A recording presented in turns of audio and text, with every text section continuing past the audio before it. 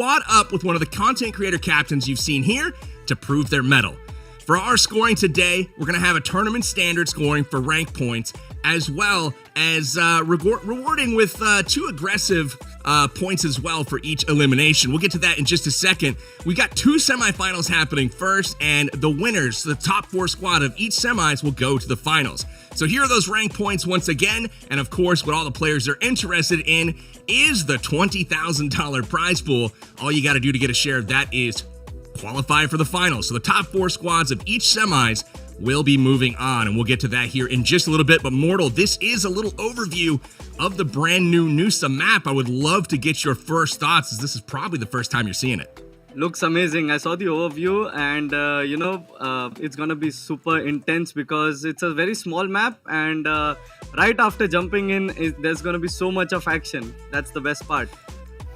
Absolutely. What I really like about it is the verticality. There's a lot of cliffs, there's a lot of high buildings, high places, and none other than zip lines. We actually see those across the Noosa map. You can actually get shot down, and I cannot wait to see today if we actually get some buildings lit on fire. You can actually burn down buildings with flaming arrows from crossbows. Pretty exciting stuff. Yes, I just saw that in the promo, and it was really amazing to see something initiated. We've got Molotov, but now we've got a crossbow with a flame, and that's amazing. Absolutely. So we're going to go ahead and take a look at our first semifinal. We got to take a peek at the roster here in just a moment. Want to talk about the teams that are playing today. We've got content creator captains that are each representing their own squad. And remember, each of these players, they had to win a chicken dinner in order to even qualify to make it this far. So we've got a really stacked lobby here, Mortal.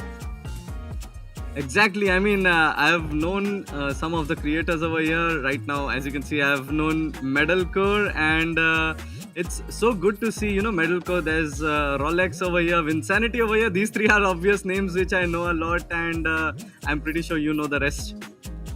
Absolutely. We've got Jacob Gaming, who's a stud in every single tournament. We've got, of course, one of the fan favorites in Farouk. And we've got the ladies showing up big in this one with Her Gaming, Just Merms, and Elenice. Super excited to see who actually comes out on top. And remember, for the semifinals, we're going to have 3 games to see who qualifies to move on to the finals today.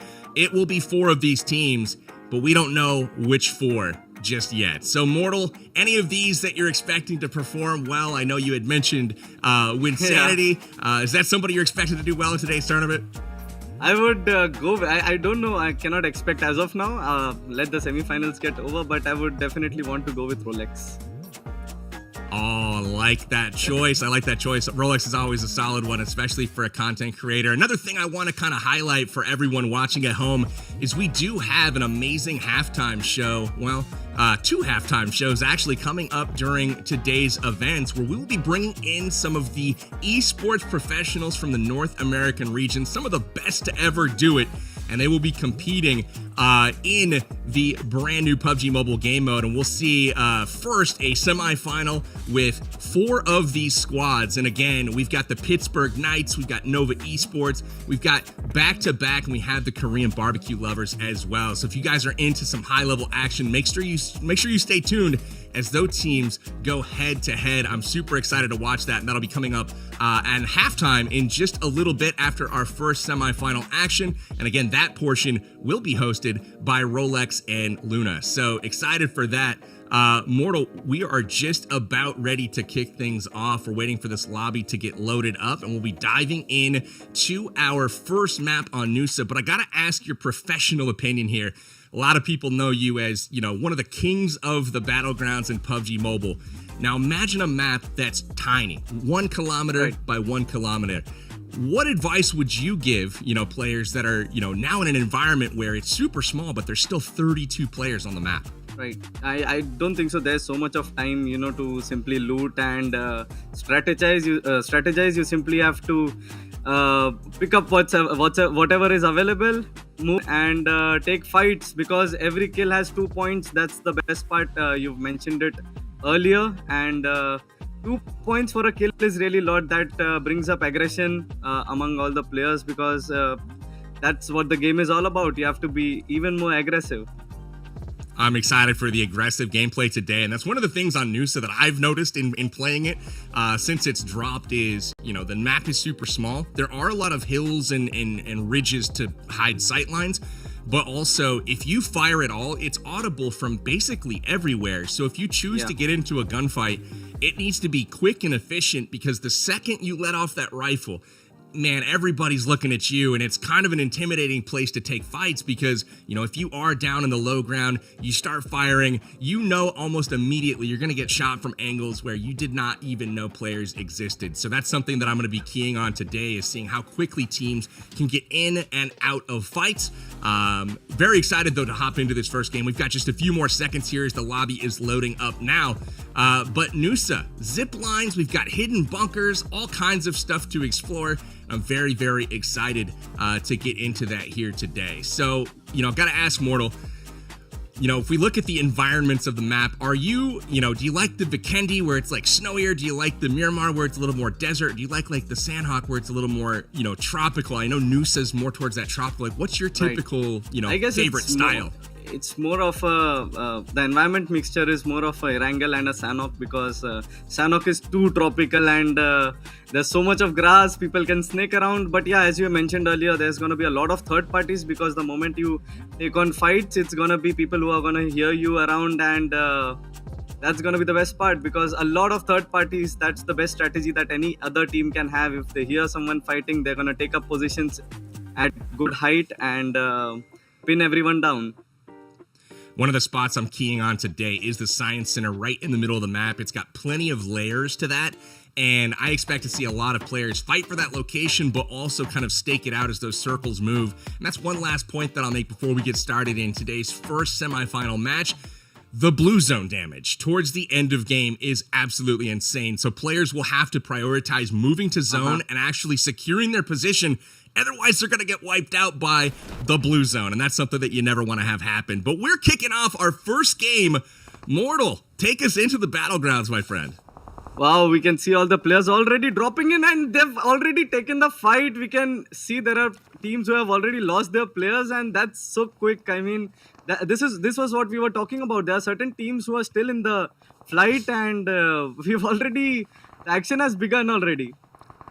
This is absolutely bonkers. As I mentioned, Science Center looking to be a popular attraction. It looked like that was where the action is taking place. And you can see here, Metalcore has four members of his squad in deep trouble. It looks like they've got one member up trying to revive, but it looks like Thesaurus PG and his team will actually be getting the better of Metalcore to start off. But I will point out a key feature on the Noosa map, which is one that's really, really cool. It incentivizes kind of hot drops, because all of these players that have been eliminated early on, they'll actually have the opportunity to respawn and come back in on a helicopter to redrop into the map, and they'll get another try at things. So they're not permanently eliminated just yet. Oh, that is insane. That's a recall ability that they've got. The teams have got a good advantage because of such things. They can play. But that's the disadvantage over there, because the moment you come down, you're going to be taken down. that revive ability, that didn't last long, did it? Old Ivy on top, jumping in, get immediately shot out of the parachute, and Metalcore decides, you know what, maybe I'll go somewhere else on the map. The Science Center seemingly a little bit too hot for us on this first game. Ivy probably thought, I'll drop down in a position where there's no one around, but the map is so small that you'll always find people next to you. Absolutely. It looks like Thesaurus PG and his team in a really good spot so far to start things off. And as we can see, we've got more action in the kill feed, but it's not the action that you're looking for, as it's a team nade. And that's not where anyone wants to be, is blowing themselves out.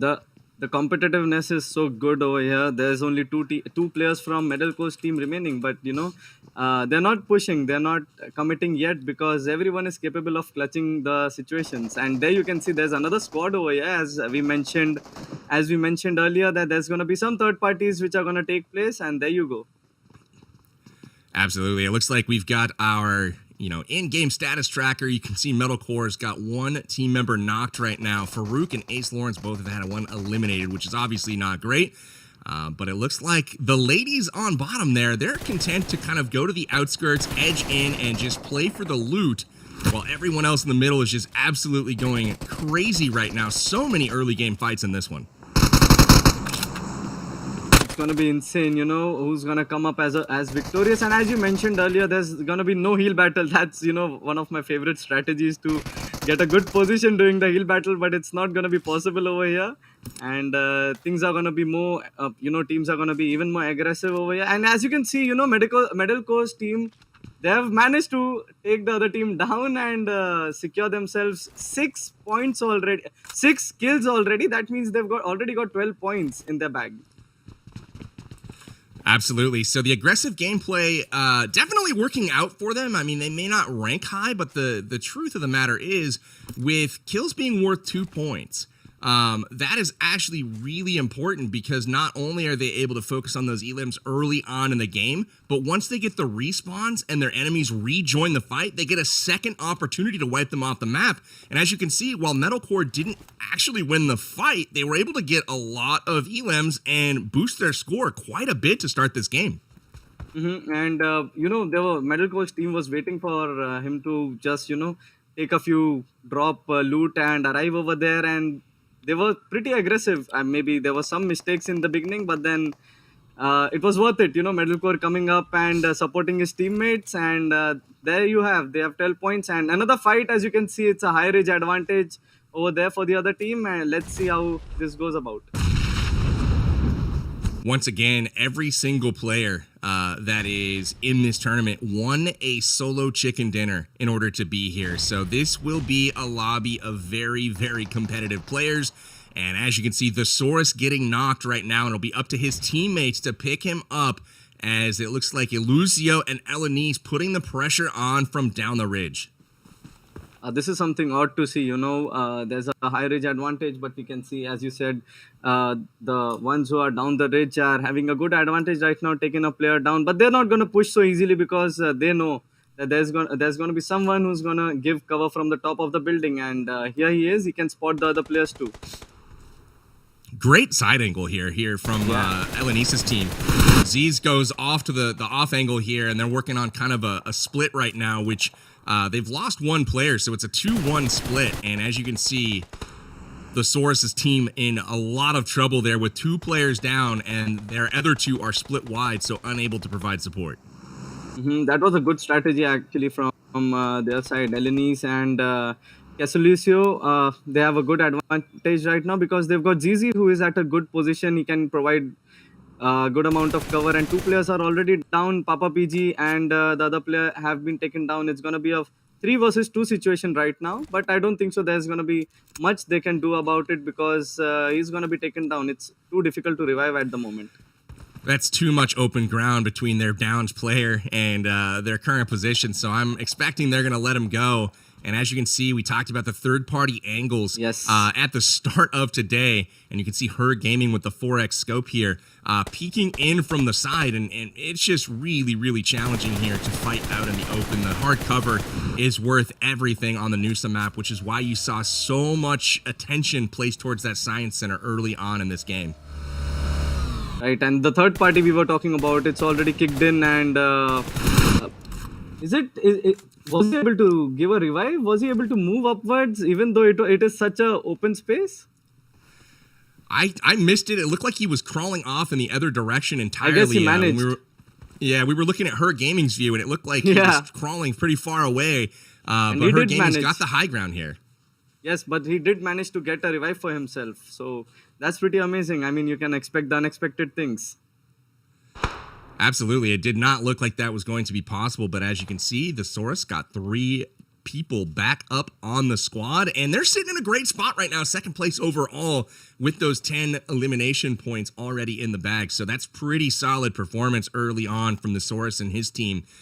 We've got a lot of other teams kind of moving around, getting in position. You can see her gaming here, scouting out the enemy, trying to find a line of sight on someone because they are looking to get into the action, and there is that line of sight. She's marked them, and get ready for the shots. Wow, that was a good one, but they already know that there's someone over here. If they manage to take him down, but no, he's gonna be revived easily. That's a long route to cover, and I don't think so. There's gonna be someone who's who's gonna push around. But this is very interesting because her gaming have a great advantage, great height advantage over here, and they're pretty much in the zone yet.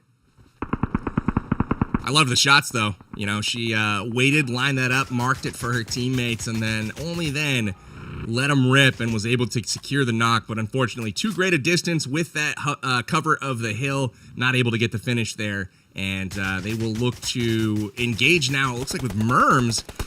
Merms firing in from the third party as well. And you just never know. If you're out in the open, it's tough. You know, shots could be coming in from anywhere.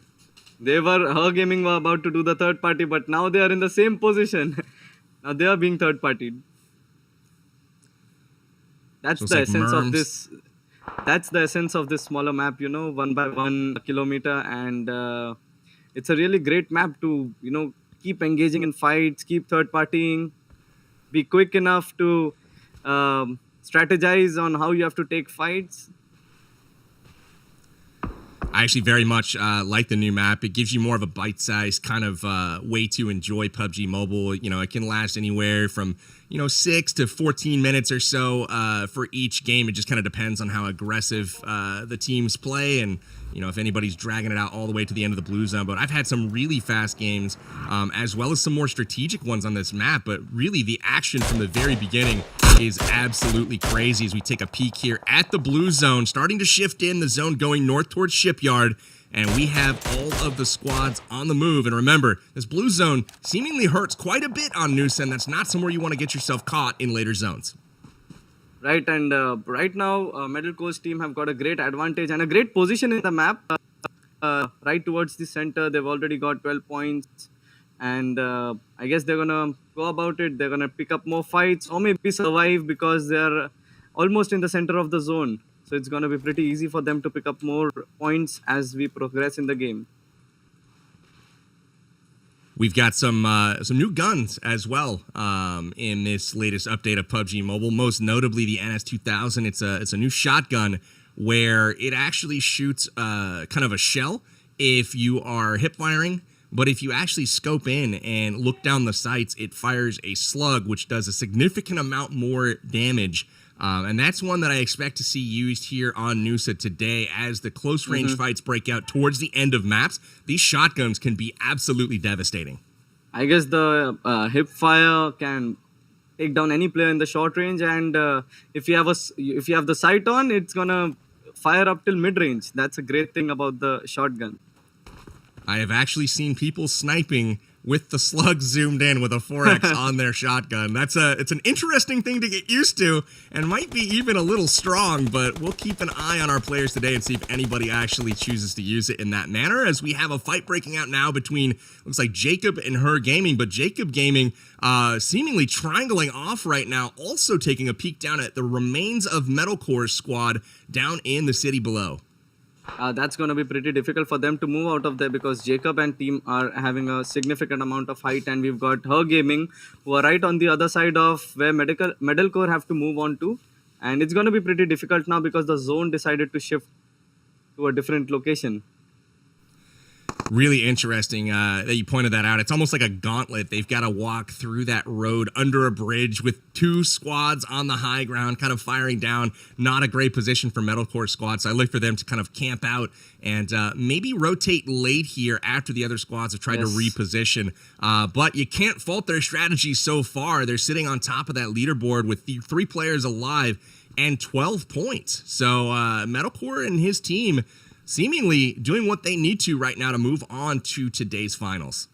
I've noticed one thing: the teams which were, which took a drop fight, they were able to pick up good amount of points. But it always comes at a risk. Metalcore lost Ivy over there, but they've managed to pick up 12 points from this. That's 6 kills from there, and it's really difficult to pick up kills from a very long range until they have to move inside the zone.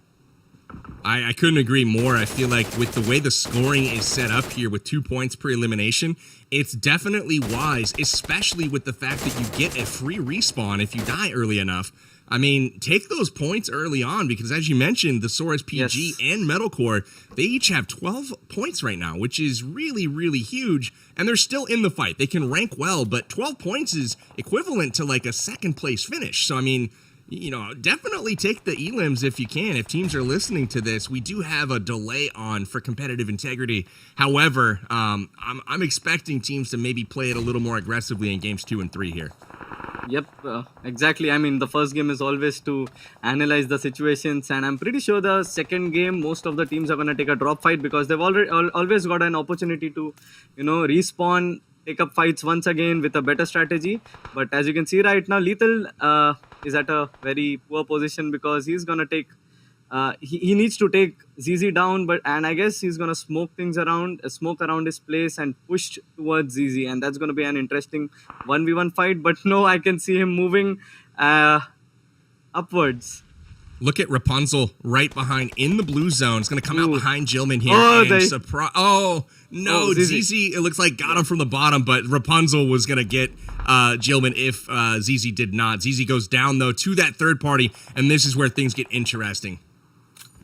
I don't think so. Rapunzel is gonna be able to make it because ZZ, the moment he moved out, he was taken down, and he's already been spotted from players on the higher ground over there. Slayer and all, they're on the higher ground. It's gonna be really difficult. Metalco still at a really good advantage, still inside the zone, even though he's in the, he does not have a cliff for himself, but then he's still inside the zone. Rapunzel is out of heals, desperately looking for something in those shacks up there and unable to find it. Rapunzel goes down outside the play zone. ZZ also in a dangerous position right now, going to be eliminated, and Metalcore also wiped out. So teams and individuals starting to fall. Jacob Gaming and Metalcore in a bit of trouble at the moment. Her Gaming, they've been managed to pull off great points, position points as of now. They've got 6 through their kills. That means they've got 3 kills and they're 4-man strong. So it's highly probable that Her Gaming are going to get this chicken dinner. They're definitely in the driver's seat. Absolutely. They've played it a little bit slow to start out, but you can see these elimination points for Her Gaming and team start to rack up towards the end of the game. At least they're in a position to make that happen, and I expect to see them on the top of the leaderboard. Let's see if they can actually capitalize on this fortunate situation. Farouk being taken down here. It looks like Jules from Farouk's team shot as they're trying to make it into the zone, and it looks like Frozen from Jacob Gaming not going to be able to make it either. That'll leave Jacob Gaming with just 1 member left. Right, it's going to be a 4 versus 1 situation, and Thesaurus, they have been taken down, but they've got good amount of points over there for themselves. I guess Her Gaming, they already have 5 kills and a good position points for themselves, and they're going to get this chicken dinner very easily. I'm pretty sure about that. Rhinox tried to get the quick elim there, unable to do so. It takes a headshot instead, and he is stuck behind a bale of straw. And Her Gaming and squad will take semifinal A, game number 1. Amazing performance there from them. Started a little bit slow, but ultimately able to come out on top, picking up 6 eliminations. And that's going to do really nicely alongside their 15 points for first place. So, Mortal, what did you think of your first ever Nusa action? Wow. Super solid stuff. Yes, it was a super solid stuff. There was so much of action, right?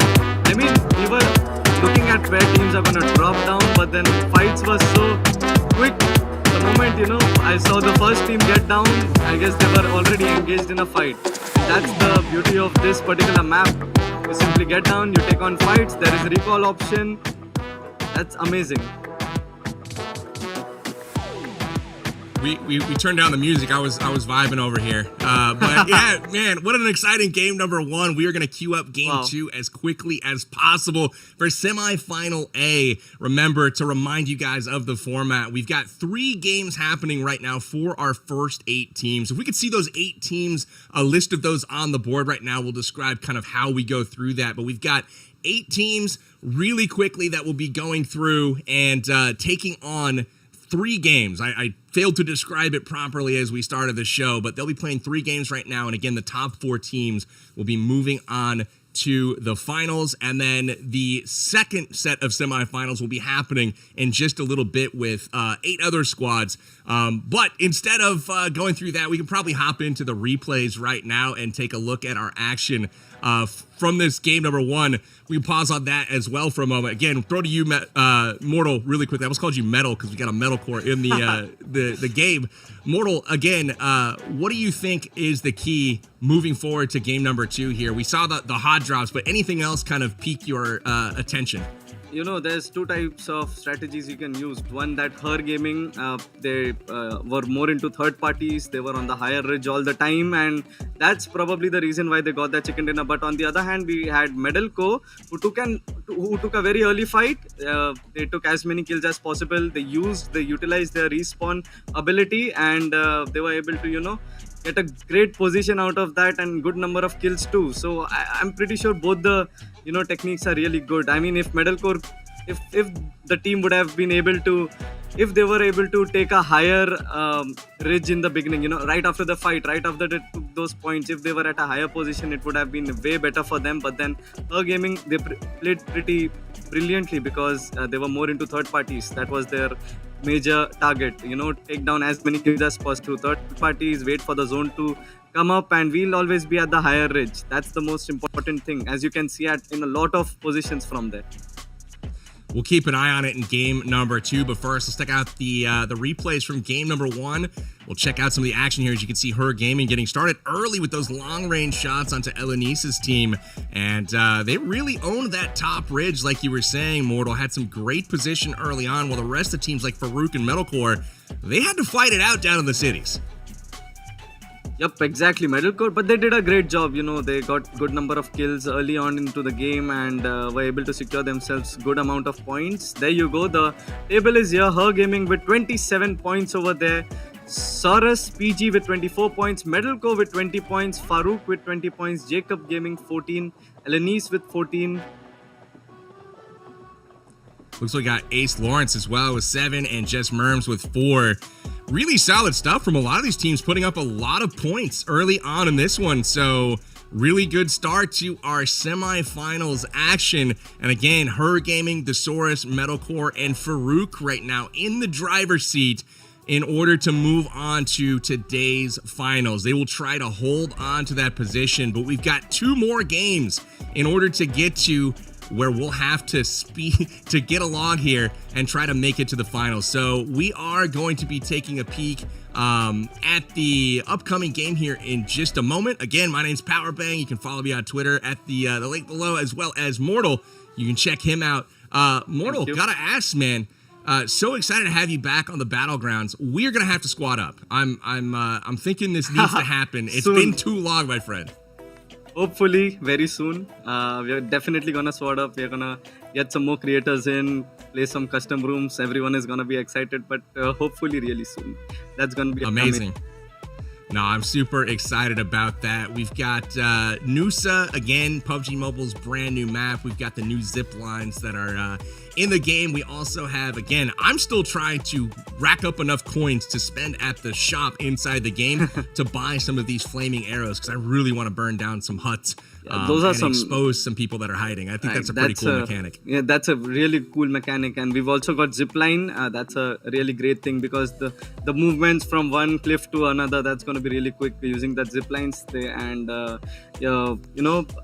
It's going to be really amazing, because one kill gets you 2 points. I think so. It's still possible for all the teams. It's still unpredictable how things are going to go on from here on. It was just match 1, but I'm pretty sure the teams down there, they already know it. They're going to get 2 points from one kill. They're going to take early fights. They're going to take those risks, because the more you take risks, it's going to be fruitful. Couldn't agree more. Excited to see it. We're firing up our next lobby right now. We'll be hopping into the action. But yeah, I almost want to give extra points. We can't actually do that, but I almost want to give extra points for anybody that's on a zip line and somebody can shoot them off it. You can actually snap the zip line and have them fall. Hopefully doing some damage in the process. Pretty funny stuff indeed. We've had a lot of players kind of standing out so far in today's action, kind of looking at some of the numbers here.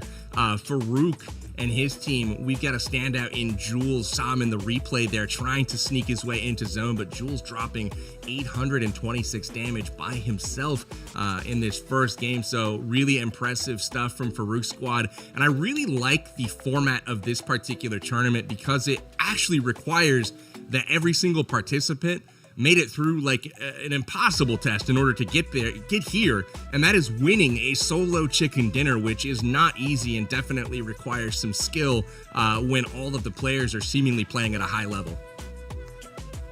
Yeah, Farouk got a good number of kills actually, Yeah, absolutely. So Farouk had some great kills there. Yeah, absolutely. Thirst from the Source's team also put up a ton of damage, so keep an eye on them. And really, it was those early teams that kind of engaged that was able to trade back and forth. And again, RIP to Ivy as he tried to dive back in from the plane and got absolutely wrecked on that rooftop. That to me was probably the highlight of the match, even though it happened early. It made me laugh. We were just talking about, we'll get another shot with the respawns here, and then immediately getting gunned down out of the parachute was not the luckiest moment for old Ivy. Right, I mean, a new map, you're gonna think that I'm gonna perform in this one, and he's like, I'm given another lifeline, and he gets taken down before even stepping down. Perfect. So, if you guys have not also, had a privilege to get onto the Noosa map, I highly recommend that you do so. You can do that by downloading PUBG Mobile at the App Store, whether it's Google Play, whether it's iTunes, whether it's a various of, other methods to get PUBG Mobile. Please do that. You can actually download it for free. Join us on the Battlegrounds and play Noosa. And then obviously, if you hadn't heard of, the Resort Rumble, for example, you can follow PUBG Mobile on socials to make sure that you're getting clued in on when these events happen so you can participate and perhaps test your hand at getting those chicken dinners and joining us, because again, we're playing for $20,000 today that will be split across our finalist teams, and that's a lot of money for a day of video games, Mortal.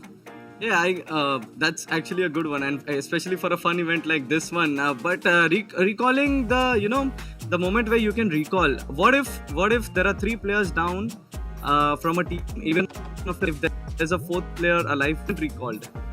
Okay, if he dies, he's gonna get recalled, right? Automatically.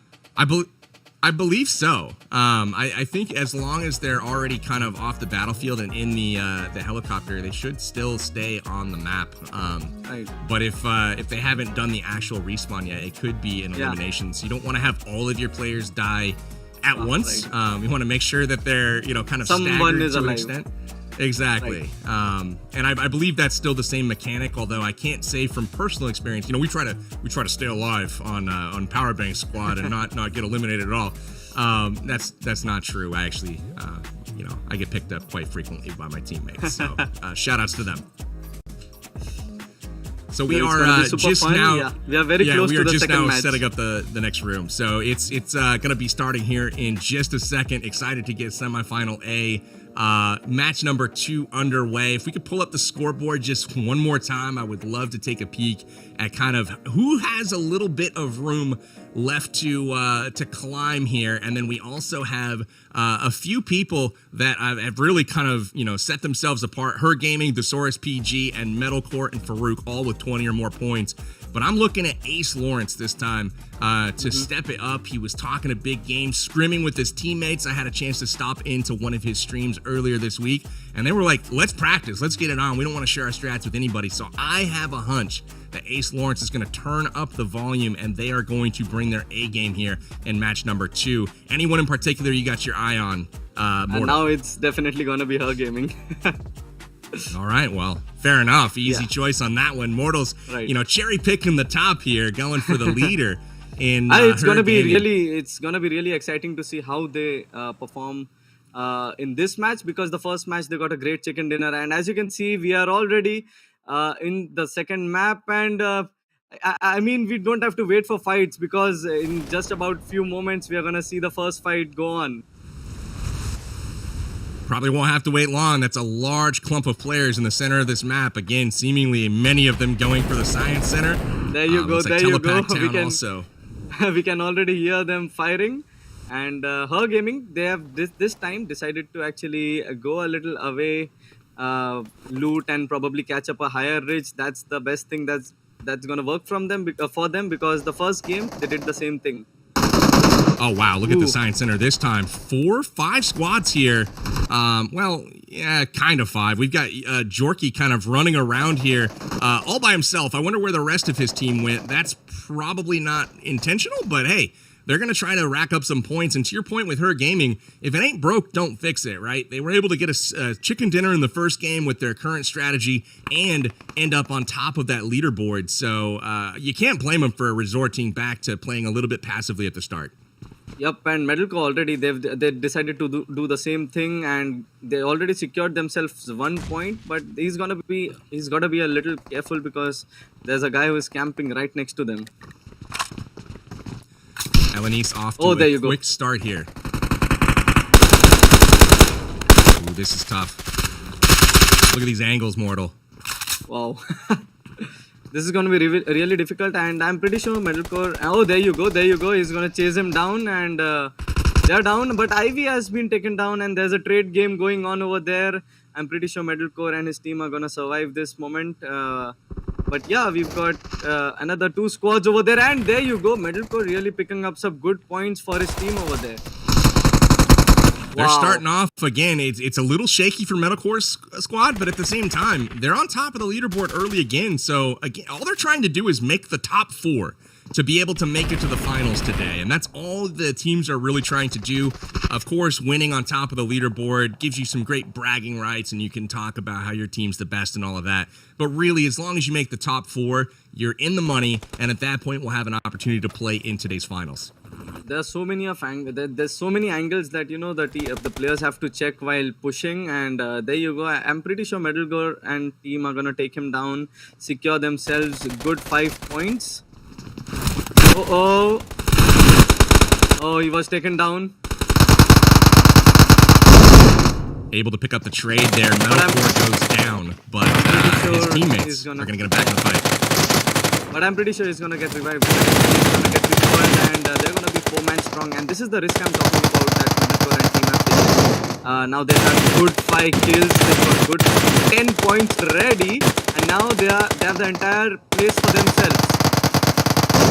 Absolutely. I mean, you get those 10 points early, every team member still alive, but you have to be smart at this point and try to disengage and go somewhere where there isn't a team, because again, they're coming back into the battleground here with almost no loot, and they have no kit to be able to actually put up a great fight. So they really have to get organized, land in the same spot, and try to move, hopefully under cover where they don't get spotted, to try to get some decent loot, because if they can loot up and fight mid-game for placement, could be a great strategy for Metalcore. Right now, I guess Metalcore and team, they just need to move out of there, get to a higher position. But we've got Jacob Gaming, who already have 7 kills in their name. That's good 14 points for them too.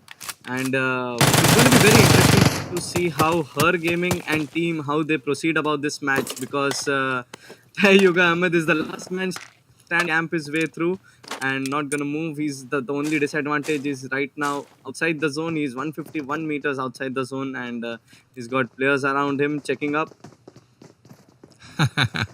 He's going to be content to hide for the moment. You can see Farouk just chilling in the closet here in this building. He's the only one left on his team, and he's trying to stay quiet because he's got to stay alive to try to snag some of those rank points, or at least, try to get a knock and finish on one of the other players, because again, every single elimination is worth 2 points. So, him able to finish and, anybody, that will be really, really helpful for his team. And they need it, because as I recall, Farouk is sitting in tied for 4th place right now at 20 points.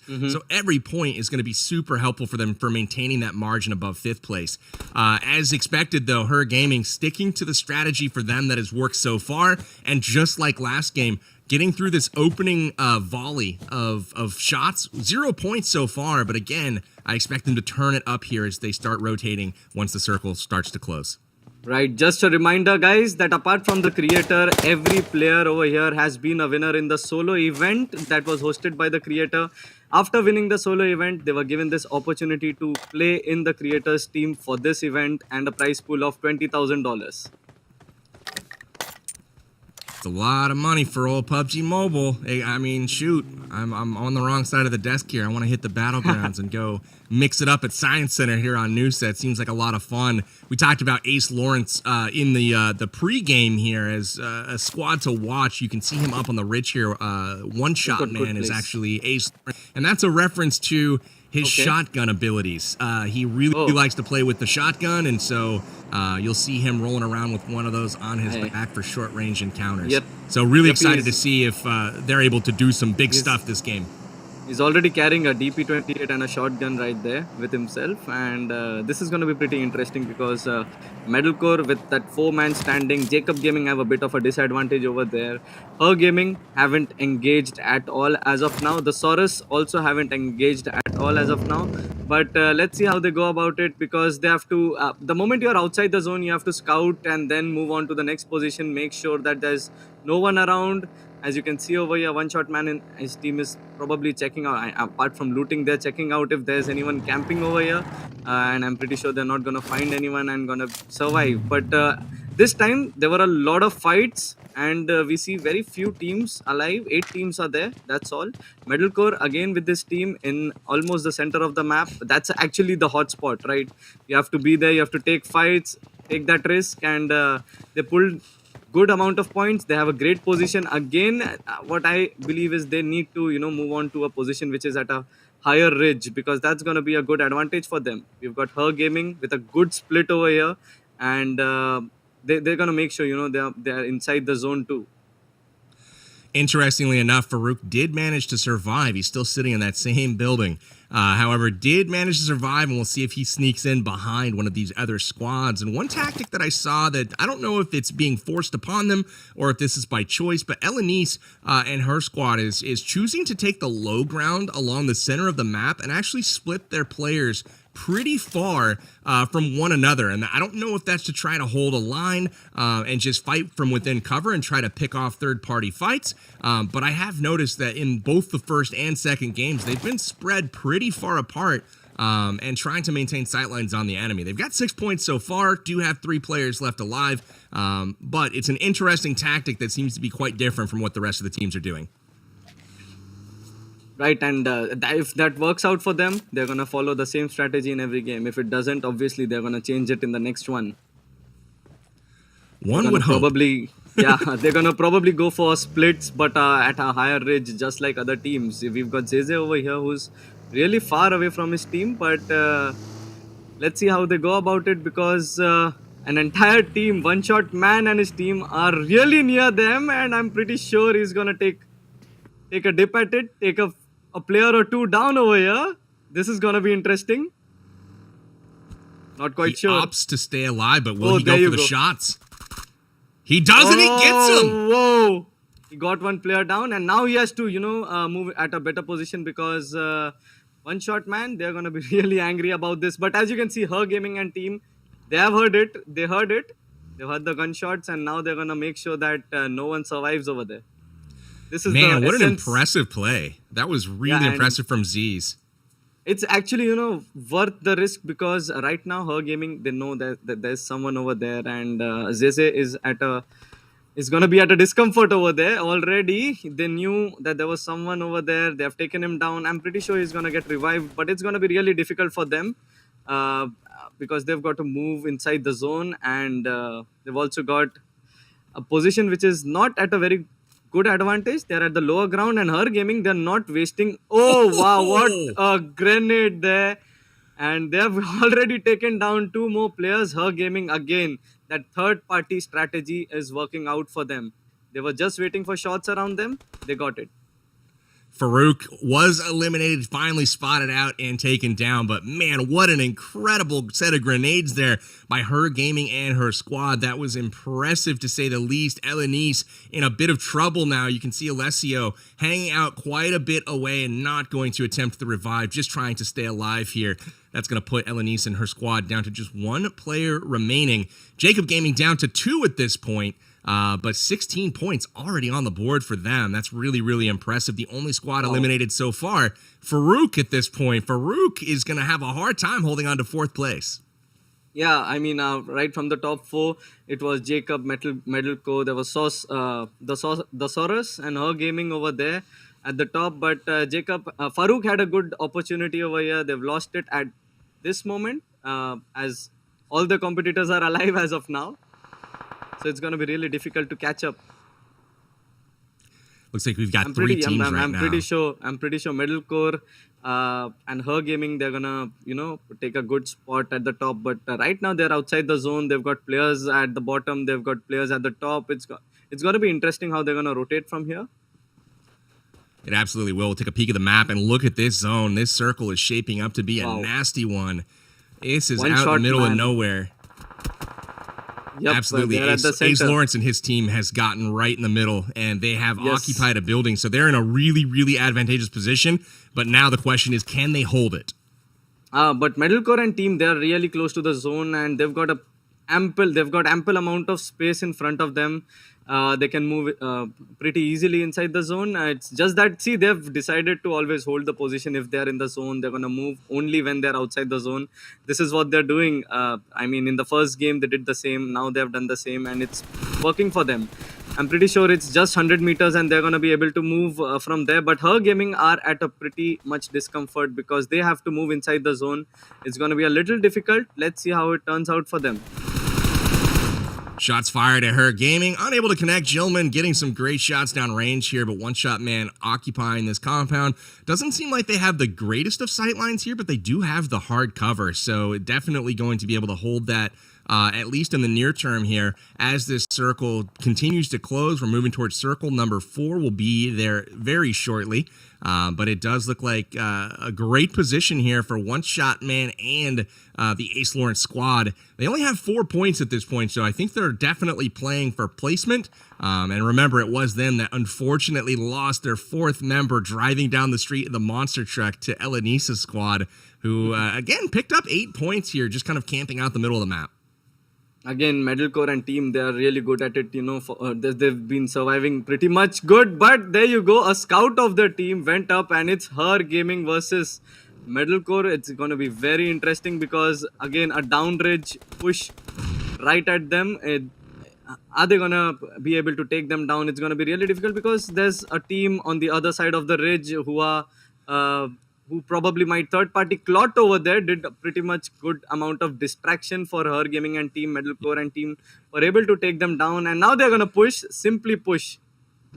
You noticed that distraction too, huh? I thought, great scout by Clot first and foremost, and then as the monster truck started to smoke, I was like, oh, he's got to get out, right? Like, he's going to get out. No, he just keeps driving around, just, I guess attempting to distract the other team, but it worked. Metalcore able to push the ridge, take over the position, and now they're sitting in the center of the map on top of the high ground with 16 points and a full squad on top of this leaderboard.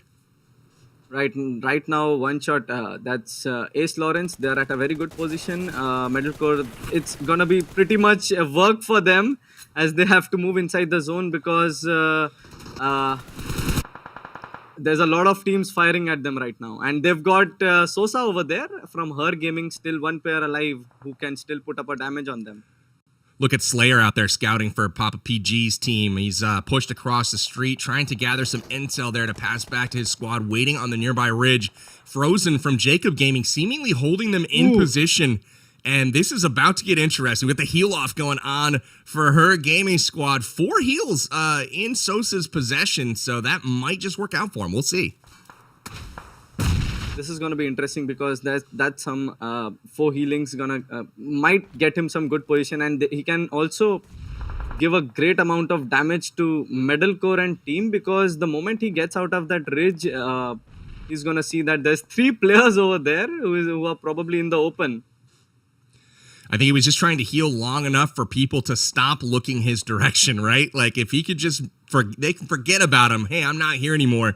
And it looks like they may have done just that, although he doesn't look to have a lot of cover. He's moving his way in, but he's in a bush. He's safe for now. It probably worked for him, for his good, and this is going to be really interesting. I don't think so. He should have, oh man, he could have kept a really good position, but we've got Metalcore with 10 kills over there, the Soros with 5 kills, Ace Lawrence. Now they are the Wow. only ones left against Metalcore, and there you go. It's a 4 versus 1 situation, and it's gonna be really, really difficult for Ace Lawrence and team to get back at it because their He might position get the is already revive here. compromised. Might. He's gonna be at a very low HP. And there you go. Metalcore and team getting that brilliant chicken dinner. They've proved themselves. They've played really good. They've taken the risk. They've taken good position. And what a match this was for them. Wow, incredible stuff there at the end of that game. And man, that really happened fast, didn't it? There were 6 squads alive.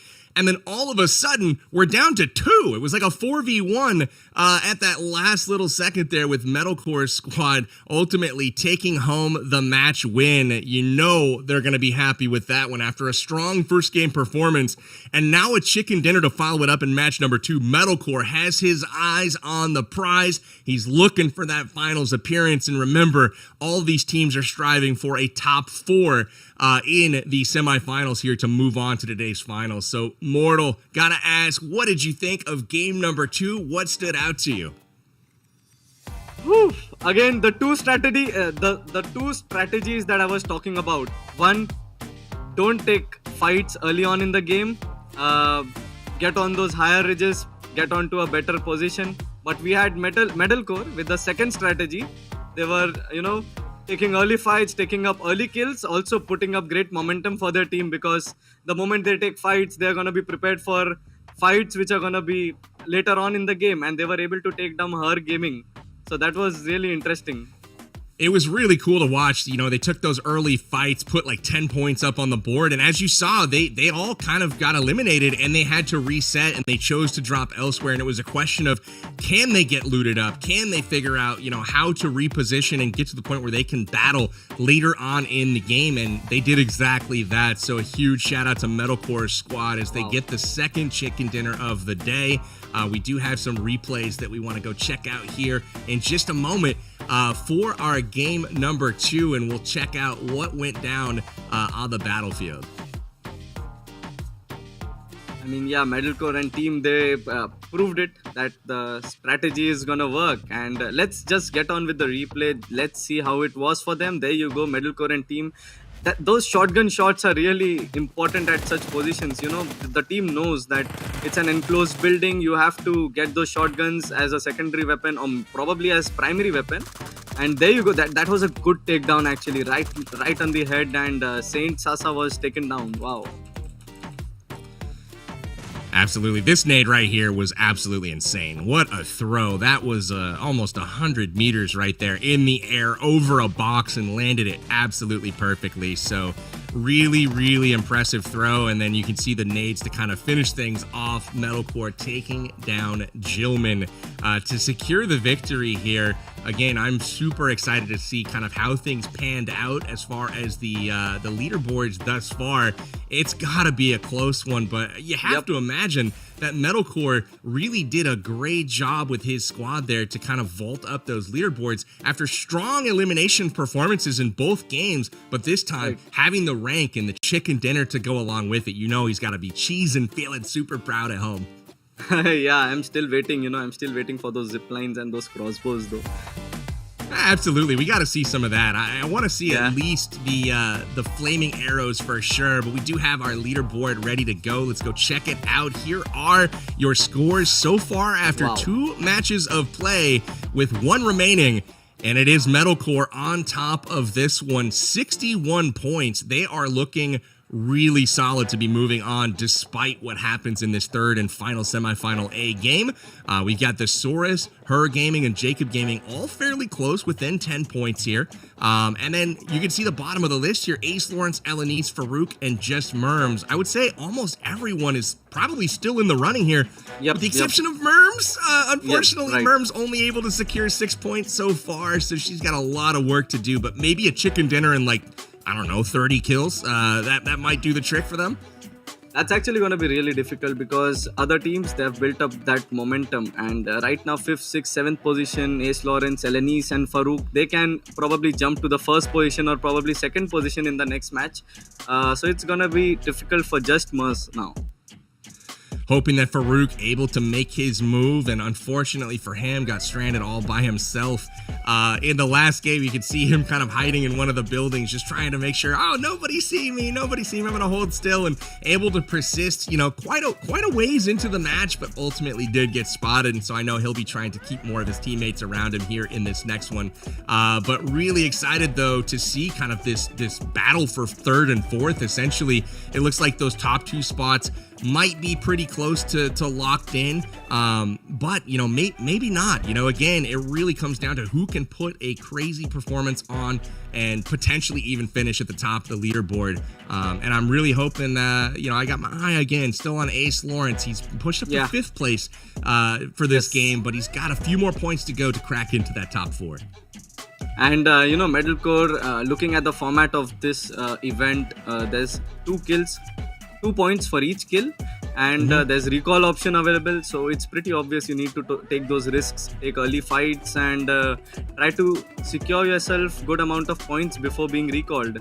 So that's the best part about Nusa.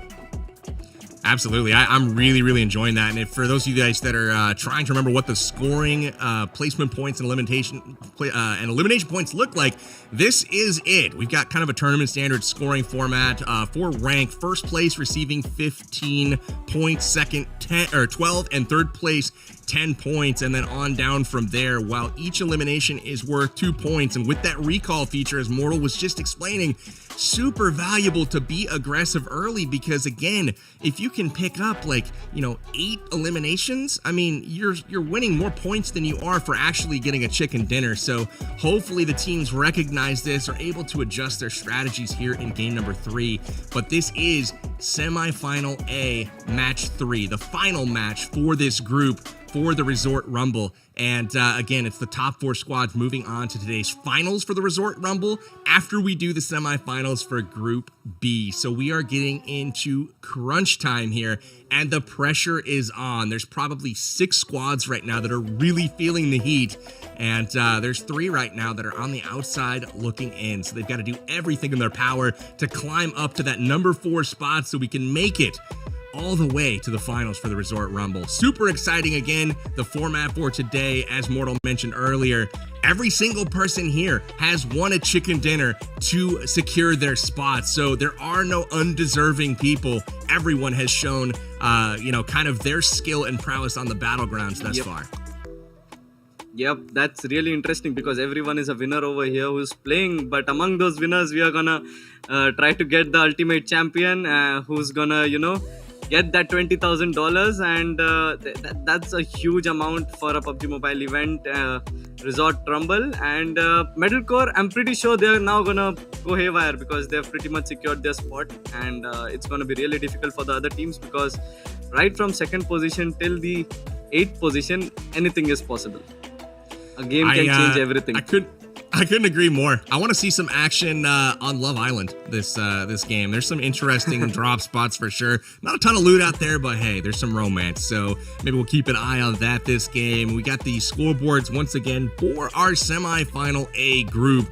And again, the 4 squads you see on the left-hand portion of your screen, Metalcore, Thesaurus PG, Her Gaming, and Jacob Gaming are currently in the driver's seat and slotted right now to move on, but they have to hold their position because they've got Ace Lawrence, Elenice, and Farouk all breathing down their neck. So that's going to be huge. Ace Lawrence and Farouk certainly kind of looking at that 4th place spot like, what do we got to do? We got to be more aggressive. We got to get some eliminations and try to get into that spot. They've got their work cut out for them though, because those squads on the other side trying to hold that position, they're no joke, Mortal. I don't know how familiar you are with the NA scene. These are some really good players out here. Right, I can, I've watched 2 matches and I'm pretty sure these are some really amazing players because it's not really easy to move from one cliff to another cliff, and that was a great, from Medal's team, there was one guy who was scouting pretty great. He was a great distraction. But yeah, talking about Her Gaming, it's going to be really difficult to carry on with the same strategy because it's a more luck-based strategy, as they have to, they're going for third parties, right? They are looking at where they hear bullets, shots, and they're going to go there, take some third party kills. But it's going to be really difficult for them because if they don't get any third parties around them, they're gonna have to move to another cliff, and that is where the problem begin. When you have to move on to another cliff, because there might be a team, there might be a player over there, or it's actually a great amount of risk. But we are already in the next match, and we've got Medalco, and we've got a good number of teams over here. Once again, we're gonna try to take fights, but there you go. Medalcore already looks like he's going to secure a point, but no, that was a great cover fire, and Medalco has been already taken down. Clot has been taken down. It's going to be really difficult for their team now, and Ivy has to hold his position until they come back from the recall. That was quite the reversal of fortunes there. Metalcore looked like he was in the power position, but ultimately chased outside the window, and that is a challenge when you leave your cover in order to chase a kill, and it didn't work out for him there, as his teammate did have that crossfire angle covered and does take him down. And Jacob Gaming and Ace Lawrence off to a great start in this one. They know they need the points. Ace Lawrence, most particularly, not in that top 4 currently. So you've seen them land here at Science Center trying to pick up those elimination points, and they are doing just that so far, currently sitting in the 2nd spot on the leaderboard, and they're going to need all the help they can get here in this 3rd and final game. Right, and this is the risk I was talking about earlier. Even though Metalcore and his team were taken down, they still have all 4 alive. They're gonna get back in the match and probably play with a different strategy, the one which you don't have to take fights early on, because now they cannot take much of a risk. They really can't, and unfortunately for Merms, her squad, again, starting slow, kind of looting up. I don't know if they've just kind of tossed in the towel at this point, but not choosing to go for that aggressive action. So we'll kind of keep an eye, again, on some of the other squads that are, vying for those top spots. And look at the points on the leaderboard right now, Mortal. Wow. They are pretty well distributed, and everyone is kind of chipping away, picking up these elim points, but ultimately that doesn't really help anyone in particular, because they're all kind of staying the same in the rankings. Yeah, I know. I mean, as you said, it's not helping anyone because the points are evenly distributed. Same goes for Merms.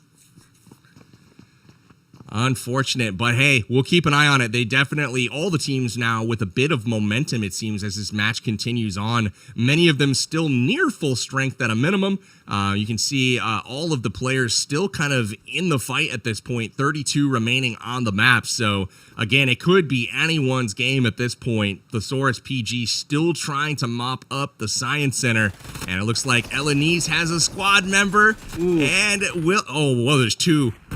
Slayer's like, I'm out of here. Probably a good move.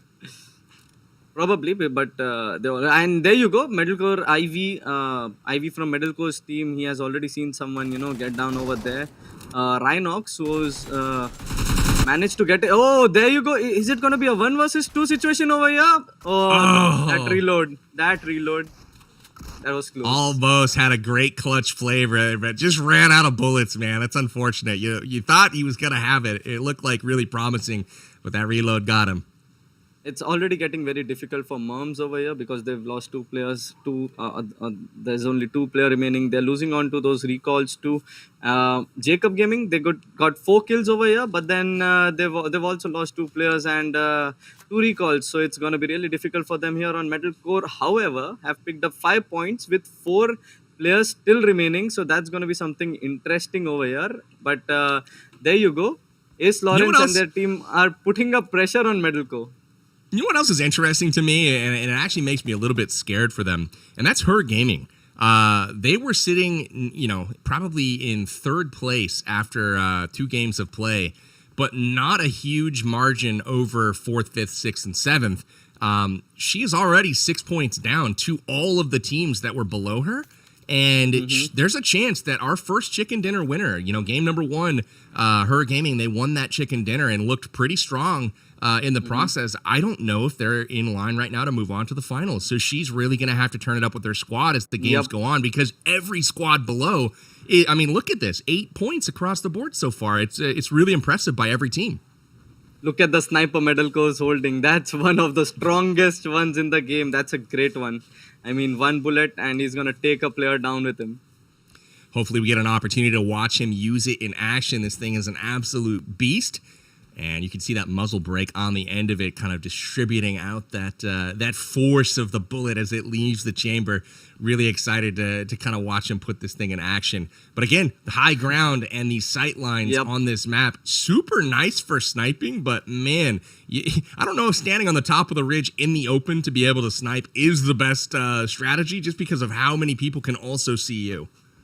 Yeah, but I'm pretty sure the team is pretty much aligned to each other's position and available to give a good cover fire. And that's the reason why I guess Metalcore is pretty confident with the sniper in his hand, because his teammate might provide great cover fire, and the team is performing really good right now. So I'm pretty sure he's confident with the team. You know, another thing about that confidence is they've already got 12 points this game, and they were sitting comfortably in first. And they can, at they this can point, go for those risks. Yeah, they've got a ability to be a little bit risky or push aggressive action so far. So it looks like we've got another northern circle. I'd love to see a southern one at some point today, but they keep seeming to go north towards Shipyard. And that's okay. We've got, it looks like Farouk's team in a really good spot there towards the Shipyard. And if they actually push south and kind of control that zone, I don't know if anybody will rotate north of them. So they might be in a really good spot to pinch a lot of other teams. Right. Her Gaming and team right now, they are in, looks like they have switched roles with team Metalcore. Metalcore is out there in the open on the high ridges, and Her Gaming right now inside the buildings, and there you go. They probably have a shot at him, but that obviously because you're not at a higher ridge, this is the disadvantage. The windows are smaller, and you might not be able to take a player down who is moving on to a vehicle. That would have been a really clutch kill for them to pick up too, as that motorcycle just zoomed by. It would have been 2 easy free points, but ultimately not able to get the lines of sight on it fast enough for that motorcycle disappeared into the distance. Take a peek now at the Saurus PG and his team. They've got kind of a split squad here, 3-1, and they're just trying to maintain as much visibility as they can. Elenice and Her Gaming in the immediate surroundings here. And, as the zone continues to push north, we might have a clash here between these two squads, both of them in a position to potentially move on. So this is a really key fight where whoever comes out of it on top is going to be feeling pretty good, and whoever comes out on bottom might be in trouble. Yeah, I mean, all the teams have 4 players alive, pretty much confident, but we've got Jacob Gaming with 4 kills. However, they've lost 2 players, so it's going to be really difficult for them here on, as team players matter a lot. Your team matters a lot. If all are alive, you're pretty much confident. The game style changes. If you have only 2 alive, you're a bit more not on the aggressive side, and you tend to camp a lot. It's really difficult if you have 2 players alive. But on the other hand, we've got, apart from Merms, I mean, it's not going good for them. Merms have really, they're going to hold that bottom position as of now. But we've got other teams who have picked up significant amount of points over there. You can see 12 for Metalcore, 8 for each of them apart from Her Gaming with 2 points. But yeah, as we move on to the game, Metalcore has been taken down by Farouk and team. And this is going to be really difficult for them because they're out there in the open. And Ivy with that great reflex right after jumping from the vehicle, and he's going to push there, secure himself that point. But third party, obviously, we've got third party, and there you go. Clot has been taken down. Great action here as Farouk is doing exactly what he needs to do with his team to inch up that leaderboard. Remember, he was sitting outside of the top 4, and he's doing everything that he can to get there. And I think his team has a great position. You can see them in the map in the upper right there. They are the pinkish red squad towards the upper part of that circle. And they are in a great position with almost half of that zone in full control. And so, Farouk is looking solid here with all 4 players up. And look at this, Jules zoned in on a couple of other players in the distance. We'll see if he can pick up those eliminations. Right, there you go. Ace Lawrence are in a very bad position over there as of now. Looks like he has created a cover, and he's still giving him a... Oh, he's reviving him, and it was a great opportunity for Jules and team to take them down, but I'm wondering why he's not destroying the vehicle. Shoot the car! Shoot the car! Yeah, Mortal, but they're going to go for grenades. On point with that advice. Here's the grenades coming in. But it's gonna be really difficult. He's got his team up on the ridge. Looks Oh, like he did they're gonna connect. get taken down. Yeah, they're gonna get taken down, and it's gonna be really difficult for Ace Lawrence and team now. As the remaining two players, they're gonna have to move away from here. He just wanted the highlight. He wanted that grenade highlight. Too easy to just blow up a vehicle. Wanted to lob one in there. And look at Yes, this. Ace This is Lawrence with exactly what they needed. just one player remaining from Ace Lawrence, but how long is he gonna survive? It's gonna be really difficult for him. He has to move inside the zone, get himself a better position. This is gonna be difficult for him. Probably going This for is more medkits. Yeah, this is huge for Farouk, though. 18 points so far. Wow. And this is exactly what they needed. 4 alive, only one of 3 squads right now that has all 4 members.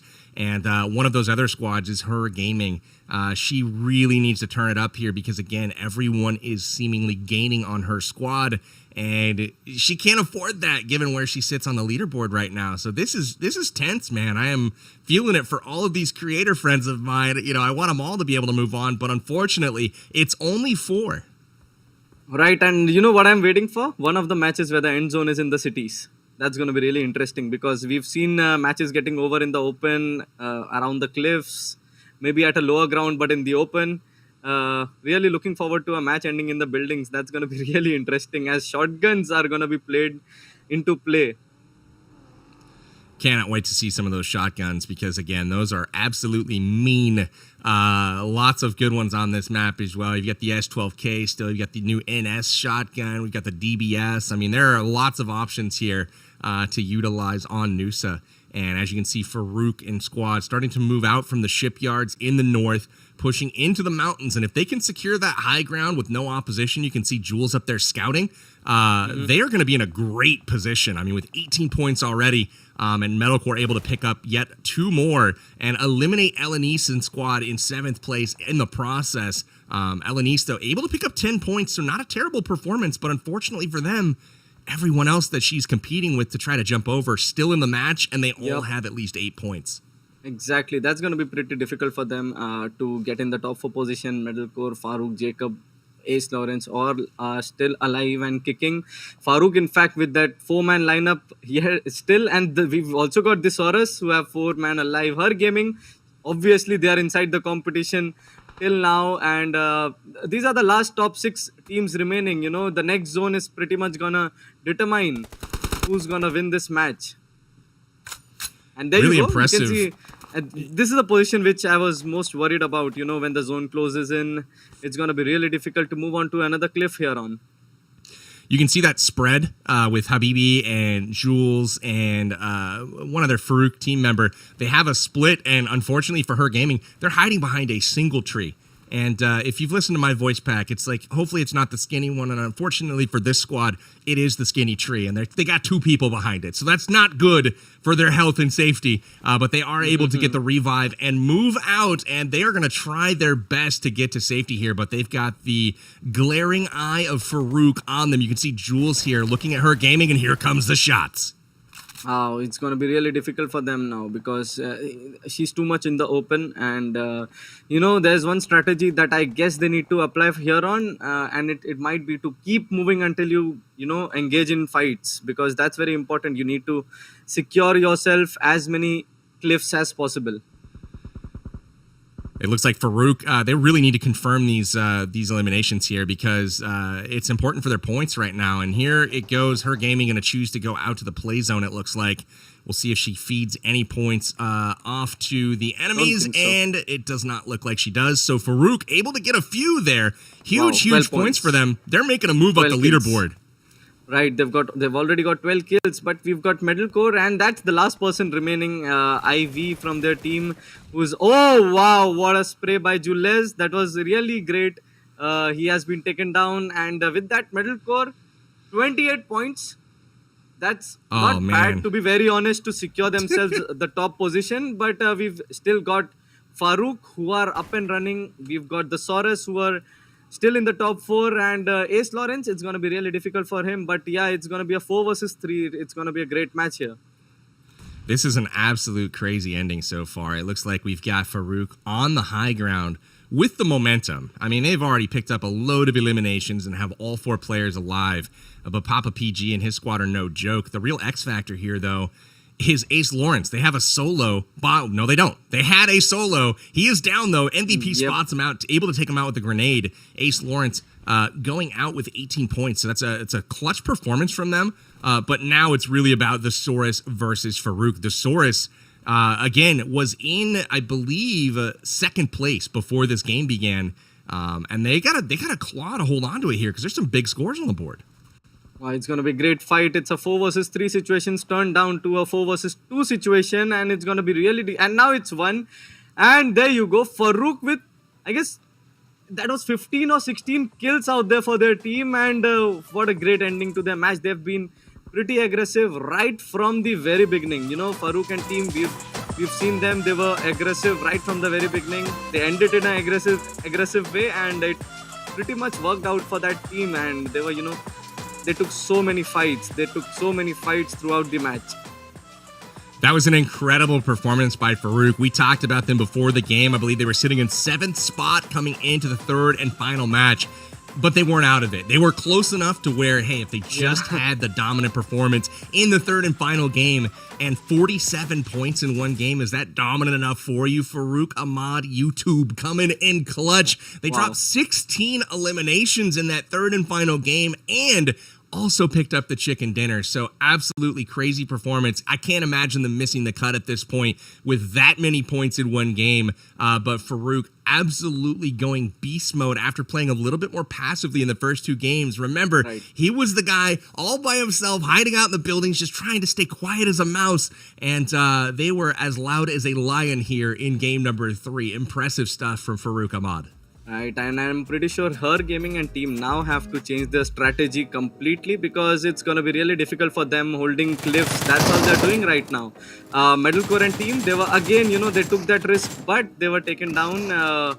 Your Slayer was almost able to clutch if he had those bullets, and this was the changing moment for Metalcore because, and obviously for Ace Lawrence over there, as they were taken down with a great grenade over here. That was a great grenade. We got as you said, he got a good clip for himself. I knew exactly what he was doing there. He was trying to get into that highlight reel, and he was able to do so. But you know what? Probably deserved with how well Farouk Ahmad and squad performed in that last match. You knew that they needed to have an absolutely monstrous game number 3 in order to overcome not just 1 or 2 places, but they needed to get at least 3 spots up the leaderboard. They might be all the way up to 2nd place after this one. I think Metalcore is certainly up on the top, but man, Farouk absolutely crushed game number 3. We'll bring up the scores here in just a moment as they are tallied, but really impressed so far. And really it comes down to, I think, the 3rd and 4th teams. I don't know who it's going to be. I think the Saurus did enough to stay in it. But man, I'm literally sitting on pins and needles right now. No, I guess literally is not a thing to say. I'm not literally sitting on pins and needles, but figuratively I am. Here is the score. Oh my goodness. How close is this? Look at that 4th and 5th position though. Oh my That's gosh. 1 point. Both at 49 points, and I'm pretty sure it's because the first reason is probably total first place finishes across all matches for the relevant stage, and that is the reason why Ace Lawrence have managed to get that 49 point ahead of Her Gaming's 49 points because they managed to finish at a top position. The tiebreaker will go to Her Gaming, though. It is a misprint on the leaderboard because the first tiebreaker is first place finishes, and Her Gaming, if you guys remember, did win that first game, so it's just automatically sorted by alphabetical on that leaderboard there. But Her Gaming picked up that chicken dinner in the first game, so it's gonna be Her Gaming moving on. But Ace, oh my gosh, I knew it was gonna be so close. They did a lot to try to overcome that gap, and they almost did. They needed one more elimination or one more, rank point, and unfortunately didn't quite get there. Oh my goodness. But as you saw, Farouk coming in huge, and then also Metalcore up there as well. That was absolutely dominant stuff there for our semifinal Group A. So I'm like Metalcore probably was the only one who was maintaining that same strategy throughout. He did take those risks, which were fruitful. Once not, but they had that recall for them, and they were able to pick good amount of points in this match too. Right after recall that too. Here's what we'll do. We'll make sure that the tiebreaker is done appropriately, but the first tiebreaker is always chicken dinners, and we know Hurricane won that first match, so definitely look for them to come out on top there. But we'll make sure our League Ops team can get that all sorted out. We'll come with a nice display of who's moving on here in just a little bit. But we do have Group B semifinals coming up in just a bit, and we've got 8 new content creators and their squads that are going to be taking the battlefield in 3 games of their own. And Mortal's prediction of Rolex will be showing up as part of this group. But as you can see, we got Rolex, Luna, PUBG, Dab, Prod, Winsanity, Coffee Gaming, Lou Power, and Bella Fox, all repping with their squads. And Mortal, as you remember, each of these players won a chicken dinner in order just to be here. Yes, everyone's a winner over here, and I'm rooting for Rolex down here. Alongside, I would like to go with Winsanity, definitely. These are the 2 I know them personally, so I'm probably gonna go with Rolex and Winsanity, who might top the table. I would really want that. And his friends. And the other one who I knew was Metalcore, who actually managed to get that top spot in the first group.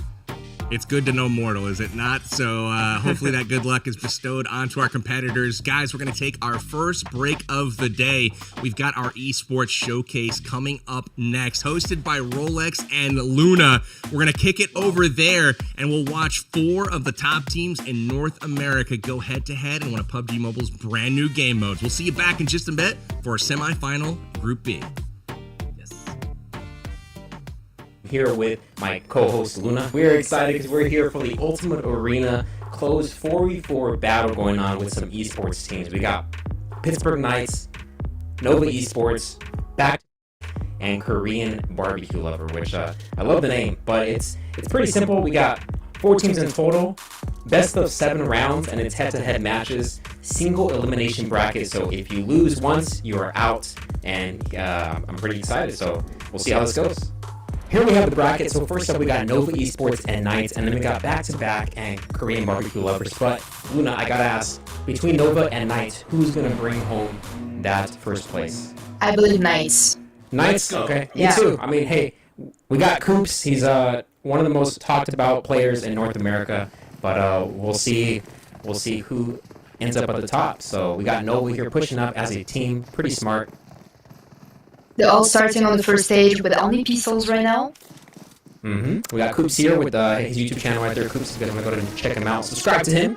Oh, we got one of Knights members down. Xenox gets thirsted. So now it is a 3v4. 3v4 between Nova and Knights. Looking pretty rough for Knights right now. So, have you ever tried out the Ultimate Arena before? Yeah, I did. Multiple times. That's pretty fun. That's a pretty fun mod. Yeah. Oh, we got a lot of action going on. Looks like, who wins? Knights! Survive somehow! Even though it was a 3v4, they take down Nova, so now we got round 2, and Knights has 1 point on the board.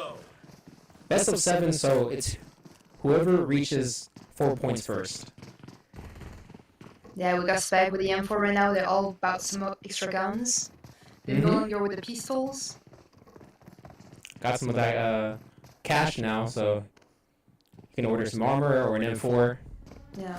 Looks like he's trying to get an off angle here on the side. I don't know if you'll see one of the Nova members. They're all moving as a pack. Get some shots here. One of Nova down.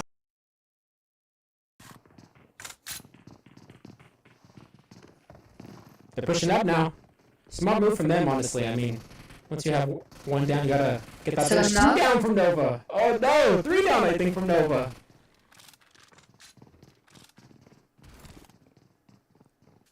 Gonna go ahead and heal. 3v4. They're getting the revive.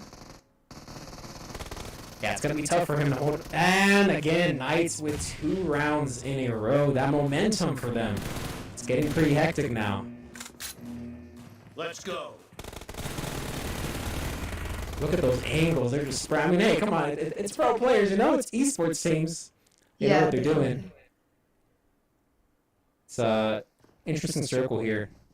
Trying to play it safe, not getting the first knock. Ooh, that nade. Almost made it. Don't want to get a knock, but got some good movement there from Xenox. Able to go ahead and get a knock. I think they traded, right? Revenge, maybe? Yes, nice one. Another trade.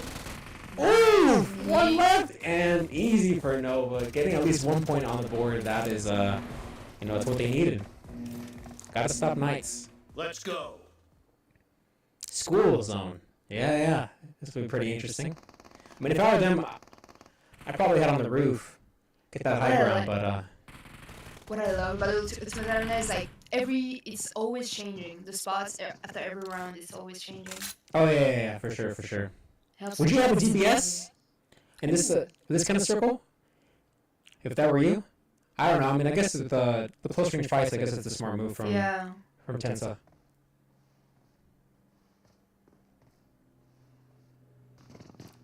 Gotta be careful with the push here, because you do not want to be the first player knocked. Nova gets 1 down from Knights. I believe that's Coops down.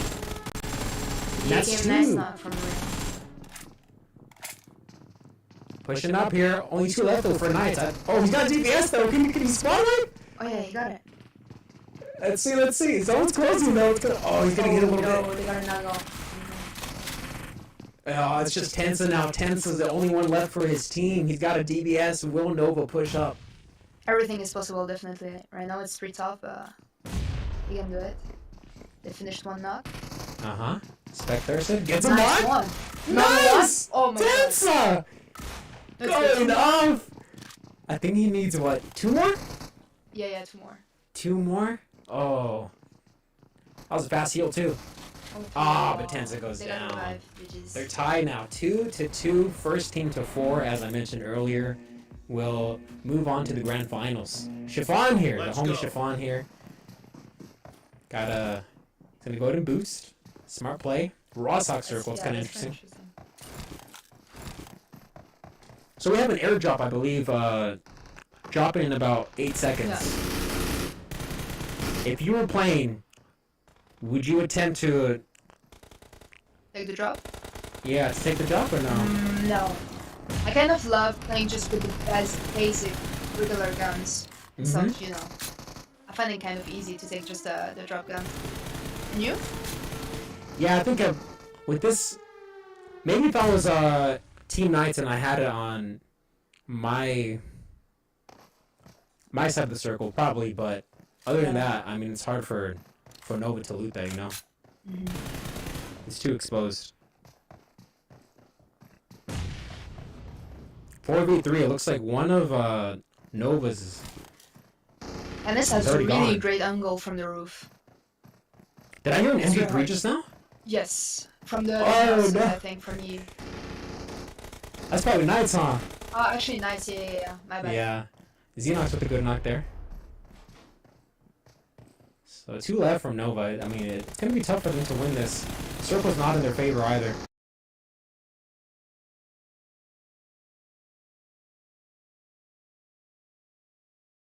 Chiffon's the last person left. And that's it. 3 points here for Knights. Only 1 more round. That's all they need. Just 1 more win. And they move on to the grand finals. I have the card to move to push up right now faster. Would you push up with the car? Definitely, yeah. Definitely, right? Yeah. That hill's OP with this kind of circle. Yeah. I wonder if Nova's going to do the same. Yeah, They're doing the same, so it's going to be a battle here on that's pretty interesting. Yeah, definitely. They picked up an ARM as well, so I don't know how that'll work here on this hill, but... Also using the wall. Smart move. Cover. That MG3 though, man. Yeah. Coops gets a knock though. That's 2 down for Nova. That's 3 down! Oh! And Knights! Moving on to the grand finals. GG's. You were right, Luna. You were right. Yeah. Yeah, now we got back-to-back versus Korean barbecue lovers. If I had to go with one of those teams, I'd have to go with the Korean barbecue lovers because of their name, you know? Oh yeah, definitely. That's really smart one. That was Let's really go. Definitely. Oh, here we got a crate circle. I believe this is Georgia Pool. if I'm correct. Yes. Yeah. Yes, that's chargeable. Yeah, Bayway that is really close from the barbecue lovers. Mm-hmm. Was risky at first, but he managed to get away. It's nice. Only pistols here first round. Yeah, so. only the pistol, yeah. Gonna go ahead and heal off. Wow, Nice what knock. a nade! That was such Back a to good nade. back! What an OP nade coming in, gets one of Korean barbecue lovers. Acer looks like Nice two knock, nice down. knock. 2 down. Got the revenge. over the First thirst. kill. Yep, smart.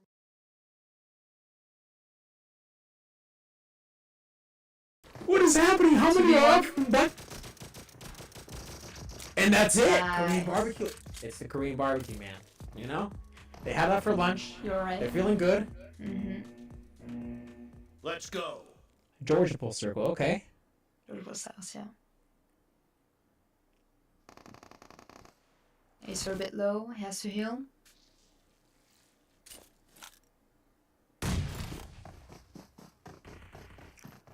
I believe right now the barbecue lovers are having the advantage as they just like upgraded their guns about some from the shop. I'm hearing a lot of UMPs. What do you order on the second run usually for your weapon? Yeah, UMP definitely. UMP, For the right? first range, Yeah. it's just like, okay. That's one of the best guns close range. Yeah.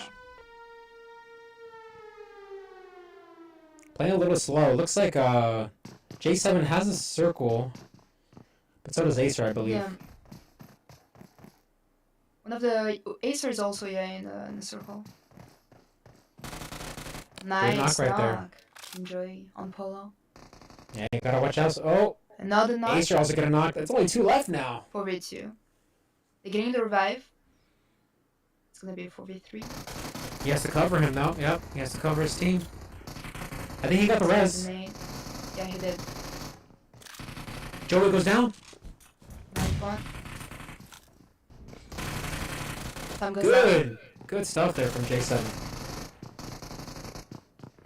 They're pushing up. Looks like it's only one person up for back-to-back. J7 being the last person Yes. remaining on his team. He needs to get at least 1 point here on the board, or else it's going to be 2-0. Not Nice able to win. one. That is They another still- round there. Yeah, they still managed to really like hold them. Even though Yeah, there yeah. was such a disadvantage, they still managed to hold them Let's like, really go. nicely. Oh yeah, it was a good attempt for Nice, sure. Nicely, yeah. But Korean barbecue lovers, I think they're probably going to push. Oh, Yeah. If all I were the them- cars. back-to-back, we'll be taking this hill. I don't know if Korean barbecue lovers will have time. I don't think so. I think they're a bit late. Yeah. We went with the cars too. Oh, no, Two they're pushing. in the They're car. pushing. Yeah. They're... Oh, 3-3. And Yeah, one's yeah. overwatching. It's One actually person a nice back. move. Smart play right there. Let's go with the nades. Joey not able to go ahead and survive there. Acer got to heal up. Oh, but he gets picked off as well. 2 down in barbecue lovers. Sam being the last person left. Yep, and only got 1 person left there, all the way back at their spawn. It's more than likely that Yeah, but watch it's going to be around for back-to-back.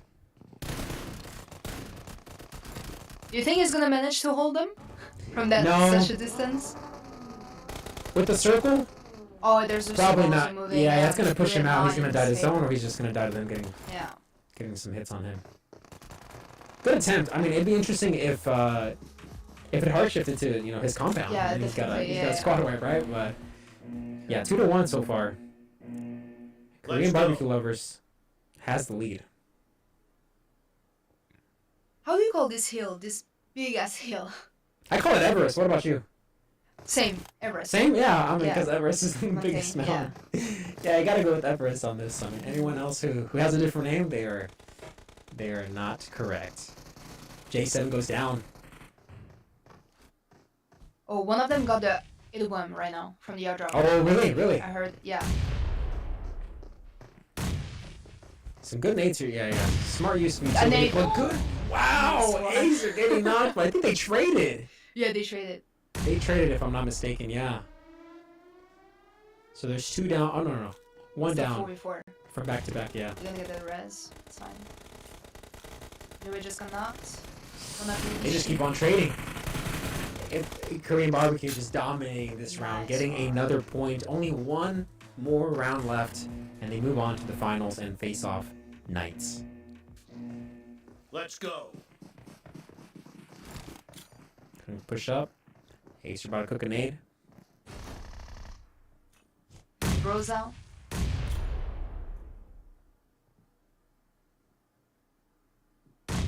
I didn't know we could buy the groza from the shop. I thought we could only find it in the Crates, right? yeah drop. Yeah. I suppose maybe he probably ordered one. Or maybe he saved it from the past round. I don't know. It's possible You think too. we can? Yeah, possible.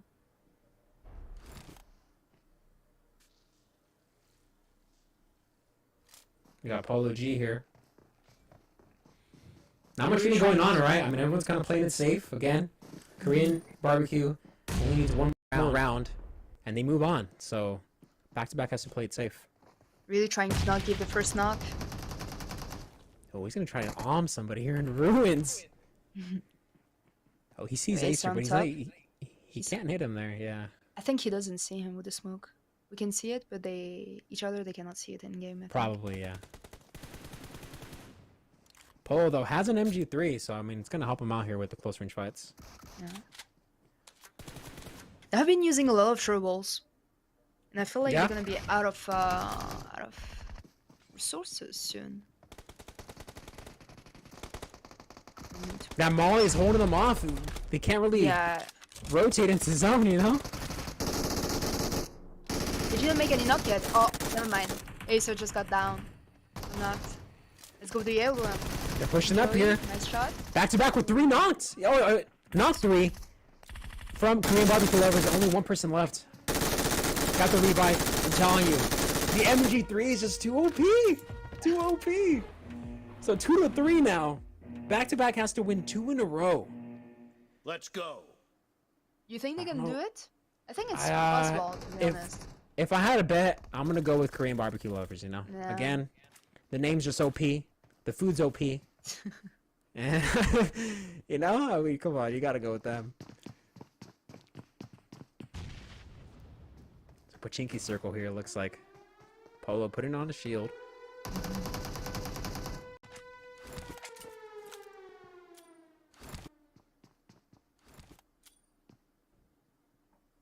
All using the nades, has a throw. And Nice one knock connects there. Sam is knocked. from Nemesis. Gets down with the nade. Utility is very Right. important in these rounds.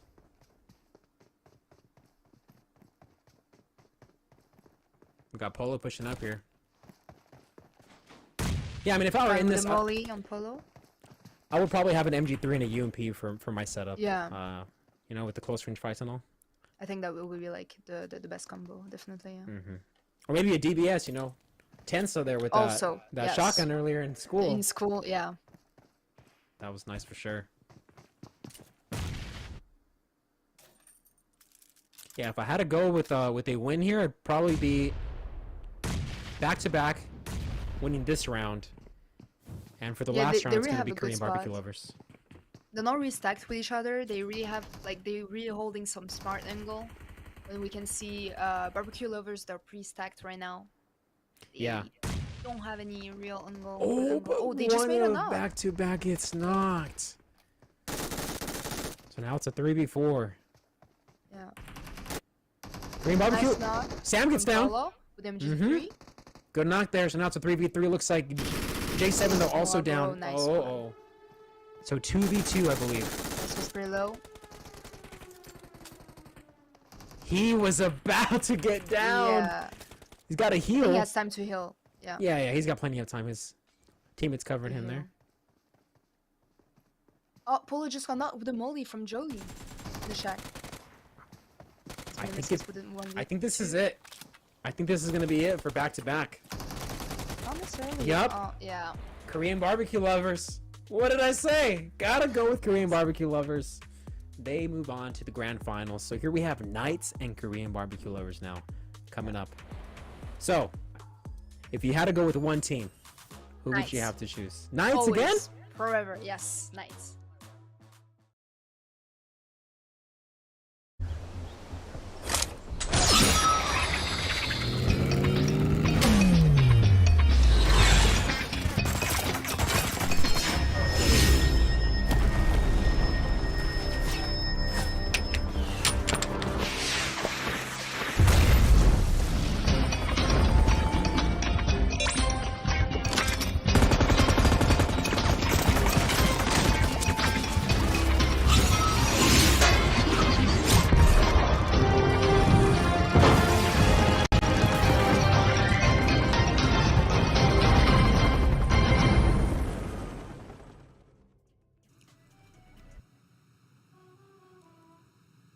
In the words of Luna, nights always and forever. So really impressive stuff there. In our first part of the halftime show, you saw the Korean barbecue lovers and the Pittsburgh Knights come out victorious in their Ultimate Arena matchups, and they'll be facing off in our second part of our halftime show just a little bit later. So stay tuned to see who wins.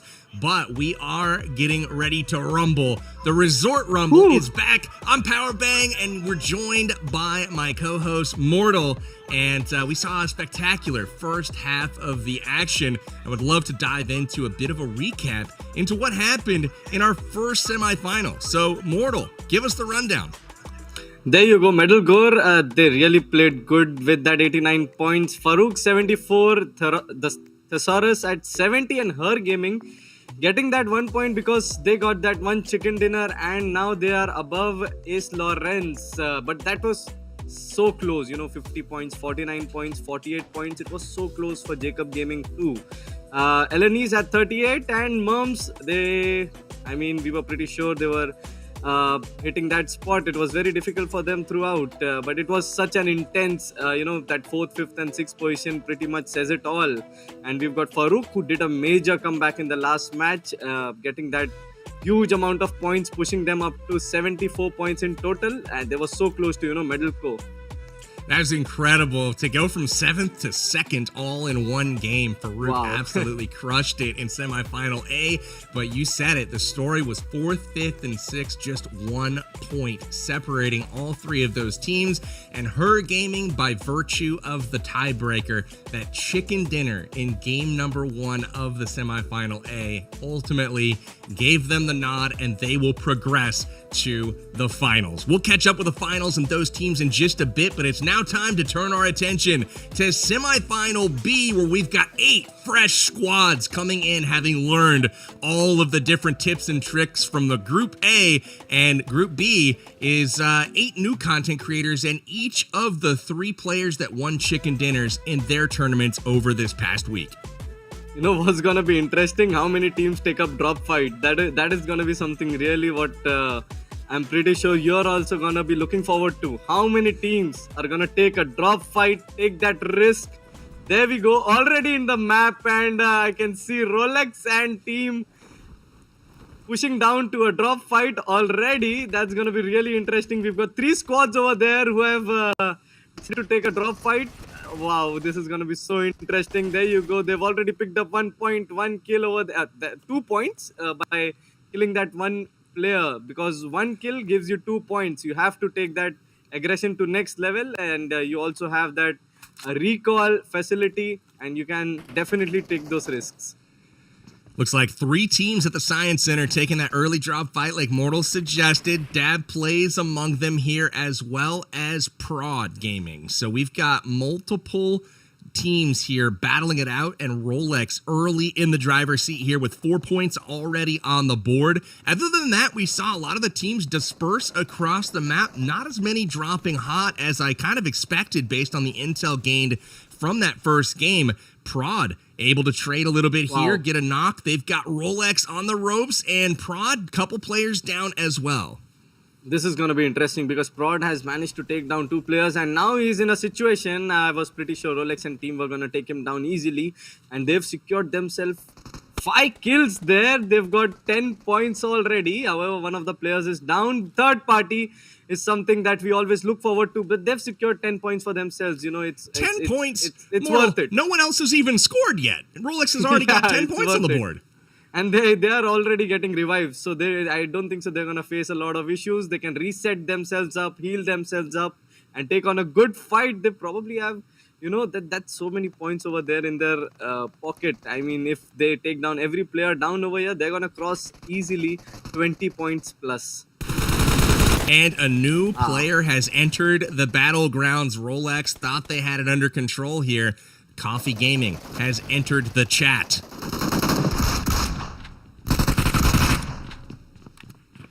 Okay, it's gonna get a bit difficult, but it's all right. 12 points already. They're gonna recall their teammates. They're gonna come back in the match, and I don't think so it's gonna cause them any trouble. They're gonna re-strategize after recalling their teammates and try to get themselves more points. There you go.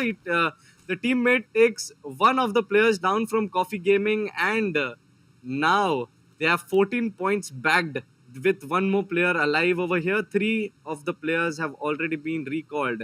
Kalakar is going to try to, pick up as many points possible over here. What did you think of the move by Coffee Gaming here to not drop at the Science Center, but drop right next to it, loot up, and then come into the fight late? I mean,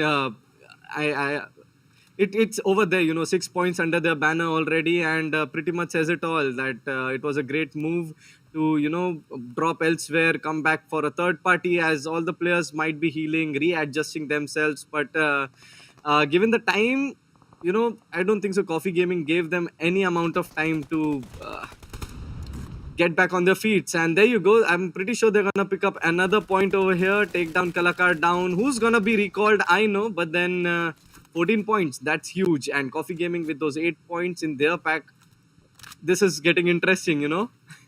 It really is. Coffee with the late entrance to the Science Center picking up a great 8 points. I mean, that was impressive stuff. But now it's time for Rolex on the outskirts. And this is trouble because they are being actually eliminated right now. Luna and her squad coming in, doing some damage to her co-caster. These were the people that just casted our esports halftime show, and now they're doing battle on the outskirts here. But this is still, if, Tiger was able to get out of there, he probably might have been able to get a cover from Rolex. But now he's the only one remaining. They've got only 14 points back. Then Rolex did take one player down. It's going to be really difficult here on for them because, Rolex with another. What? He's going for the confirms, going to try to pick up these points. He got all Look those. at him go. Wow, he did a 1 versus 2 over there, and now they don't have any player around them. Luna PUBG, that was, oh my god, they almost had it, but Rolex surviving. He's the sole survivor now, but he's got 18 points under their banner already, and he's already, there's one player who is already crawling over there. I'm pretty sure they're gonna hit that 20 mark point, but now Rolex, he needs to reposition himself inside the zone, probably go in the center, try to avoid as much fight as possible. This is going to be really difficult for them. On the other hand, we've got Prod who are climbing up. They've already backed up 6 points under their banner. That's 3 kills, and Coffee Gaming with 4 kills. That's 8 points for them. You know what's interesting, Mortal, is, it may not work out from a rank perspective. Rolex could go out early, right? Like, they could be the first team eliminated here. But they've already racked up 18, 20 points now as Fake Pokey is eliminated, not able to get the revive. 20 points, though, if you look at this in perspective from where the cutoff was from Group A, 49 points, or 50 if you count the tiebreaker, was what it took to qualify for the finals. And if you multiply Rolex's current score by 3, they're well ahead of pace. Even if they go out in last place for Game 1, their early game strategy of getting as many eliminations as possible has paid off. Right, and as you remember, I was already rooting for Rolex and team, and they're pretty much up to my expectations. Good to know that. Whoa, that was a crossbow shot! Wow. Prod coming in from across the map, too. He's giving the wiggle. He knows he's looking good right now. This is what I wanted to see. I issued a challenge for a crossbow, and Prod has answered that challenge. Incredible stuff from him. I literally did not expect that. I was focused on where his ADS is, where he has opened up his scope. And right after firing, I just heard that reload sound of crossbow, and I then realized, wow. That was a great shot. Look at them falling back, though. Look at them. Coffee and team are like, no, we don't want to battle it out now. Let's reposition ourselves. When somebody lands a 100-meter crossbow shot on you, you know they're feeling it, right? It's like, all right, we don't want to end up on this poster. Let's back out of here and maybe engage somewhere else. That was insane. That was really insane. That's really rare, to be very honest, to see a crossbow shot in a comp, even though it's a Resort Rumble fun event, but it's still competitive. You're still battling it out for that $20,000, and that was insane. So I gotta say, I'm impressed that in a tournament here for $20,000 on the line, this man's even carrying a tactical crossbow at this point. You know what I mean? Like, he could be carrying any amount of weapons, and a tactical crossbow was not one that I thought would make the list. Although I am very happy that he did, because that makes for some great content. Yep, that did surely. And right now, we've still got Rolex who's surviving. Vinsanity not in action as of now. Lu Power have already lost a player and who might not get revived at all. Dab with 4 players but not in action yet. Bella Fox not in action yet, and all 4 players alive. This is going to be interesting as the match ends. But we have seen, after game one, uh, there are very less casualties after we saw group one. I'm pretty sure they've seen, right? These guys already saw group one matches and they have strategized pretty well because in group one, there were a lot of casualties when the matches begun. But here, I don't see a lot of casualties as of now. We've got Bulan Bay still in the zone here, and that's kind of a fun one. There's some secret passages, there's some zip lines, there's a big beachhead over there, and some great buildings to fight in. So I hope the circle does continue to go west here, but also in zone are the Flame Village, and then just the tip of the Science Center at the south. You can see that bridge over there still in. All of the teams starting to rotate now, secure their positions, and you can see Winsanity on the high ground here, looking down into Bulan Bay, and they have Bella Fox pinned. They are not in a great position there. Bella Fox down around that resort swimming pool. Definitely able to take a nice dip and cool off, but I don't know if they'll be able to do a whole lot of fighting from down there. They're going to need some smokes to actually cross because it's going to be difficult, but you also have third parties. That's something interesting now. Vinsanity and team, they probably cannot, pin down the other team because you've always got third party. Absolutely. You know, those new loot boxes make for a nice little, score of loot in mid-game, but they also make for some great cover. Lu Power able to hide behind it, actually, trying to make his way across this street in the open using the smokes, as Mortal just mentioned. But Winsanity now starting to rotate. Looks like they're trying to play the edge here on the southern part of this zone. They haven't hit the action just yet, but they definitely don't look like a weak team. They've got vehicles, they've got great gear, they've got position, they're rotating with great communication, but they have yet to get into the fighting. So I'm curious if Winsanity is able to pull a tactic similar to her gaming in game number one, where they kind of stayed quiet, but then kind of roared towards the end to get that chicken dinner. I'm right now Vinsanity who were pinning down the team. Now it's Lu Power who are pinning down Bella Fox over here. It's either way is gonna be very difficult for Bella Fox to move out of here. As we see Prod. Whoa! Interesting. We did miss We've that. We've got to go over to Prod. Sure. I want to see if he could get the finish on this one. Prod able to pick up another crossbow knock. Headshot from, look at how far away he is. Whoa, this is insane. That was that up the ridge, up the cliff, he was able to take down a player, but and they're inside the zone, so it's going to be pretty much easy for them probably to move out of here. I can't believe he's actually done this twice now at this range in a money game, man. We are playing for real money here, and he is still like, yeah, it's fine. I'm just going to keep my crossbow. All good. I love it. Right, and I'm just waiting for the moment where till the end they have the crossbow with them, and Prod is able to take down a few. That's going to be something worth watching. It really will. Winsanity has a nice spread on the top of that ridge up there. That team looks like they know what they're doing. Like the way they're positioned, and they're not all clumped up. They've got a nice spread, great angles. Really kind of curious to watch as things go up. Prod still trying the crossbow shots on a moving vehicle. Probably let them get away there just to try for the clip, I will say. But, I respect the effort. Right, that was a great effort. But Vinsanity, they are, look at them. Coffee and team, they are just moving around. It's going to be really difficult for them because there's people behind. And hopefully they secure themselves a good spot over here. They did at a cost of one player. And one of the players is also knocked out. Bella Fox and team, they pushed on them. And this was pretty much unexpected. Dab's team from the other side able to pinch. We've got 3 squads now at this resort, and in Bulan Bay, it's now a hotspot. The zone appears to still be supporting it, but they're going to have to move because you can see on the map in the top right, that blue zone is starting to approach. They're not in the circle, so this is going to get chaotic. And there's Lu Power over there who are, gonna pin down these 3 teams over here. But I'm pretty sure Coffee is gonna get taken down. Coffee is probably, he's getting a good cover from Bella Fox over here because they're not gonna allow anyone to push at Coffee for that point. This is going to get really, really messy here. We got 10 seconds until the circle starts to close. It looks like Bella Fox is on right now. That is to the west. And so they aren't going to have to move far, but to have play. Insanity have got 2 players down right now. This is going to be, I mean, pretty much they're going to get revived, but I'm still rooting on for Prod. But Luna was the last one remaining from their team, and they have been taken down. Only 5 points, 1 position point, 2 kill points over there for them. And it was a pretty much game changer when Rolex alone took down 2 of their players and left them hanging with a single player. But eventually Rolex is still the one surviving, and that's really a good effort by him. Coffee Gaming, Coffee is the only one surviving. Prod, very interesting it's gonna be to watch him with that crossbow.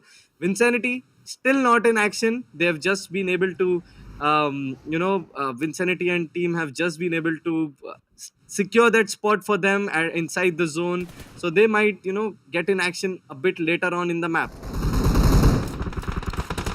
Absolutely. I think Rolex actually took out 3 of his squad with camera, but just an absolute beast performance. And right you know now, his strategy it's gonna be really right difficult now for Bella Fox because it's only one. Brad is the only one remaining, and Rolex over there is already taking down more players, but he did manage to take down 2 players from there on.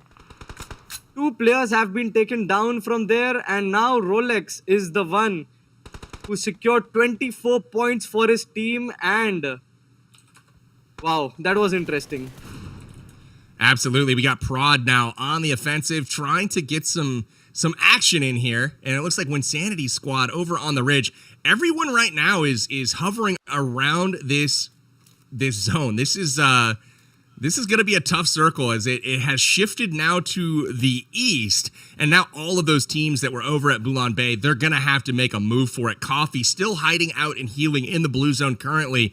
He will try to make a move late here and potentially out-heal, but he's on his last one. He's going to have to make a move. We'll see if Dab's looking behind.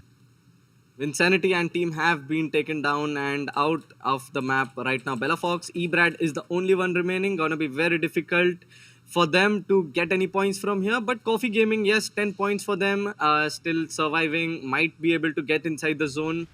But yeah, I'm still waiting for that moment when Prod can actually get us a great crossbow kill once again to probably end the match.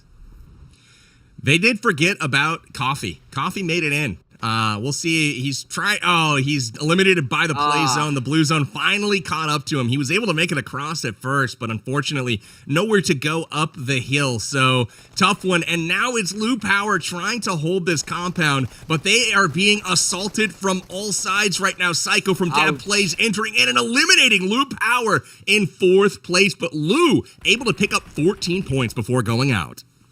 Now the moment that we are waiting for, I hope we see it. It's going to be really difficult to actually get that moment, but yeah, Prod, the last one remaining is Prod himself, I believe, and I guess he's in the far position with that M4 and a crossbow in his hand. Brad is the only one remaining. Looks like Dab are going to get themselves this chicken dinner, but Bella Fox, look at them. They were pinned by 3 teams. They still managed to get out of here.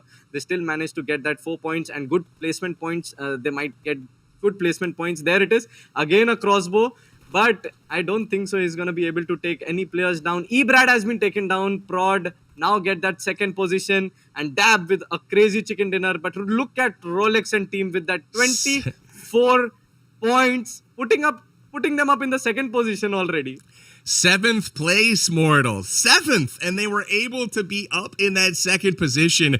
But really, it's all about Dab Plays in this first game. They had a great position, great strategy. They mixed it up early. Remember, this was the spot that went head-to-head with Rolex at the Science Center. They didn't come out on top there, but ultimately they were able to secure some kill points and also move into a position of strength later on in the game, picking up a ton of points for our first game. And one team I know that is going to be looking to come back strong will be Winsanity. They had a good push, but ultimately the zone did not do them any favors. It went away, and they got caught trying to come. In the beginning, to improve after this first game. Right, in the beginning, it seemed that Vincenity were at a good position up the ridge, but as the zone moved away from them, it was getting pretty difficult. In the beginning, we saw they were pinning down Bella Fox, but then it became very difficult when they moved out of there. And Bella Fox, actually, the zone pretty much stuck with them until Coffee and Dab had to push over there. But again, it was a great effort by Coffee to get that by Brad from Bella Fox to get that third position for themselves, even after being pinned down by 3 teams. One of the things that I liked about this one was there was a couple of hot spots in this game. We'll take a peek at the replays for this first game. Started with the hot spot of the Science Center. You can see Prod, Dab, and Rolex all going at it early with Rolex picking up a ton of eliminations, but Coffee Gaming coming in from the side after dropping elsewhere. They're able to actually come out as the champs of Science Center. And then later on, Rolex by himself able to take down 3 of Luna's squad and really put the icing on top of the cake for Team Rolex at the outset of this one. But here are the highlights. The shot from Prod, boom! The headshot from across the map. Let's see it again. That was Just like insane. What a headshot using that crossbow. And then Prod even, got himself good amount of kills. But yeah, we are gonna get on to watch the leaderboards very soon. Prod even attempted, even after being the last man standing, he still tried to get that crossbow shot over here. But yeah, he was the only one alive. There you go, Dab with 37 points. Got that chicken dinner. Rolex with 24 points even after they ended at the 7th position. That's really amazing. One thing that I noticed, check this out. We've got 14 Coffee Gaming. What do you see in common there? What I see is they all showed up for a little early game party at that Science Center. So if that's a note that Lou Power, Bella Fox, Luna, and Winsanity want to take, it might work out for them. We've seen this now in game the group and now for the first game of Group B, everyone who was going to the Science Center is just absolutely killing.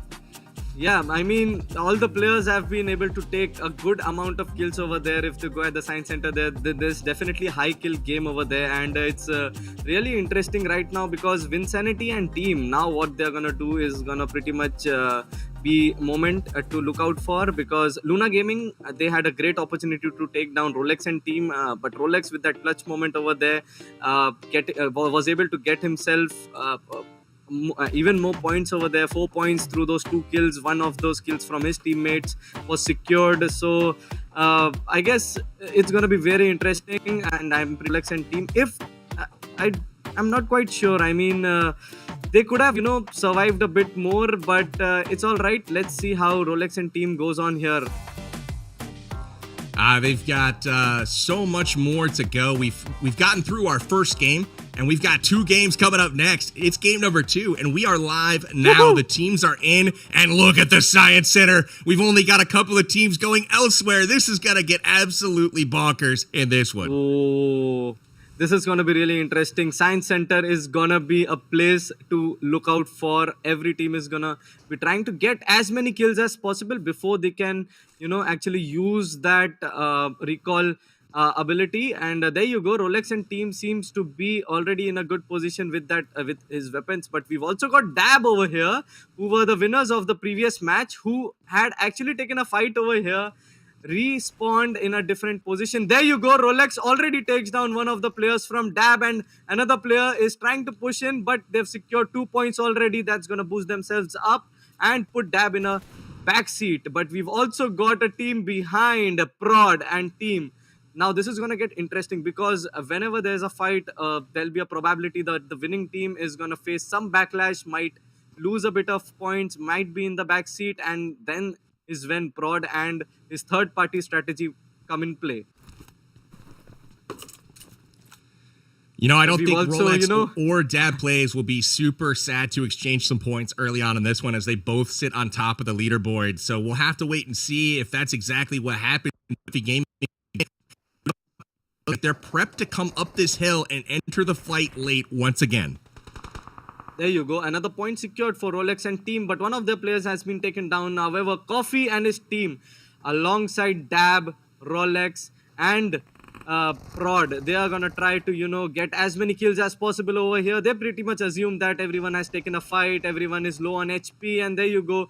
Rolex, two of their players have been already taken down. There you go. Their Coffee and Rolex are actually competing, and now Rolex is the only one remaining. He needs to survive so that they can get a recall. That's going to be a very important moment for them. Rolex needs to survive so that they can get a recall in time. And now Prod is the team, Dab is the team which are going to come back into play. Rolex is the only one over here with a very, very low HP. He's going to try to make it out of here so that he can heal. He's out of heals actually. He's totally out of heals. It's going to be really difficult. But as you can see over there, we've got Prod and his team who's pushing on Coffee from the outside. He tried his level best, but the Tommy got better of him.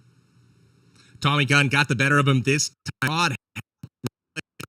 With putting the pressure on to Dab squad or Coffee Gaming squad on the outside. One of the things I noticed is Rolex learns quicker than most players. He noticed in first game that Coffee tried to sneak in the backside, and he was posted up ready for them to arrive, and he was able to prevent them from actually breaching into the building. Coffee aiming to respawn right now. They've dropped back onto the battlegrounds. They're ready for a second go of it, and that might actually work out for them given that Rolex doesn't have any heals. Exactly. That's a great amount of risk that Team Rolex has taken over here. They when they landed, they probably did not have enough loot, but they still decided, let the team come over here. We are again gonna take a fight, but I don't see one of the players over here from Rolex. Kalakar, Tiger and Rolex are over here, but one of the players seems to be missing. They're only surviving on those, I know that he's got a barrel in his hand. One of them has an M4 and one of the players has a Uzi in his hand. But Coffee, Prod, they're with all 4 men alive. It's gonna be pretty much difficult, but look at them. They're not even committing right now. They're gonna probably wait for another third party to get things rolling out. We've got some squad positioning happening right now, and it looks like everyone is, struggling on the heals. Like, not everyone is able to get back to full strength. Right. And it seems to be most afflicting Rolex's team. Correct. And Rolex, it's affecting him the most because his team, obviously, because they dropped down, they might be having certain amount of heals with them. Prod looks like they are planning to push over here. Rolex, they are camping. They don't want to give out their positions as of now. They want the other teams to commit so that they can get on that back seat. And on the other hand, you can see Dab, who are out of here, are in a newer position over there alongside Lou Power. Lou Power have already lost a player who has been respawned already, and this is going to be really interesting because all 3 players of Team Rolex are in a position now. It's going to be interesting because Prod and team is pushing at Team Rolex, but Coffee is waiting there like a smart fox. They are waiting there, and there you go. Tiger has been taken down. Okay, this is going to be interesting because what? Prod and team have been taken down by Team Rolex over here, most of them. Prod is the only one. Okay, there's 2 players surviving from Team Prod, but this was interesting because now is the time when Coffee Gaming, look at them, they have pushed. And this was what I was waiting for. There you go, Prod has been taken down, and there's just 1 player remaining from Prod.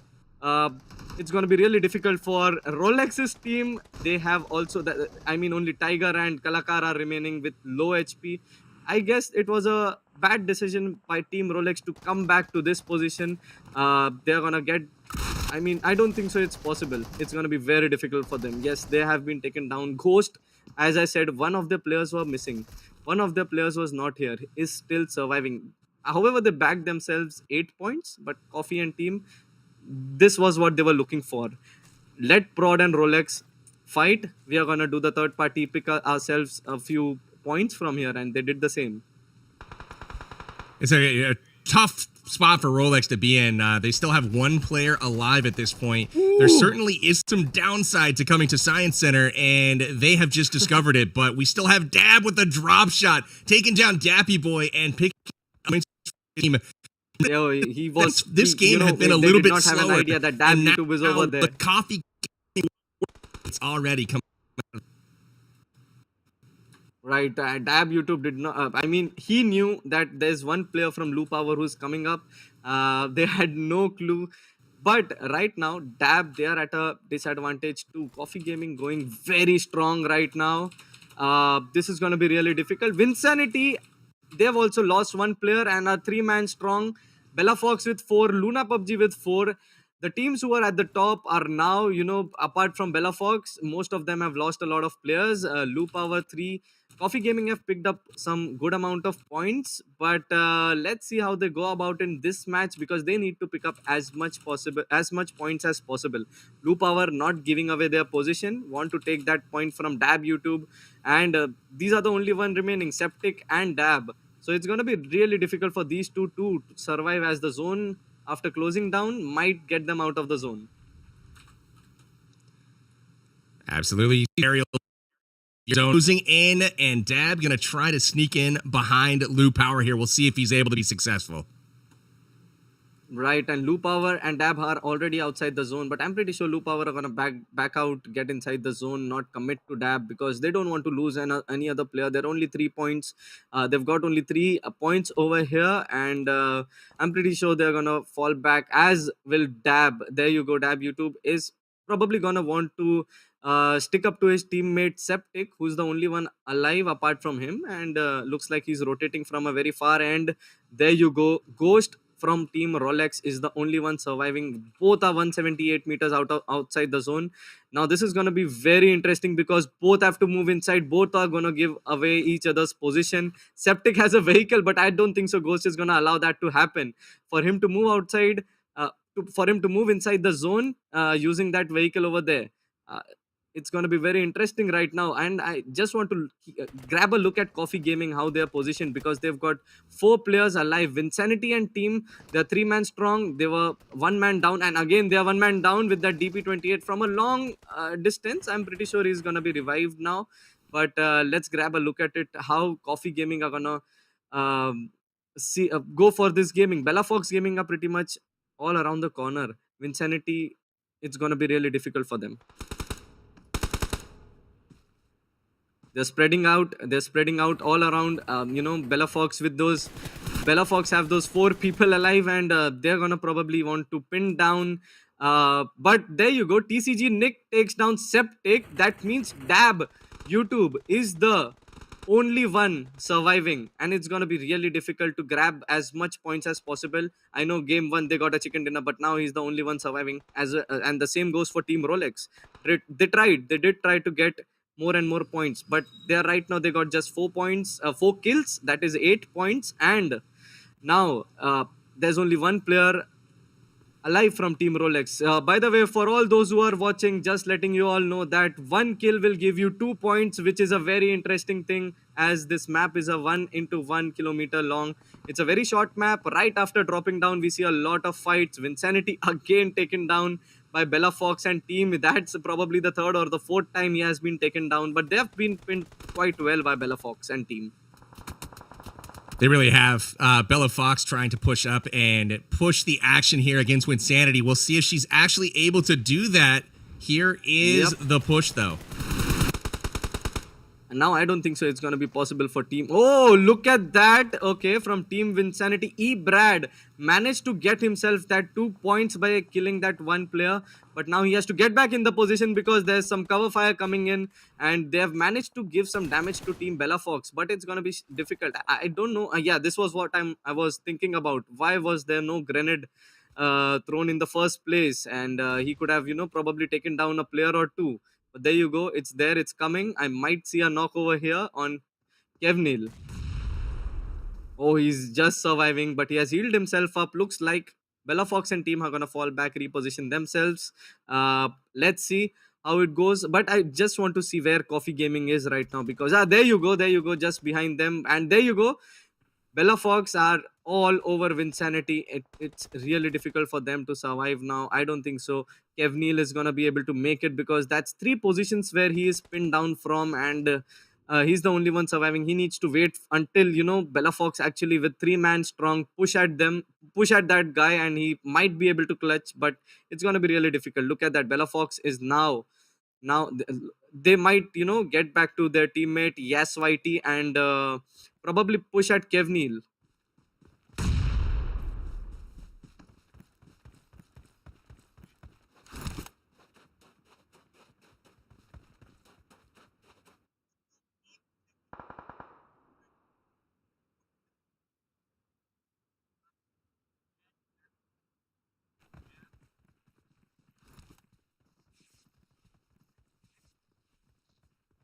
Right, but it's going to be really difficult. He's all surviving on bandages, even though has 32 bandages. But there you go, Dab YouTube coming up with a cover fire for Kevnil for Vincinity's team. But Bella Fox did manage to get him down. Dab is out of the game in the first position, and look at that. Bella Fox Gaming is now falling back. Looks like Vincenity, they still have a lifeline. If Kevnil manages to get out of this position, he might be able to get inside the zone, but it's going to be really difficult. Even though he has 29 bandages remaining, I'm pretty sure it's still going to be very difficult for them. Right now, Luna is the only team with 4-man standing. Coffee Gaming, we were having a look at them. They are right now 3-man strong, but they have good amount of kills right now. Lu Power, they also have 3 players alive. But yeah, Team Rolex has been eliminated. The top 2 in the table are now down. Prod, that's probably top 4 from the table who have been taken down already. That is why, this map is so unpredictable. You can take fights early, you can change the game right after one game, and next game I'm pretty sure it's gonna be really close, because only the top 4 teams qualify. And right now we've got the last 4 players who have last 4 teams who are alive, and the top 4 teams, 3 of them are already down. So this is going to be really interesting. But let's see how it goes on, because Coffee Gaming 14 points, that's 7 kills in their bag, and they are still looking strong inside the zone. How are they going to move about this? Look at Kevnil, he's still alive. Vincinity's team player, that's the only one there. Is he? That was a mistake, and Kevnil got himself 2 points and took down that player. Now there's only 3 teams remaining: Coffee Gaming, Luna PUBG, and Lu Power. This is gonna be a really interesting one. Looks like they have to move inside the zone, and they did manage to do that. Luna Power and team are inside the zone. They're gonna heal themselves up, and this is gonna be very interesting. The only big advantage for Coffee Gaming is that these guys are fighting over here, and they are gonna probably get in a better position. But yeah, there you go. One of their player has been taken down, and it's a great fight. I'm pretty sure Coffee Gaming are gonna get this chicken dinner, because the damage that these 2 teams are gonna give to each other is gonna be immense. And E Dodi is the only one standing right now alongside one of their players. But there you go, he's the last one now from Luna PUBG. Will it be a 1 versus 2 clutch over here, or will it Mortal, that look at the Lu Power scores. managed to get out of here alive? So this is something which is interesting. E-Doddy. But no. Coffee Gaming looks like they have secured themselves some kills. Kill steal kar liya yahan pe, and now Lu Power and E-Doddy are the only one alive.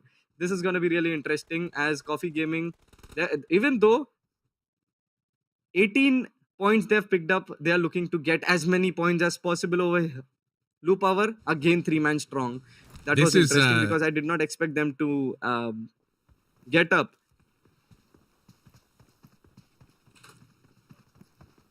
Looks like E-Doody is gonna, looks like E-Doody is gonna make it to the top 3, obviously, but it's gonna be very difficult, as he's in between the 6 players from Coffee Gaming and Lu Power. So this is going to be really interesting. Now there you go, E-Doody, they have pushed on E-Doody. E-Doody has taken one of the players down, but it's going to be very difficult for him, as there are other 2 players who have pushed in.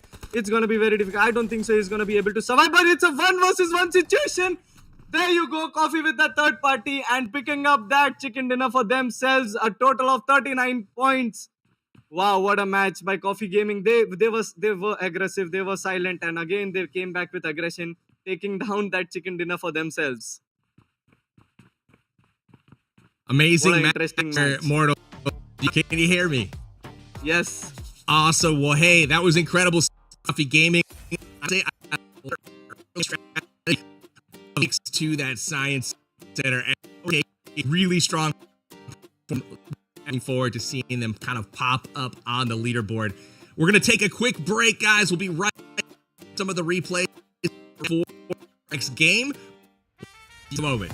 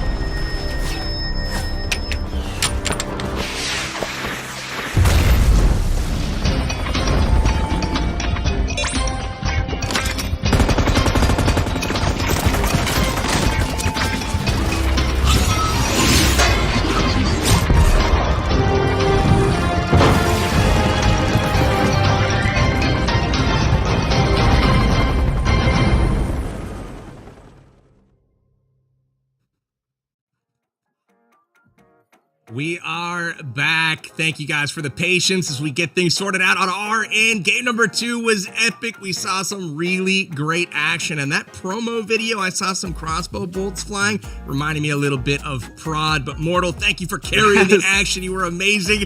We're gonna hop into the board after 2 games for semifinals Group B. So let's go ahead and pull that up, see where things stand, because as we saw, there was a lot of moving and shaking going on the battlegrounds. Remember, we had Coffee Gaming absolutely crushing it, putting up, I believe, 37 points in game number 2. Really impressive stuff. You can see them now at the top of the leaderboard with 55 points. But oh my goodness, it's a 3-way tie for third. Rolex, Prod, and Lou Power all with 34 points. This is absolutely insanely close.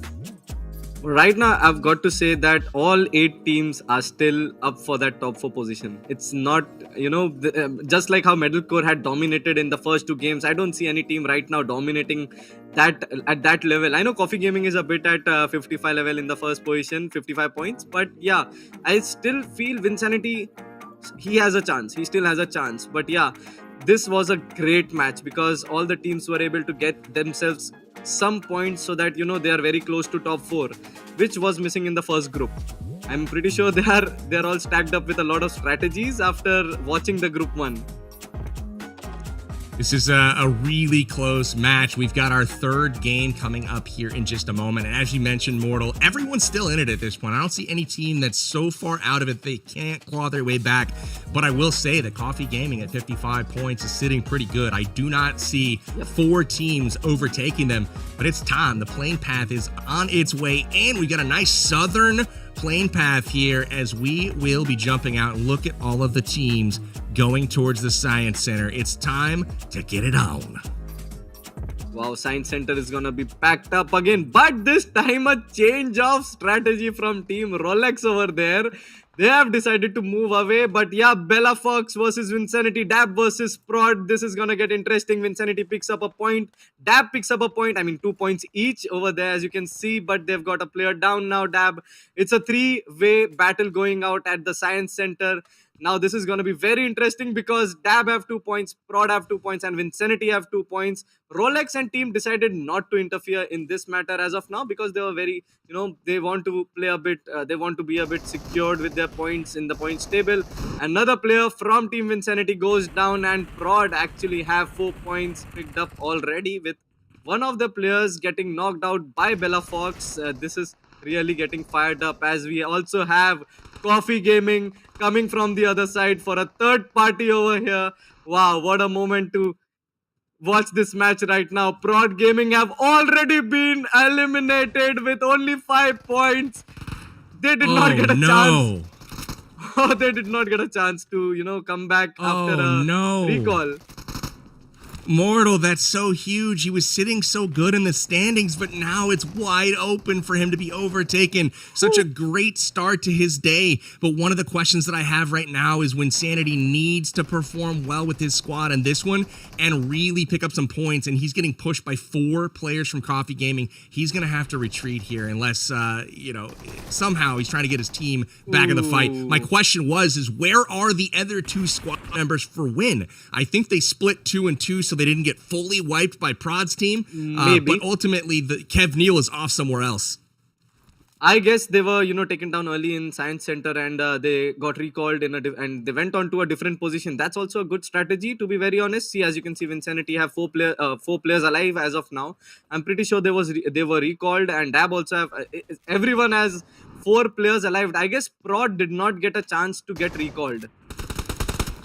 Brittany takes down one of the players using that shotgun, and I'm pretty sure they're gonna, wait before they push over there because they know how that shotgun is. It's a pretty, but yeah, he has been taken down easily. I guess that's a simple move by pulling up an ADS, giving cover fire to each other. Brittany was taken down, and Bella Fox, they are in a bit of a trouble as only 2 players remain right now. A snowman at the beach, it's a little bit ironic, I will say, but very nice view for Lou Power and his squad here at the resort.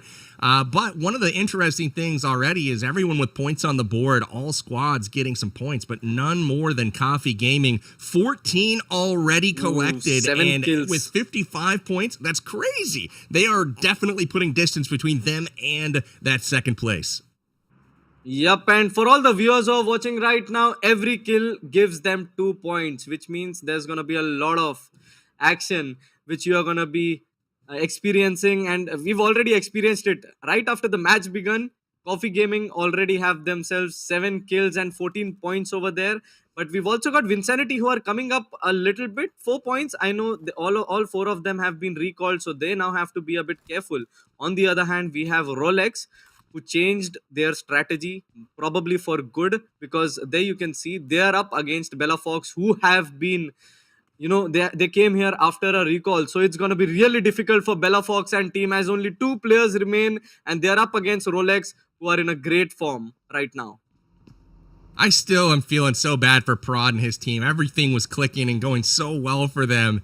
And then to have all of their members go down at the same time, just not able to get one into respawn territory where they could hit the map again and save their team. Man, how unfortunate. But they are able to add 5 points. But again, with that 3-way tie, for third place, third, fourth, and fifth, all being knotted up at 34. That's really, really tough. As you can see, Rolex here swarming Legacy of Bella Fox's squad, and that is tough breaks for them, as Bella Fox down to just 1 member remaining. Who's gonna probably fall back, because now he does not have much room left to actually, he does not have any teammates left now. I'm pretty sure Rolex also realized that we are not gonna find that player from Bella Fox. Let's just fall back, loot ourselves, and get ourselves in a better position, because you never know if there's a team out there waiting for third party. As you can see there, Vinsanity and team are already up over this hill. He's gonna scout a bit, see if he can pin any players down or any team down. And on the other hand, we've got over there, that's Lou Power over there, waiting for their chance. Oh no, that's Coffee Gaming, sorry, who are waiting for their chance. But yeah, there you go. Dab have already secured a good amount of points here here in this match. They already have 4 kills in their name, even though they have been recalled. But yeah, they are, I guess, pretty much stable over here. It's I'd still say it was a great move for Team Rolex, because they still have recalls left. They can still take a lot of fights. They're in a good spot right now, and sitting there with 4 points and full strength. We've got 6, or it looks like 5 of the squads remaining at full strength there. The only ones that are shorthanded at the moment are Luna and Bella Fox. The women trying to get to the top of that leaderboard, but they've got work to do, and so much pressure now heaped onto just 1 or 2 members to try to make up all the points that they need. I guess as a team, you have to scout together. If you scout alone, and if you're away from your teammates, it's going to be really difficult, because as you could see right now, Vinsanity was the only one who was scouting around, but he was taken down easily by Coffee Gaming, giving them another 2 points. That's a total of 16 points. But here you go, Team Rolex taking down another player, and with that, I'm pretty sure Vinsanity's team have to work a lot. Look at those 2 players falling back now to grab themselves a better position, as they see Rolex and team on top of their head. And that was a great move by Team Rolex. As of now, I would still say Coffee Gaming are in a very good position. They can take fights. They have picked themselves great amount of points, and Dab, I don't think so they're anywhere near right now, so it's going to be pretty easy for them. Lou Power, on the other hand, have already approached Coffee Gaming over here, as you can see. So this is going to be an interesting fight between these 2 teams, as both the teams have 4 players alive right now.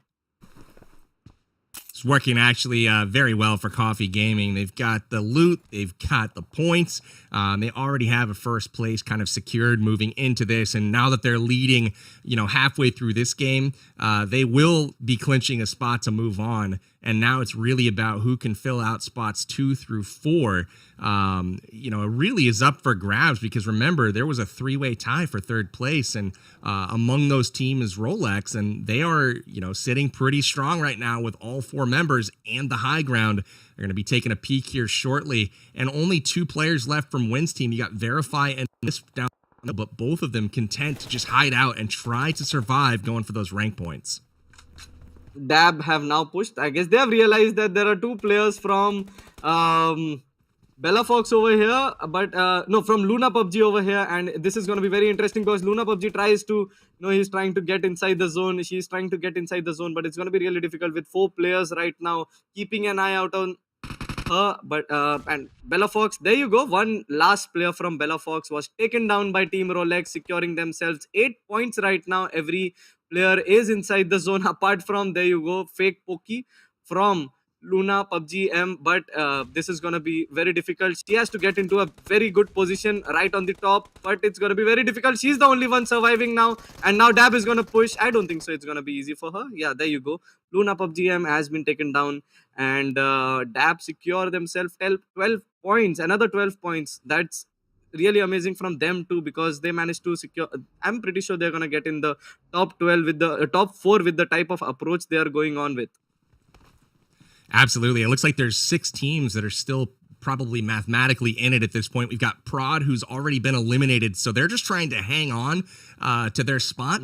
But then everyone else in that top 5 that's still playing, Sanity's a long shot, but the other 4 teams, it's really about who can perform best throughout the remainder of this final 3rd match for semifinal B. And remember, the top 4 will be moving on to the finals, and we'll be getting to those right after this concludes, where, again, the top 4 from Group A will be taking on the top 4 from Group B, and again, $20,000 on the line that will be split amongst those finalists. Oof. That's a pretty much that's a pretty good amount for a event which is a Resort Rumble over here. We've got the new map, and it's getting really interesting right now, but I'm pretty sure Coffee Gaming have now secured themselves a great spot over here.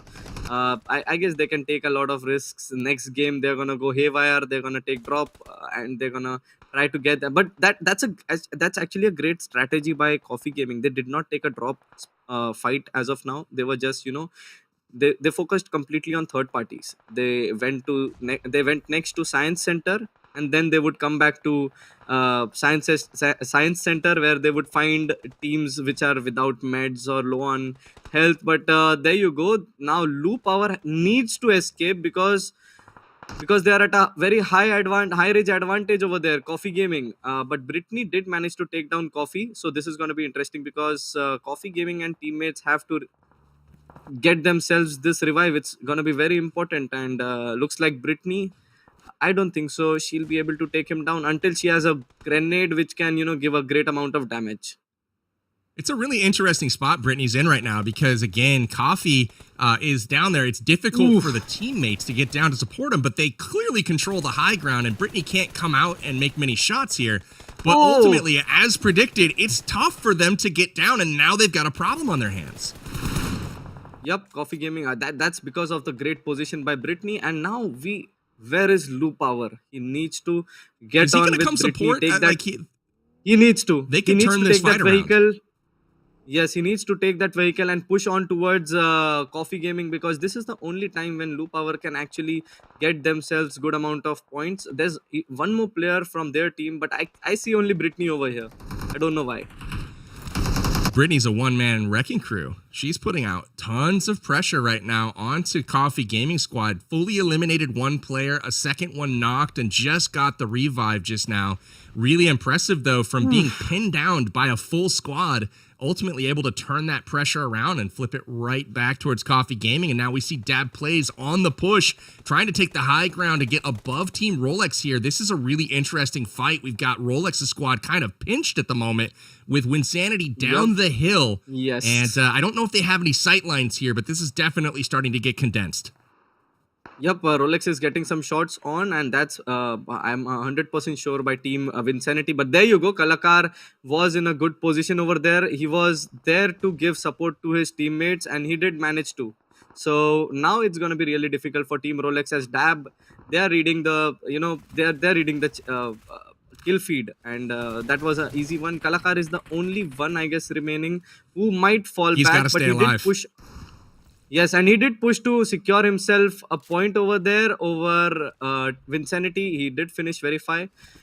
Is it still applicable? Is the recall still applicable? I'm not quite sure, because I don't see Rolex and team coming back as of now. Yep, it's Yeah, it's too overtime late now. into the game. The recall is no longer active, but this is really interesting. Remember, Rolex was tied for third, which means if the teams like that were tied with them finish above them in points, that means that they will be moving on in all likelihood. And so it's a fight to the finish right now. Rolex really trying to hang on. A couple of those teams that they were tied with, it looks like, I believe it was Prod and Lou Power, if I recall correctly, and one is below, one is above. So this is really tense right now. Yep, and we see Coffee Gaming, who have been taken down at 5th position, still secured themselves 24 points, which is really good. But we see Dab, who are a 4-man strong.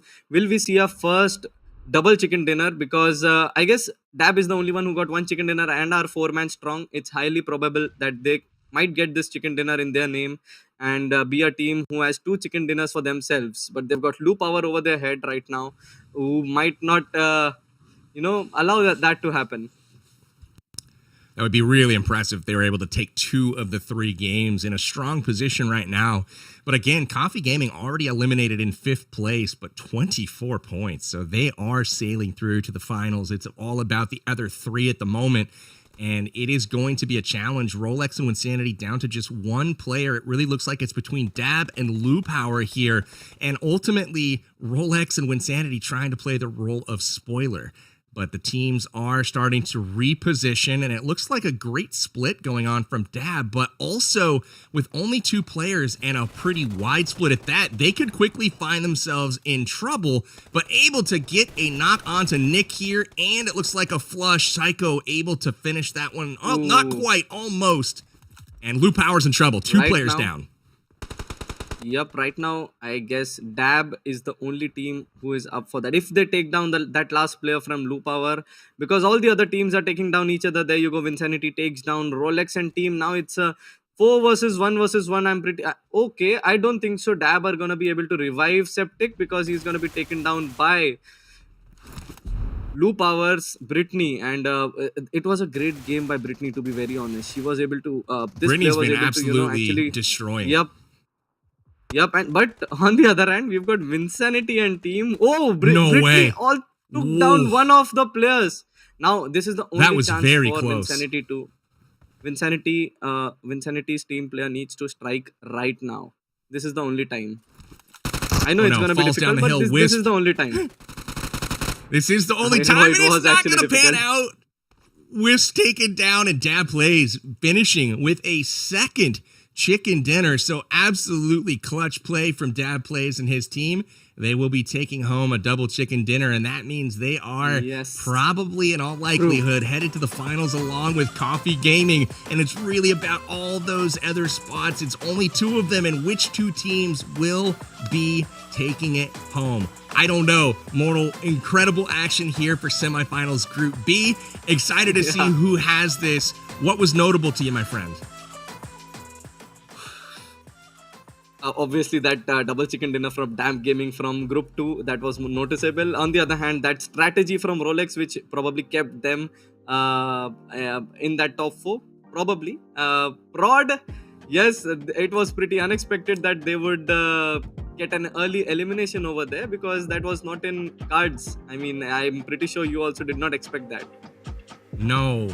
I really am hoping that didn't cost them, but I have a feeling it might. Let's take a look at the action here from game number 3 from semifinal Group B.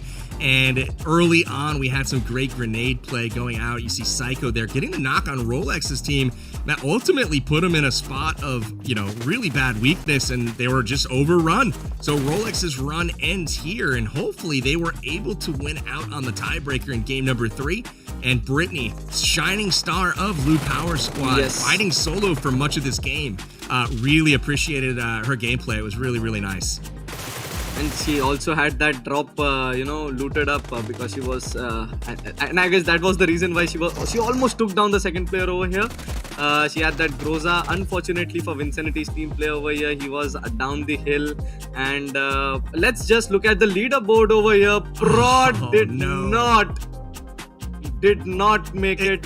Vinsanity did not make it. It cost him, didn't it? not. Mortal, that Just early it did. exit from Prod, that was the difference in him moving on to the finals. We're not going to see the crossbow master make it to the finals today, but we will be seeing Rolex and Lou Power move on alongside Coffee Gaming and Dab Plays. Both Dab and Coffee looking really impressive and putting up really monstrous performances here.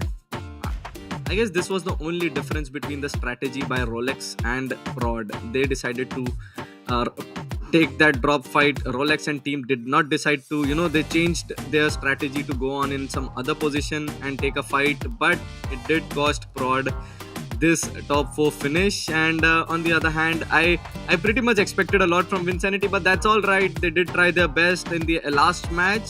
But yeah, Dab with that dual chicken dinner, that was a great game by them. They are pretty much playing with a good strategy, because it's not noticeable, it's not very noticeable. The only thing that is noticeable is that they got 2 chicken dinners. Amazing. Well, hey, we are going to wrap the semifinals here. We know the finalists that are moving on, but before we get to our finals of the Resort Rumble from PUBG Mobile, it's time to check out the Ultimate Arena once again, because we have our esports pro teams facing off. We got to go to the finals. It's going to be the Pittsburgh Knights versus the Korean Barbecue Lovers. We have our 3rd place match as well. So we'll take it away with Rolex and Luna, and they'll bring us the esports action.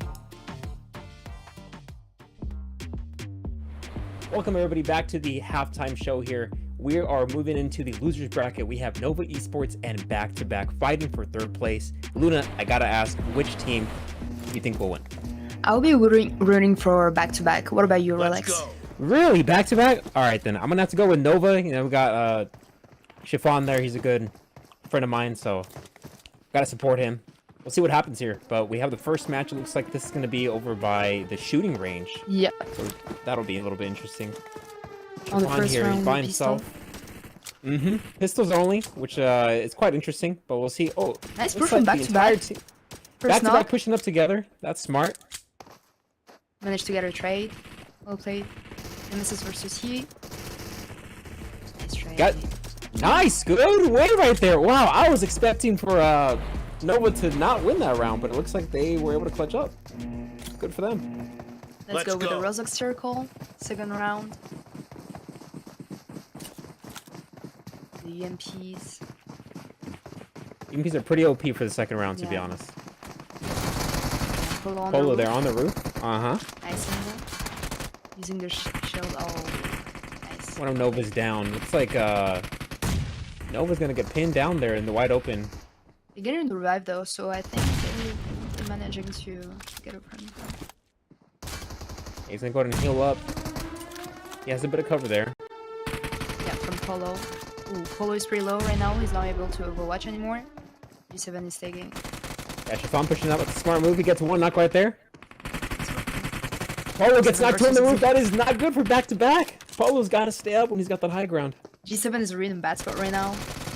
Ooh. That is only 1 up. Yeah, probably it'll be Nova taking this round. Nice. Yeah, 2-0. Wow, that is just not good for back-to-back. Yeah. Oh, we got this circle. I love this circle because Yeah, it's with just the they just push up to that hill. So we'll see who gets there first. Are they all gonna be full sending with the cars, do you think? Same for Nova. If I was Nova, I'd probably push up as a team, but it looks like Oh, Chiffon is Chiffon. going to take that tower. Yeah, he's Yeah. staying back. That's a good angle from there. Let's see how they're gonna play it. Using the shield again from Marine. Polo is pretty low. I think Jifan got really good angle from there. He's managing to hold them off from pushing his teammates. The circle is going to Close soon, yeah. head over to the hill. Yeah, so it's not looking that awesome for For Nova. Jifan. Yeah, Chiffon's going to have to push up in the wide open. Pretty stuck right now, G7 and J under the shield. Ooh, Rin with the nade, maybe with the throwables. One of back-to-back is down. Looks like nope. Yeah, that MG3 is just too OP. Gets 2 knocked there. And it looks like he's stuck behind the shield. He doesn't have much really to work with. Gets pinned by the entire team rushing him. He doesn't have a lot that he can do. And wow. Wow. 3-0. This is almost going to be a blowout. But will it be 4-0? Oh, we got Fog, but I am not This a might big be fan the of last Fog. round. Let's go. Yeah, it's possible me it's the last neither. round here. Let's go farm. Yeah. Fog one for me is not I don't know. I don't like it that much. I prefer Yeah. night mode with the night vision goggles. Yeah. Oh, I really hope they're gonna bring it back in around Halloween or something. That's Yeah, that'd be really, good. Yeah. Last time they had it, I think, was like in 2019. It's been a while. Yeah. In 2 years already. That's a lot. That's good. Ooh, Nova here gonna push up. Nice pull. got a knock. Shield. That MG3. Yeah. Oh, he shot behind him! Oh. Oh! Oh my Whoever's got god, that just a knock! matter of few seconds. He could have get them. Oh my god, GG's. He almost turned on him. Yeah. That MG3 is just ridiculous. Still have kindness on the roof. Smart play, yeah. Yeah. That high Still ground. we're watching.